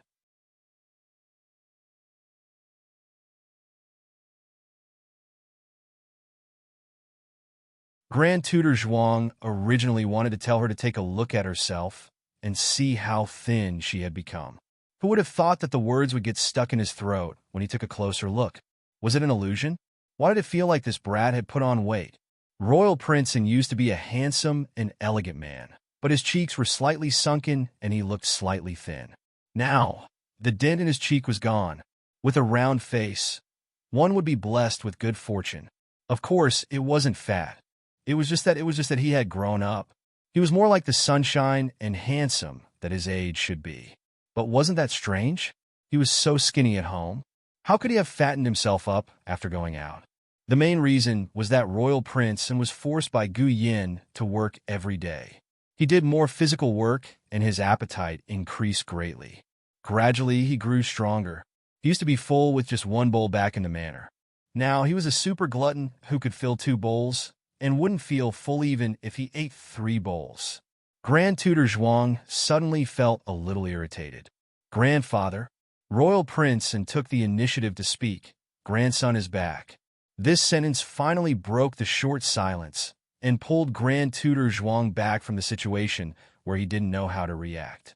Grand Tutor Zhuang said coldly, "You still know how to come back? I already warned you. If you dare to walk out of that door, don't think about coming back easily."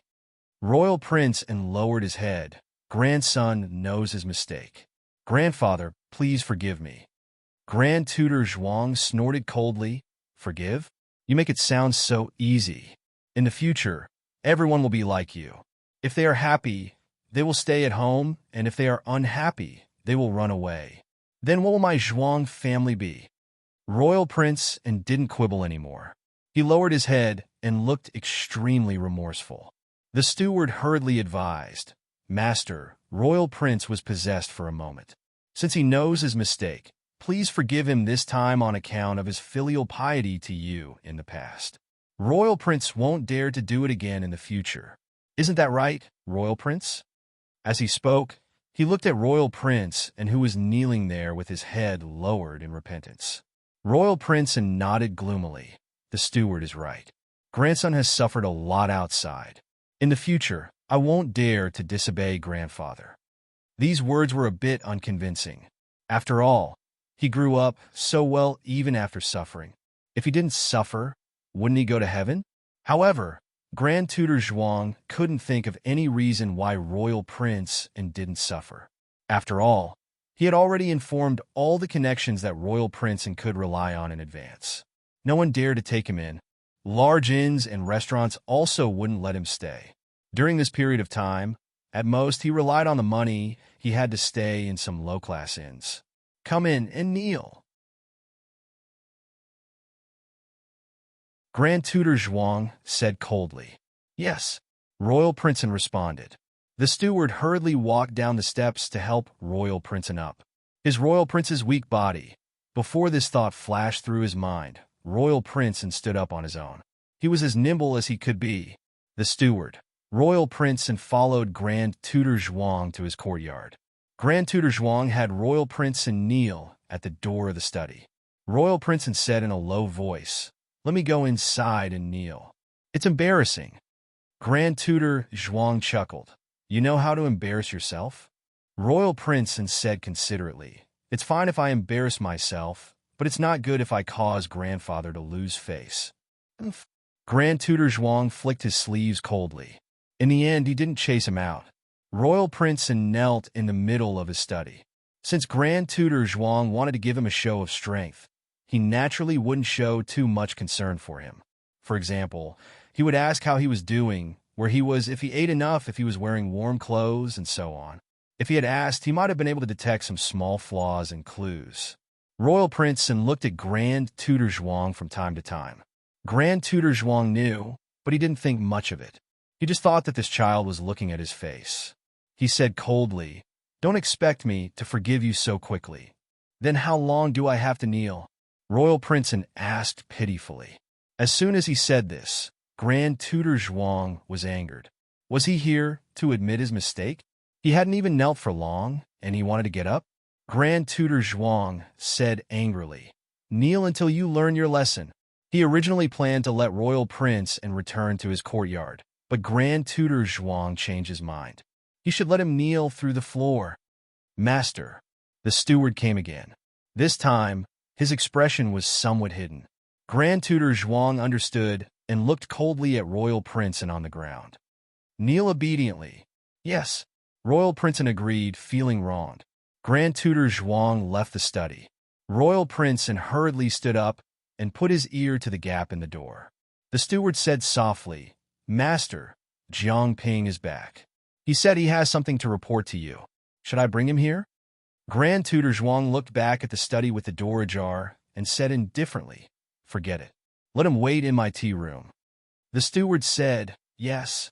When Grand Tutor Zhuang returned to the study, Royal Prince had already knelt down respectfully. Grand Tutor Zhuang glanced at the landscape painting on the wall. He hesitated and said to Royal Prince, "You go back first." "Thank you, grandfather." Royal Prince cupped his hands and bowed. He supported himself on the table and stood up. After he left the courtyard, Grand Tutor Zhuang went to the tea room on the other side of the corridor. Royal Prince, on the other hand, returned after taking a stroll outside.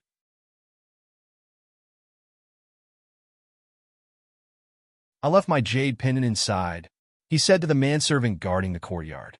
Royal Prince was a very special existence in the Zhuang family. He could freely enter and leave Grand Tutor Zhuang's courtyard. In addition, he was personally brought back by Grand Tutor Zhuang. This meant that the conflict between grandfather and grandson had been resolved. The manservant didn't dare to stop him and let him in.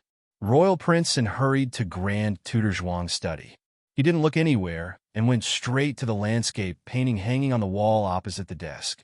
He noticed that his grandfather looked at this painting a total of 3 times when he was reviewing the memorials. He looked at it once when he went out to talk to the steward and looked at it again when he returned to the courtyard. Based on his understanding of his grandfather, there must be a mystery behind this painting. He took down the painting, but to his disappointment, there was only a normal wall behind the painting. There were no hidden compartments or cracks. Royal Prince didn't understand. What's going on? Am I thinking too much? Does grandfather simply like this painting? Is this painting priceless? It did seem to be an antique painting. It was quite valuable. Royal Prince frowned. No, there must be a problem. Grandfather has such high standards.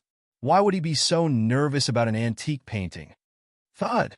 Royal Prince's hand slipped, and the painting fell to the ground. The top of the painting was actually loose. He quickly squatted down and picked up the painting. Then, he pulled out the top of the painting that seemed to be whole, but was actually pieced together. The painting was hollow. There was something inside.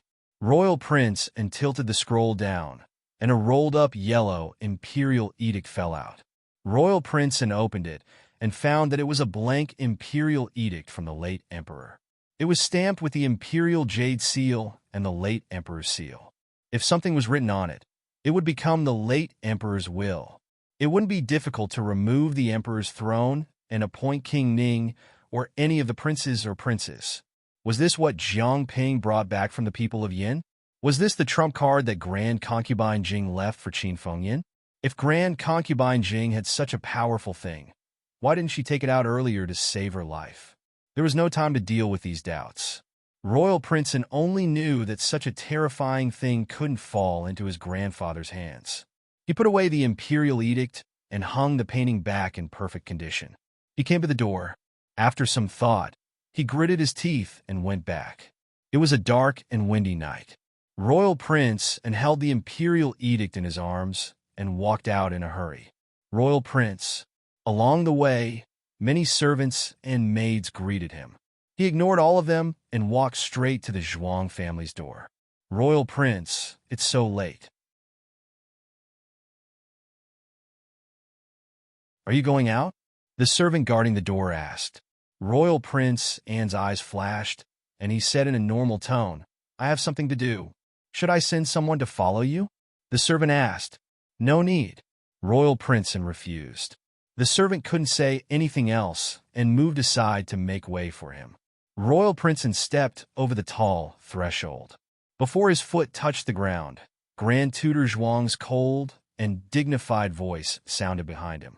Stop!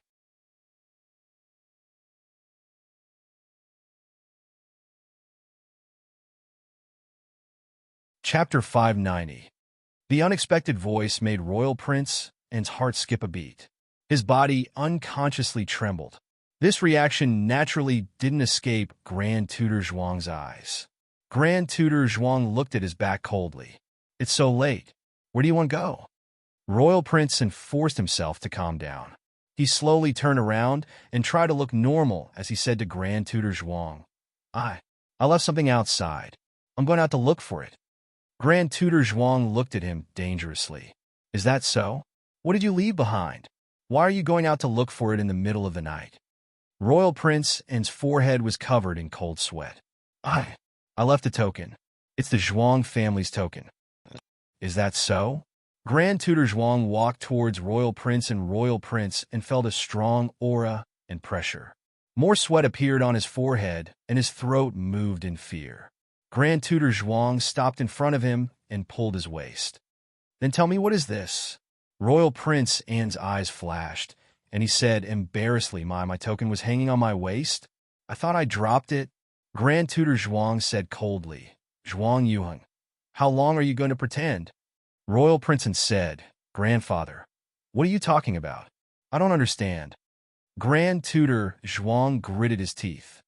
You don't understand? Fine, then let me ask you. What were you doing in my study just now? Royal Prince Anne's chest heaved up and down. He couldn't hide the guilt in his eyes. He looked at the token in Grand Tutor Zhuang's hand and said, I was looking for this. Grand Tutor Zhuang was exasperated. You dropped the token from outside the residence. Is there a worse excuse? Zhuang Yuheng, you're my grandson. Can't you even lie? Royal Prince Anne opened his mouth. Grandfather. Grand Tutor Zhuang looked at him coldly. This is the entrance of the residence. There are so many servants watching. I don't want to embarrass you. Hand it over obediently. Royal Prince Anne avoided Grand Tutor Zhuang's sharp gaze. What? I don't understand. Grand Tutor Zhuang sternly said, Now you're calling me your grandson? Zhuang Yuheng, you are still too inexperienced to play tricks in front of this old man. Are you going to hand it over yourself? Or do you want this old man to search your body for it? This is your last chance. Don't think that I can't bear to touch you just because you're my grandson. If you dare to disobey me again, I'll treat it as if I don't have a grandson like you. Empress Dowager? Prince Anne shouted behind Grand Tutor Zhuang. Grand Tutor Zhuang subconsciously looked back. Royal Prince Anne broke into a run. Grand Tutor Zhuang was truly infuriated.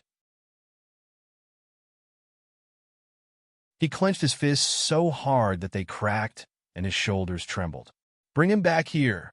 2 guards rushed out of the door, and Royal Prince Anne was caught by them before he could run a few steps. The 2 of them carried Royal Prince Anne back to the gate. Close the door. Grand Tutor Zhuang didn't want anyone passing by to look. The servant shuddered as he closed the door. Just now, he had almost let the royal prince go. He didn't know if the old master would be angry. Naturally, Grand Tutor Zhuang didn't have the time to punish these servants. He dismissed them and only left 2 of his trusted guards behind.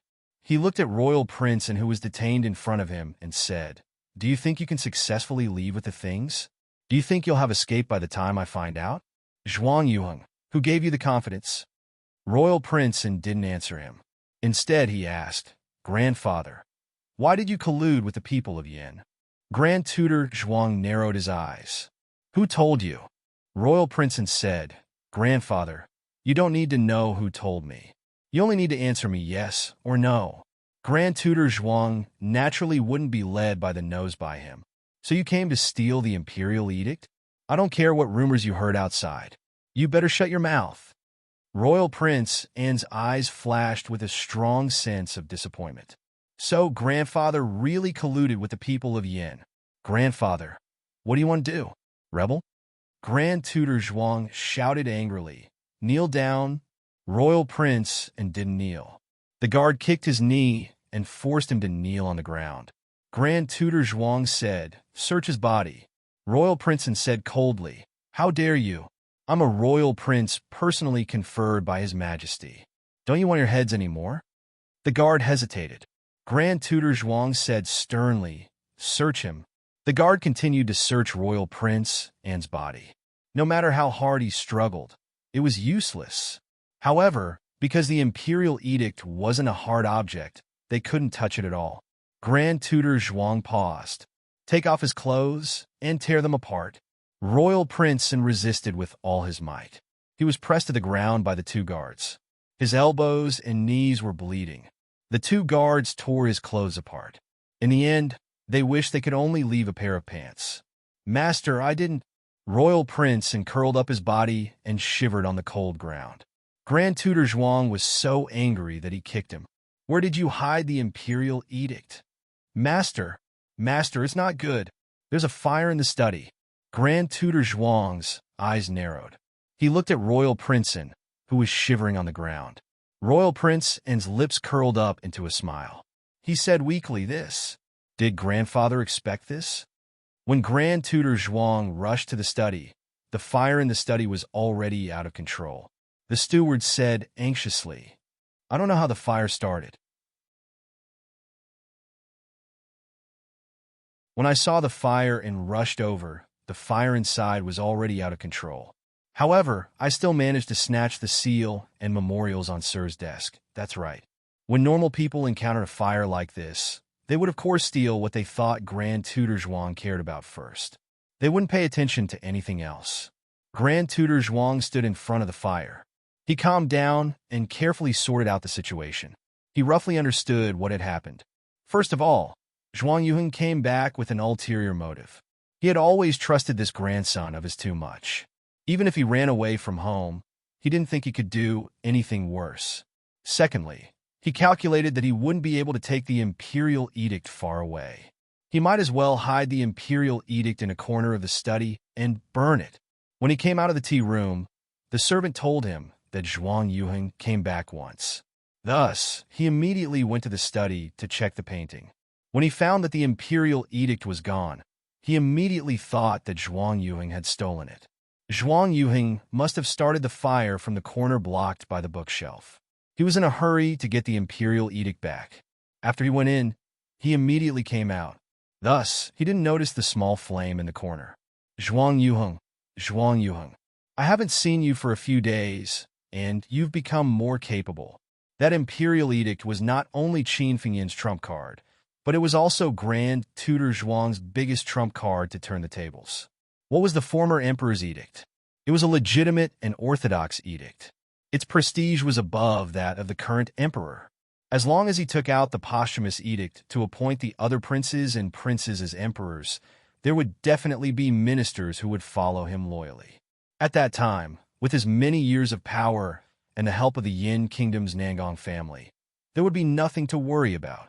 But now, this posthumous edict was destroyed by his most valued grandson. The anger in Grand Tutor Zhuang's heart was enough to burn Royal Prince An 100 times.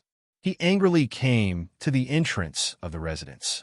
Royal Prince An's clothes were already torn. Now, he was covered by a guard's outer robe.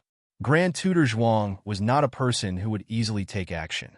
However, he couldn't hold it in anymore. Zhuang Yuheng, you are very good. Very good? You don't want to live anymore? Good.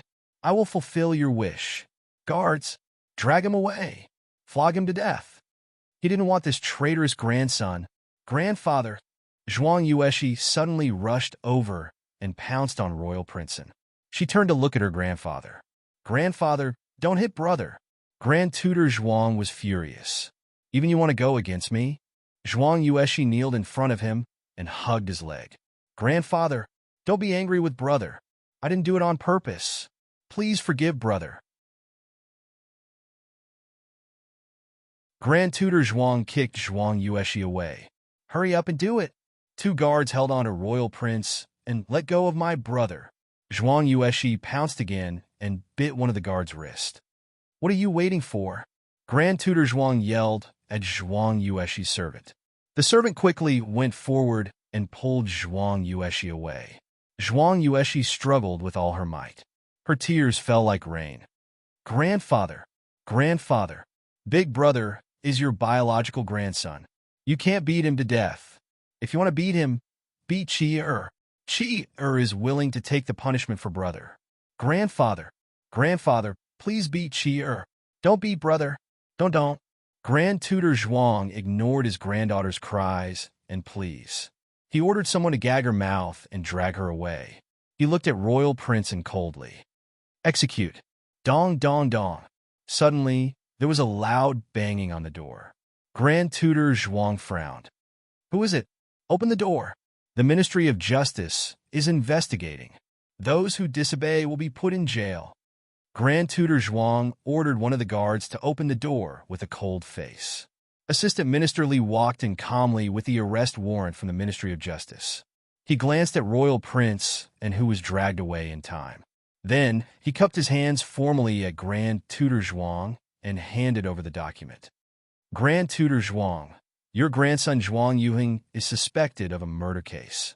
I was ordered to arrest the suspect Zhuang Yuheng and bring him to justice. I hope Grand Tutor Zhuang will not obstruct me from handling the case." Royal Prince was handcuffed and put into the prison carriage. Assistant Minister Li was released by Royal Prince halfway through the prison carriage. Royal Prince sat in the carriage that had been waiting in the alley for a long time. As expected, he saw Xiao Hong. "You are really," Royal Prince wanted to say, "you are really daring. You even impersonated the Ministry of Justice." When he was about to say it, he remembered that this fellow could even forge an imperial edict. What else did he not dare to do? Royal Prince raised his eyebrows. "I can get out myself without your help. No need to thank me," Xiao Hong said calmly. "Humph." Royal Prince looked away. The two returned to Jade Water Alley. When Royal Prince came out after changing his clothes, Princess Xinyang also came over. It was the first time Royal Prince saw her. He did not know Xiao Heng's true identity, so he was surprised by her sudden visit. He did not know and did not dare to ask. "Where is the imperial edict? Did it really burn?" Princess Xinyang asked. The three of them sat in Xiao Heng's study. "No, I brought it out." Royal Prince took out a blank imperial edict and placed it on the table. Princess Xinyang picked up the imperial edict and touched the texture and lines on the edict with her fingertips. As expected of the late emperor's imperial edict.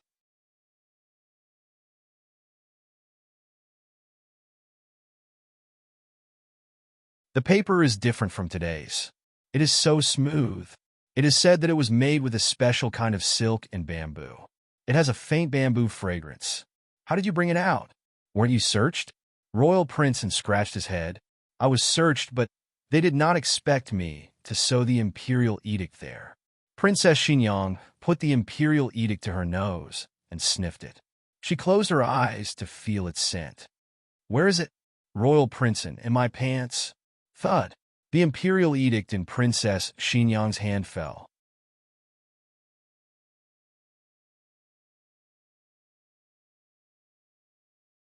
Chapter 591. What did Royal Prince just say? This imperial edict was taken out from his pants? Princess Xinyang was in a bad mood. She was a woman, a princess of the imperial court. When she thought about how she had touched and smelled it in front of the two juniors, Princess Xinyang felt that she had lost 10 lifetimes worth of face. Why did you sew the imperial edict in that place for no reason? She slammed the table and shouted. Royal Prince was a junior and a subject. In addition, Princess Xinyang had a strong aura. Even the emperor was afraid of her, let alone a young royal princein. When Royal Princein spoke to her, he didn't dare to look at her to offend her. Naturally, he didn't see her intoxicated actions with the imperial edict. He was startled by Princess Xinyang's sudden anger and finally gathered his courage to look at Princess Xinyang. Princess Xinyang was furious. Her beautiful face was filled with anger. Her cheeks and neck were red with anger. Royal Prince was confused and said blankly, "If I didn't sew it in my underpants, I couldn't take it out." He never thought of destroying the imperial edict from the start. Such an important item was a life-saving talisman in his hands, especially for people like him who dealt with imperial power all day long. No one could guarantee that there wouldn't be a day when the monarch wouldn't be afraid of them. In the beginning, he did plan to take it out with him. But on second thought, if his grandfather found out in time, he would definitely search him. There was only one place where he wouldn't be searched, and that was his underpants. But if it was stuffed in his underpants, it would fall off easily and be touched easily. Thus, he went back to the study and sewed it on the fabric of his underpants. As for why he knew how to sew and mend, it was thanks to the difficult days in Baishui Alley. As a man, he actually learned how to sew clothes. Of course, his grandfather's thoughts were too deep. He didn't rule out the small possibility that he would really take off his underpants to check. Thus, he set the study on fire. He purposely showed flaws and covered it up to make his grandfather think that he had the imperial edict on him.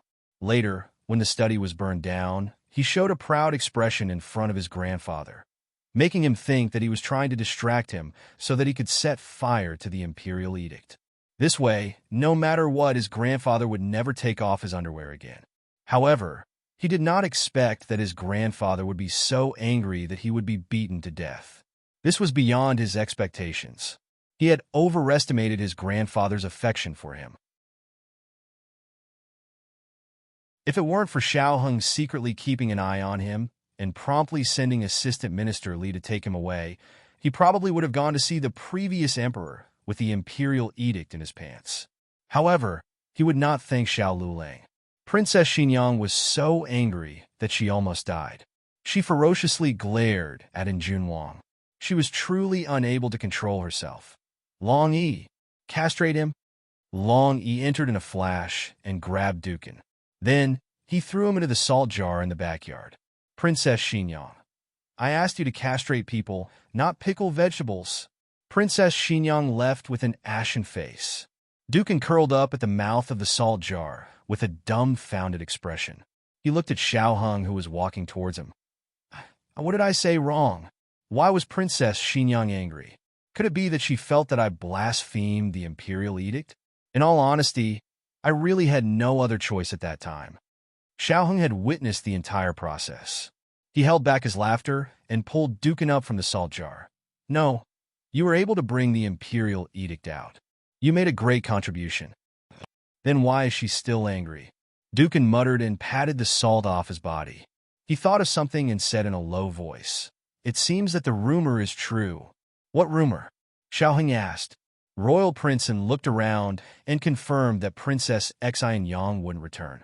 He then said to Xiao Heng in a small voice, Princess Xinyang is temperamental. She always abuses Marquis Xianping. Marquis Xianping turned against her husband because he couldn't stand her violence. The corner of Xiao Heng's mouth twitched. She can't beat Marquis Xianping, right? Dukan said, She's a princess. Marquis Xianping does not dare to fight back. Xiao Heng. As they spoke, the two returned to the study. Do you want to take a look at the imperial edict? Dukan picked up the imperial edict on the table and handed it to Xiao Heng. No need, Xiao Heng said. He calmly took out a brocade box and opened it, saying to Dukan, Here, put it inside. Oh! Dukan put the imperial edict into the brocade box. You don't even want to take a look? Aren't you afraid that it's fake? Xiao Heng said meaningfully. No, Princess Xinyang already tested it. Didn't she say that the silk paper is different and is especially smooth? Dukan nodded in realization. I think so. Xiao Heng could not take it anymore. If he held it in any longer, he would suffer internal injuries. He closed the box and said to Dukan sternly, Then I will leave first. Xiao Lulang. Dukan looked at him fixedly. I used my life to exchange for this imperial edict. Can you spare my grandfather's life because I gave it to you? Xiao Heng paused and looked at him seriously. Aren't you afraid that he will suffer a fate worse than death? After all, for an ambitious person, losing everything was the greatest torture. Dukan only looked at Xiao Hung quietly and did not speak. Xiao Hung nodded. Okay, I understand. I promise you. Dukan said gratefully. Thank you. Xiao Hung took the imperial edict and went to the residence on Vermilion Bird Avenue. Princess Xinyang washed 18 basins of water in her room, scrubbing her hands and nose until they were rotten. Eugene did not know what happened and asked Princess Xinyang, but Princess Xinyang refused to say. Young Marquis, you've come? Eugene saw Xiao Hung walk in with a brocade box in his arms, and his heart relaxed. Xiao Hung looked at the angry Princess Xinyang. To be honest, he rarely saw his mother like this. Aunt Eugene, let me take care of my mother. He suppressed the smile on his face and said. Eugene looked at Xiao Hung strangely and said, Okay, you do it. She put down the basin and turned to leave. Princess Xinyang sat on the chair and rubbed her hands as she said unhappily, What? Are you here to laugh at me? Xiao Hung clicked his tongue and said innocently, Look at what you were saying. Am I your son, that kind of person? Besides, what kind of joke do you have to laugh at? Isn't it just an imperial edict that you took out from your pants? Xiao Lulang. Lulang was now Xiao Hang's courtesy name. She even called him by his surname, which showed how angry Princess Xinyang was. Xiao Hung obediently kept his mouth shut.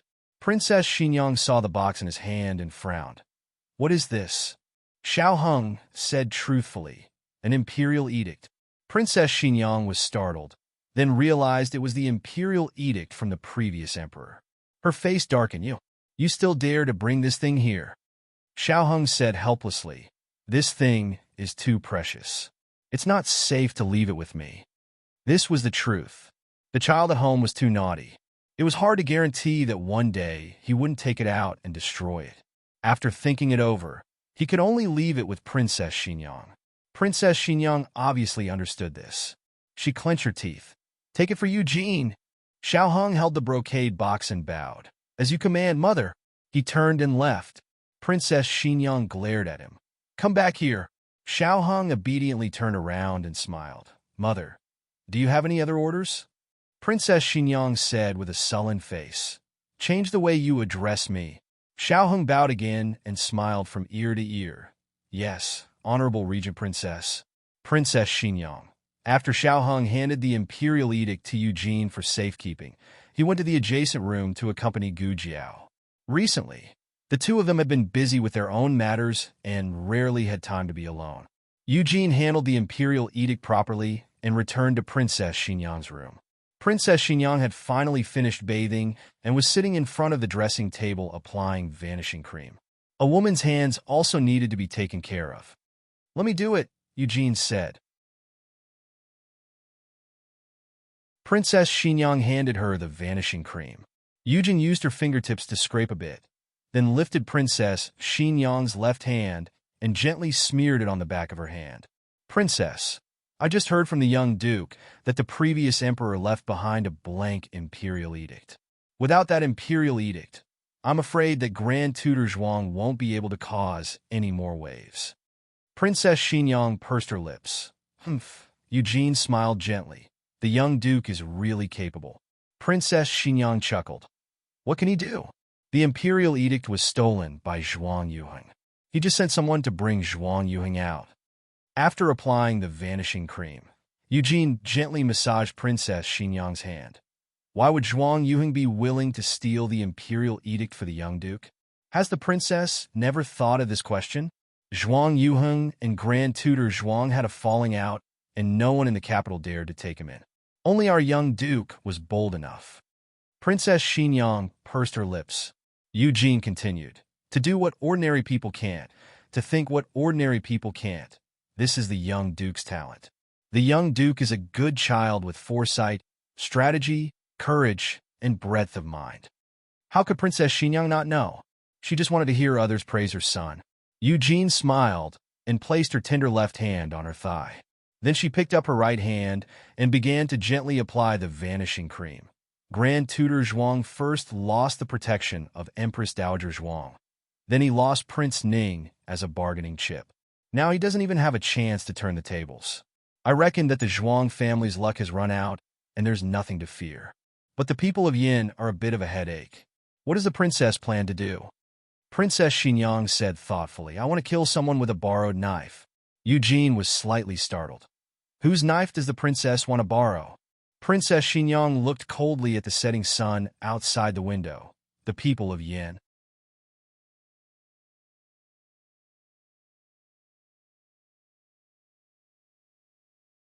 Chapter 592. In the room next door, Xiao Heng peeled an orange for Gu Jiao. Gu Jiao had been resting for 4 days. The wounds on her arms and waist were healing well, and the wounds on her wrists were also recovering well. In another 2 or 3 days, the bandages would be completely removed. Gu Jiao had never rested for so long. She was about to grow mold in the room. She seemed to understand Mo Chinchua's frustration a little. I'm fine. I can go back now, Gu Jiao said as she sat on the bed. No. Xiao Heng refused. Dr. Song said that you have to rest for at least 7 days. In fact, it was reasonable to say that she should rest for 10 days to half a month. However, Dr. Song and Xiao Heng both understood that she wasn't someone who could stay cooped up in the room for so many days. In addition, her injuries did heal faster than ordinary people, so they reduced it to 7 days. Gu Jiao oh. Xiao Heng chuckled softly and handed her a few pieces of tangerine that had been peeled off.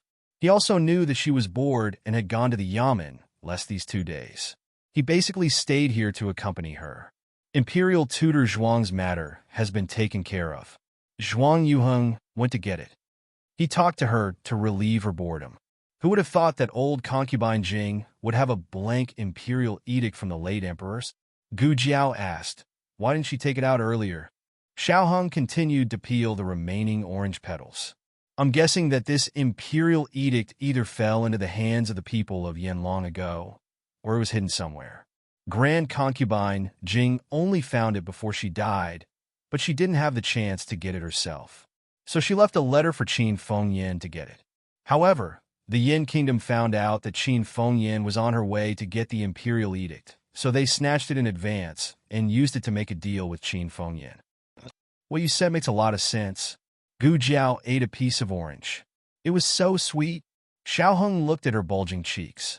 She looked like a little squirrel looking for food. He couldn't help but laugh. I'm just guessing, but that's not important. Eat slowly. Yes.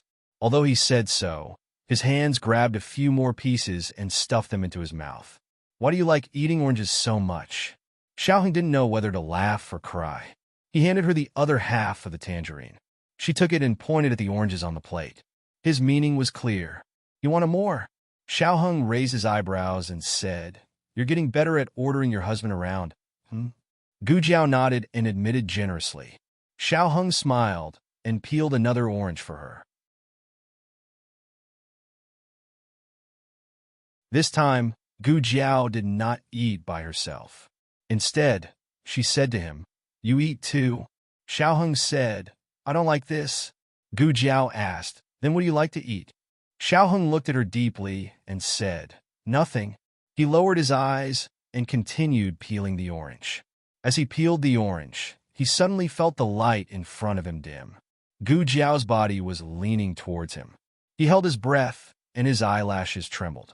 Gu Jiao tilted her head and reached out her hand to pinch his chin. His heart skipped a beat. Oh, there's something dirty? Gu Jiao looked left and right. She took away a bit of cotton wool that was stuck to his cheek. Xiao Heng's face turned red in embarrassment. So it was cotton wool? He thought that she was going to, Husband, what's wrong? Gu Jiao looked at him and asked. No, it's nothing. Xiao Heng lowered his eyes in disappointment. He placed the peeled orange on the table and began to peel the tangerine for her. Gu Jiao's lips curved. She looked at that handsome and resentful face. She leaned forward and gently kissed the corner of his lips. Xiao Heng was stunned. He stared at her, dumbfounded. Gu Jiao did not pull back. She just stared at him so close. Gu Jiao blinked. Xiao Heng's heart was filled with heat. He was already at an age where he was full of vigor. How could he resist her teasing? Xiao Heng's throat moved. He looked at her with desire. A righteous villain in his heart was shouting, No, no, no. Then, another evil villain slapped the righteous villain to death. Xiao Hung reached out, grabbed the back of her head, and leaned forward. Just as he was about to kiss her, there was a sudden cough at the door. Cough, cough! It was Princess Xinyang's voice. Xiao Hung stumbled and bumped into the bedpost next to Gu Jiao. There was a big bump on his head. Eugene and the servant girls covered their mouths and snickered. Princess Xinyang couldn't bear to watch. If she had come alone, she could have snuck away. But she had brought a group of people. So many pairs of eyes had seen them. She couldn't pretend to be blind even if she wanted to. Everyone will leave. She frowned. Yes. Eugene snickered and left with the servant girls. Princess Xinyang looked at her silly 19-year-old son, who was still a virgin. Good for you. It's broad daylight. Don't you know how to close the door? Gu Jiao said. You're not allowed to be fierce to my husband. Princess Xinyang said. So what if I'm fierce to him? Xiao Heng's face was flushed red. It was fine if he kissed his wife in broad daylight, but he was also seen by his mother and Eugene. The rules he had learned since elementary school did not allow him to do so. He had gone overboard just now. What was worse was that he had gone overboard, but he hadn't enjoyed the pleasure of going overboard. He'd almost kissed her. What a shame. Cough. Xiao Hung stood between Gu Jiao and Princess Xinyang. He said to Princess Xinyang seriously, Why did mother come? Princess Xinyang chuckled. I can't come, right? Did I disturb your good time? Xiao Hung, don't you know there's something called a door in this world? You can do whatever you want if you close the door. Gu Jiao poked her head out from behind Xiao Hung. That's not exciting. Xiao Hung? Wife, don't say any more. Xiao Hung broke out in a cold sweat and hurriedly supported Princess Xinyang's arm. He said embarrassedly, Jiao Jiao needs to recuperate. I'll help you out for a walk. Humph.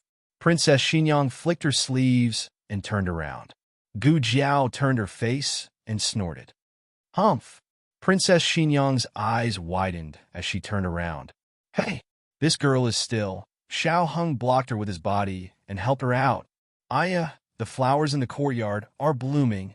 They're blooming really well, as expected of my mother's flowers. Even the palace gardeners can't grow them as well as you. Princess Xinyang was pushed out of the room by her son. Xiao Hung supported her with one hand and closed Gu Jiao's door with the other. Princess Xinyang glared at him unhappily. You've forgotten about your mother when you have a wife. Xiao Hung said with a wronged expression. Look at what you're saying. Am I that kind of person? Princess Xinyang raised her eyebrows. Then let me ask you. Xiao Hung sighed and interrupted her. You and Jiao Jiao fell into the water at the same time. Who should I save first, right? I must save you. Jiao Jiao and I will save you together. Jiao Jiao knows how to swim.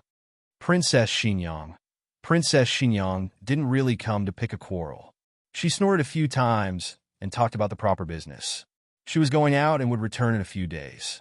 She had already warned the crown prince about the matters of the imperial court, so there wouldn't be too big of an accident. Don't leave the capital if you have nothing to do. Wait for me to return. Okay. After warning her son, Princess Xinyang took Eugene and Long Yi and sat in the carriage. Eugene asked, Princess, where are we going? Princess Xinyang said, We're going to find another force of Yin Empire. She had always suspected that the group of people who assassinated Xiao Hung didn't dare to make a move in the capital because there was another force of Yin Empire in the capital. This force might not necessarily be there to protect Xiao Hung. It was very likely that they were the spies of Yin Empire in other countries. They didn't interfere with the affairs of other countries. They only monitored the intelligence of other countries. Nangong family should be acting without authorization. They couldn't be discovered by Yin Empire. Otherwise, the consequences would be very serious.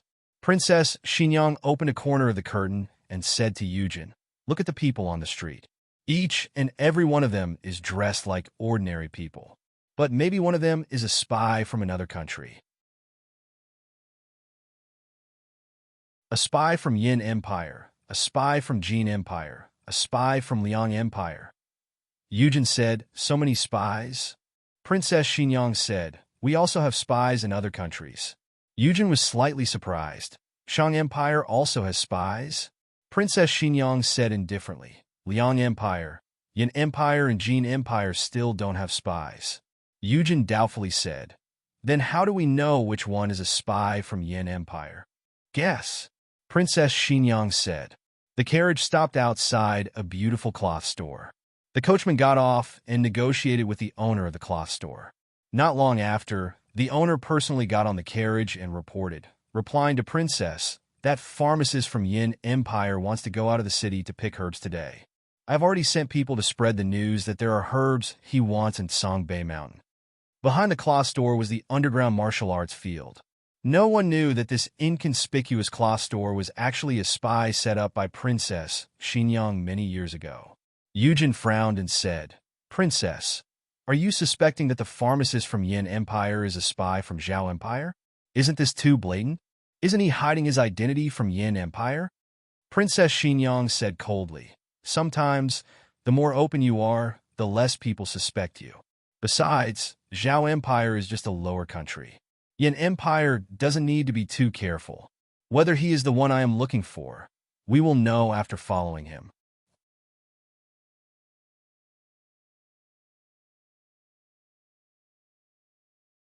Chapter 593. The pharmacist of the Yin state came to the underground martial arts arena more than 10 years ago. Princess Xinyang didn't pay much attention to this person. To be exact, she didn't pay much attention to the underground martial arts arena. There was fighting and killing there all day long. After going there once or twice, she lost interest. After the pharmacist of the Yin state came out of the underground martial arts arena, he sat in an ordinary carriage. Including the coachman, there were 4 accompanying guards. Princess Xinyang didn't know martial arts and couldn't see the depth of their skills. But according to the information she had, the pharmacist of the Yin state had been in the Zhao kingdom for a long time and had never been defeated by anyone. Almost no one in the underground martial arts arena dared to challenge his authority. Follow from a distance. Don't let him find out. Princess Xinyang ordered the coachman. The coachman replied yes. In broad daylight, there were many carriages heading towards the West City Gate. Even if they followed behind, it was not easy to tell that they were doing it on purpose. Once they left the West City Gate, they would have to pay more attention. However, Princess Xinyang was already prepared. Her carriage had the insignia of the relay station. The sky was dark. It looks like it's going to rain. Eugene looked at the sky outside the window and said. Princess Xinyang said, it's a bit stuffy in the morning. It's probably going to rain. It's okay. He can go to the village to hide from the rain. The carriage followed at a moderate speed. When it approached the official road of Songbei Mountain, the pharmacist of the Yin state stopped. The pharmacist of the Yin state left the coachman to look after the carriage. He took 3 guards, each with a basket of herbs, and went up the mountain to pick herbs. The pharmacist of the Yin state didn't go out of the city to pick herbs at a fixed frequency. Sometimes he didn't go out once a year. Sometimes he was out for half a month. It had been half a year since the pharmacist of the Yin state went out to pick herbs. If they missed this chance, they didn't know how long they would have to wait. After all, it wasn't always possible to find the herbs he needed and lure him out. Princess Xinyang's carriage also stopped. Eugene looked at the pharmacist of the Yin state through the gap in the curtain. Princess, they went into the mountain. Princess Xinyang also looked through the gap. It's good that they went into the mountain. She had already asked people to plant the herbs in the mountains. To be honest, the herbs were not very expensive, but they were not commonly seen in this season. She also spent a lot of effort to buy them from others. Long Yi. Princess Xinyang gestured. Long Yi flashed away. Princess Xinyang was not sure if the imperial advisor of the Yin kingdom was from the Yin kingdom, so she needed to test him. The first step was to lead him to the Nangong family. The herb was planted on the hillside, and the Yin kingdom's pharmacist soon found it. He was overjoyed. This kind of herb had to be dug out along with its roots, otherwise it would lose its medicinal efficacy. He took out a shovel, then squatting down, he dug out the medicinal herbs. And just when he was about to carefully put the medicinal herbs into a box and put it into the medicine basket, Long Yi suddenly came over. Long Yi snatched his box and ran away without hesitation. Medicine Master, are you all right? A guard hurried over. Long Yi's action was too fierce, and the Yin kingdom's pharmacist fell on his butt. He stood up with the help of the guard, patted his trousers, and said, "I'm fine." After coming to the Zhao country for so many years, he was already used to speaking the Zhao country's language, and the guards were also the same. "I'll chase after him," that guard said. The Yin Kingdom's pharmacist waved his hand. "It's just a stalk of herb. If he wants it, then give it to him. There's no need to chase." Princess Xinyang waited in the carriage for a long time, and as a result, she saw the Yin Kingdom's pharmacist continue to bury his head in picking herbs. Princess Xinyang, in any case, he's a pharmacist from the Yin Kingdom. His herbs were stolen, and he didn't even chase after them. Princess Xinyang was angry. "Who is it?" Eugene thought for a bit and said embarrassedly, "Could it be that Long Yi's action was too fast?" And no one saw that he was a person. A shadow flashed past. She probably thought that he was a monkey from the mountains. Princess Xinyang thought this was a possibility. "Long Yi go again? Don't be too fast." He couldn't be fast, he had to be slow. Long Yi was enlightened. He came to the side of the Yin Kingdom's pharmacist very, very slowly, and reached out his hand. It was as if he was in slow motion, and he snatched the herb from his hand. Then he turned around slower than a tortoise, moved his legs slower than a seahorse, and turned his head slower than a sloth. It was as if he was talking to the Yin Kingdom's pharmacist. "Come, chase me." "Yeah." Yin Kingdom's pharmacist. "Pharmacist?" The guard beside him said in a low voice. The Yin Kingdom's pharmacist shook his head. "I thought he was a monkey, but it turns out he's a fool." "Forget it. Ignore him. A fool was already pitiful enough." What was going on with chasing after him? Then Long Yi's seduction failed. Princess Xinyang held her forehead. "Long Yi, can you be a bit more normal?" "I'll do it myself," Princess Xinyang said seriously. Eugene looked at her worriedly. "Princess, how will you do it?" "Honey trap," Princess Xinyang said coldly. "I'll go find him and say I'm lost. I'll have him give me a ride and send me to the relay station." Eugene looked up and down at Princess Xinyang. "You don't look like someone who can get lost." Princess Xinyang glanced at her and said, "I was robbed by a fool. Can I?" Eugene laughed hollowly. "Okay, you're the princess. You have the final say. You're not allowed to follow me," she ordered Long Yi. Princess Xinyang elegantly got off the carriage. As a princess of a country, even in the depths of a mountainous area, she was calm. Princess Xinyang raised her chin and lifted her skirt. Like a proud peacock, she walked towards the mountainous area. The mountain road was rugged, and after walking a few steps, she stepped on her own skirt. With a cry, she rolled down the slope and fell flat on her face with her mouth full of mud. Eugene sucked in a mouthful of cold air. Long Yi covered his eyes. But because of this fall, the Yin Kingdom's pharmacist heard her scream. The Yin Kingdom's pharmacist sent his subordinates to check what was going on. A guard found the dazed Princess Xinyang in a ravine. At this moment, her jewelry had been sent flying, and her hair was messed up. Her hair was a mess, and her body was covered in mud. She really did look like a madam who had fallen on hard times.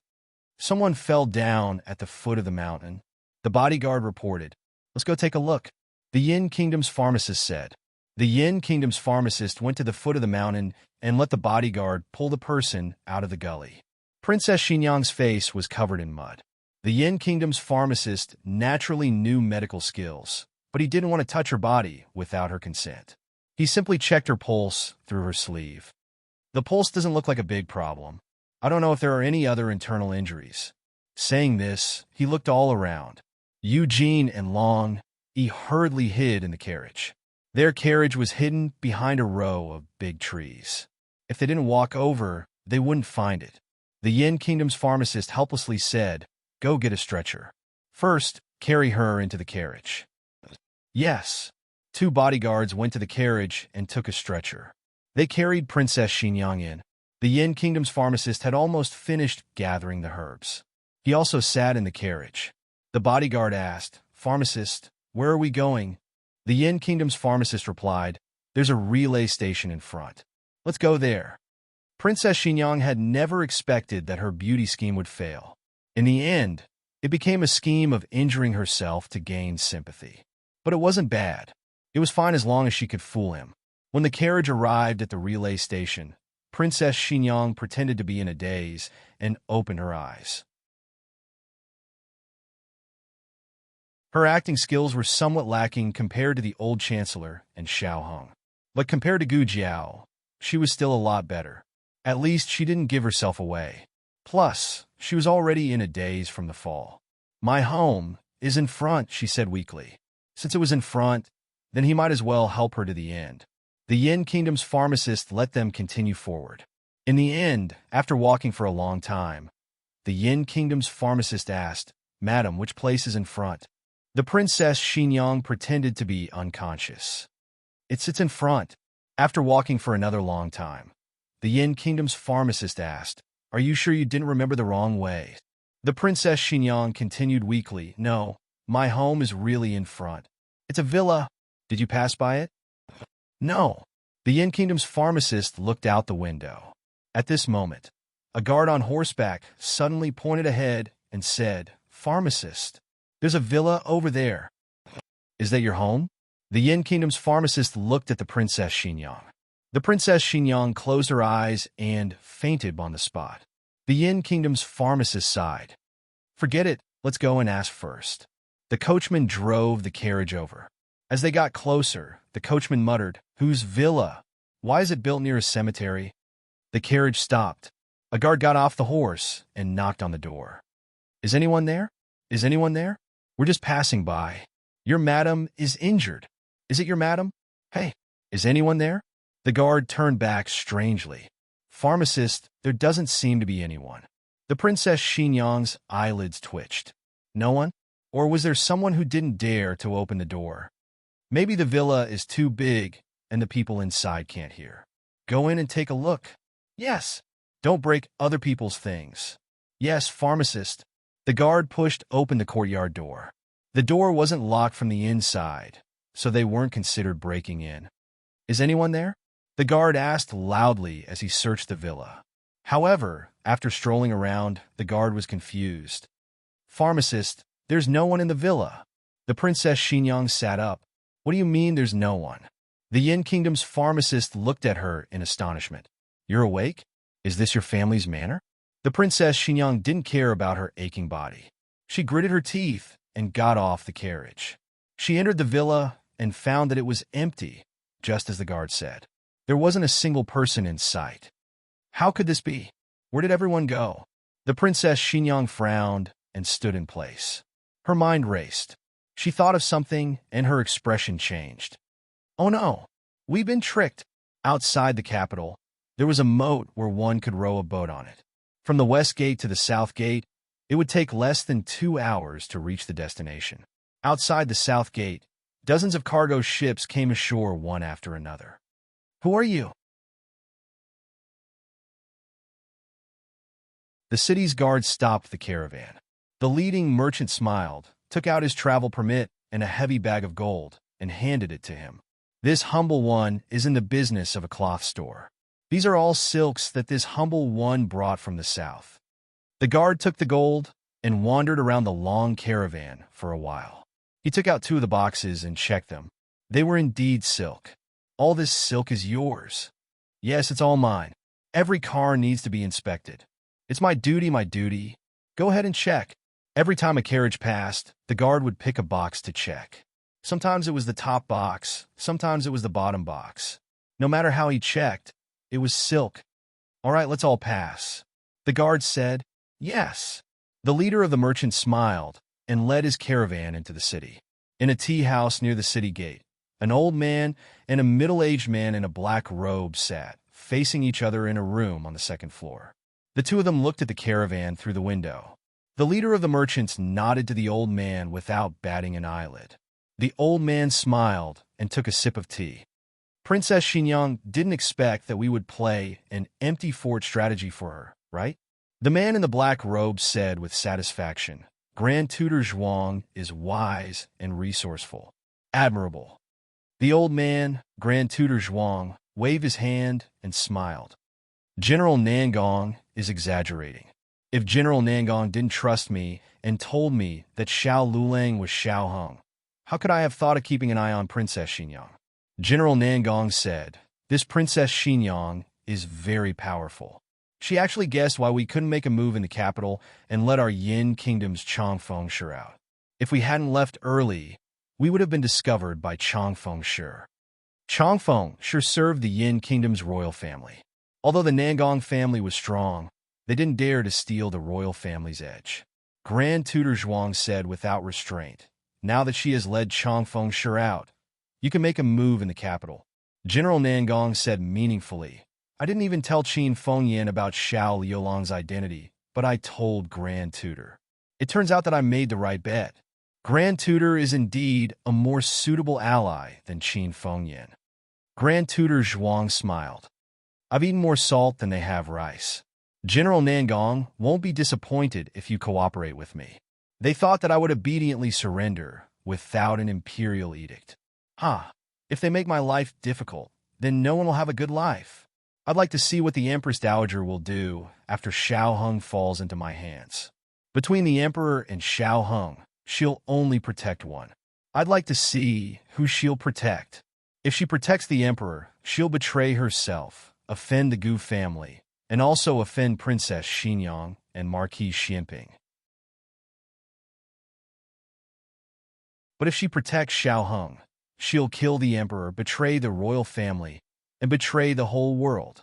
Princess Xinyang is trapped outside the city, and Marquis Xianping hasn't returned from his campaign. General Nangong, this is a great opportunity for you to make a move. Even the heavens are helping you." Sure enough, cooperating with Grand Tutor Zhuang was the right choice, General Nangong said with satisfaction. "After this is done, I want Xiao Heng's head and that girl's head. That girl killed one of my masters, and I want to avenge him." Grand Tutor Zhuang smiled faintly. "Don't worry, they'll all belong to General Nangong." That you're tuning in to the Romance Rendezvous YouTube channel. We're so grateful for your support, and don't forget to subscribe to join us on this incredible journey through captivating stories. Your generosity through donations truly makes a world of difference, as it's the primary source of revenue that allows me to expand and enhance this channel for you. Thank you from the bottom of my heart for being a part of this adventure.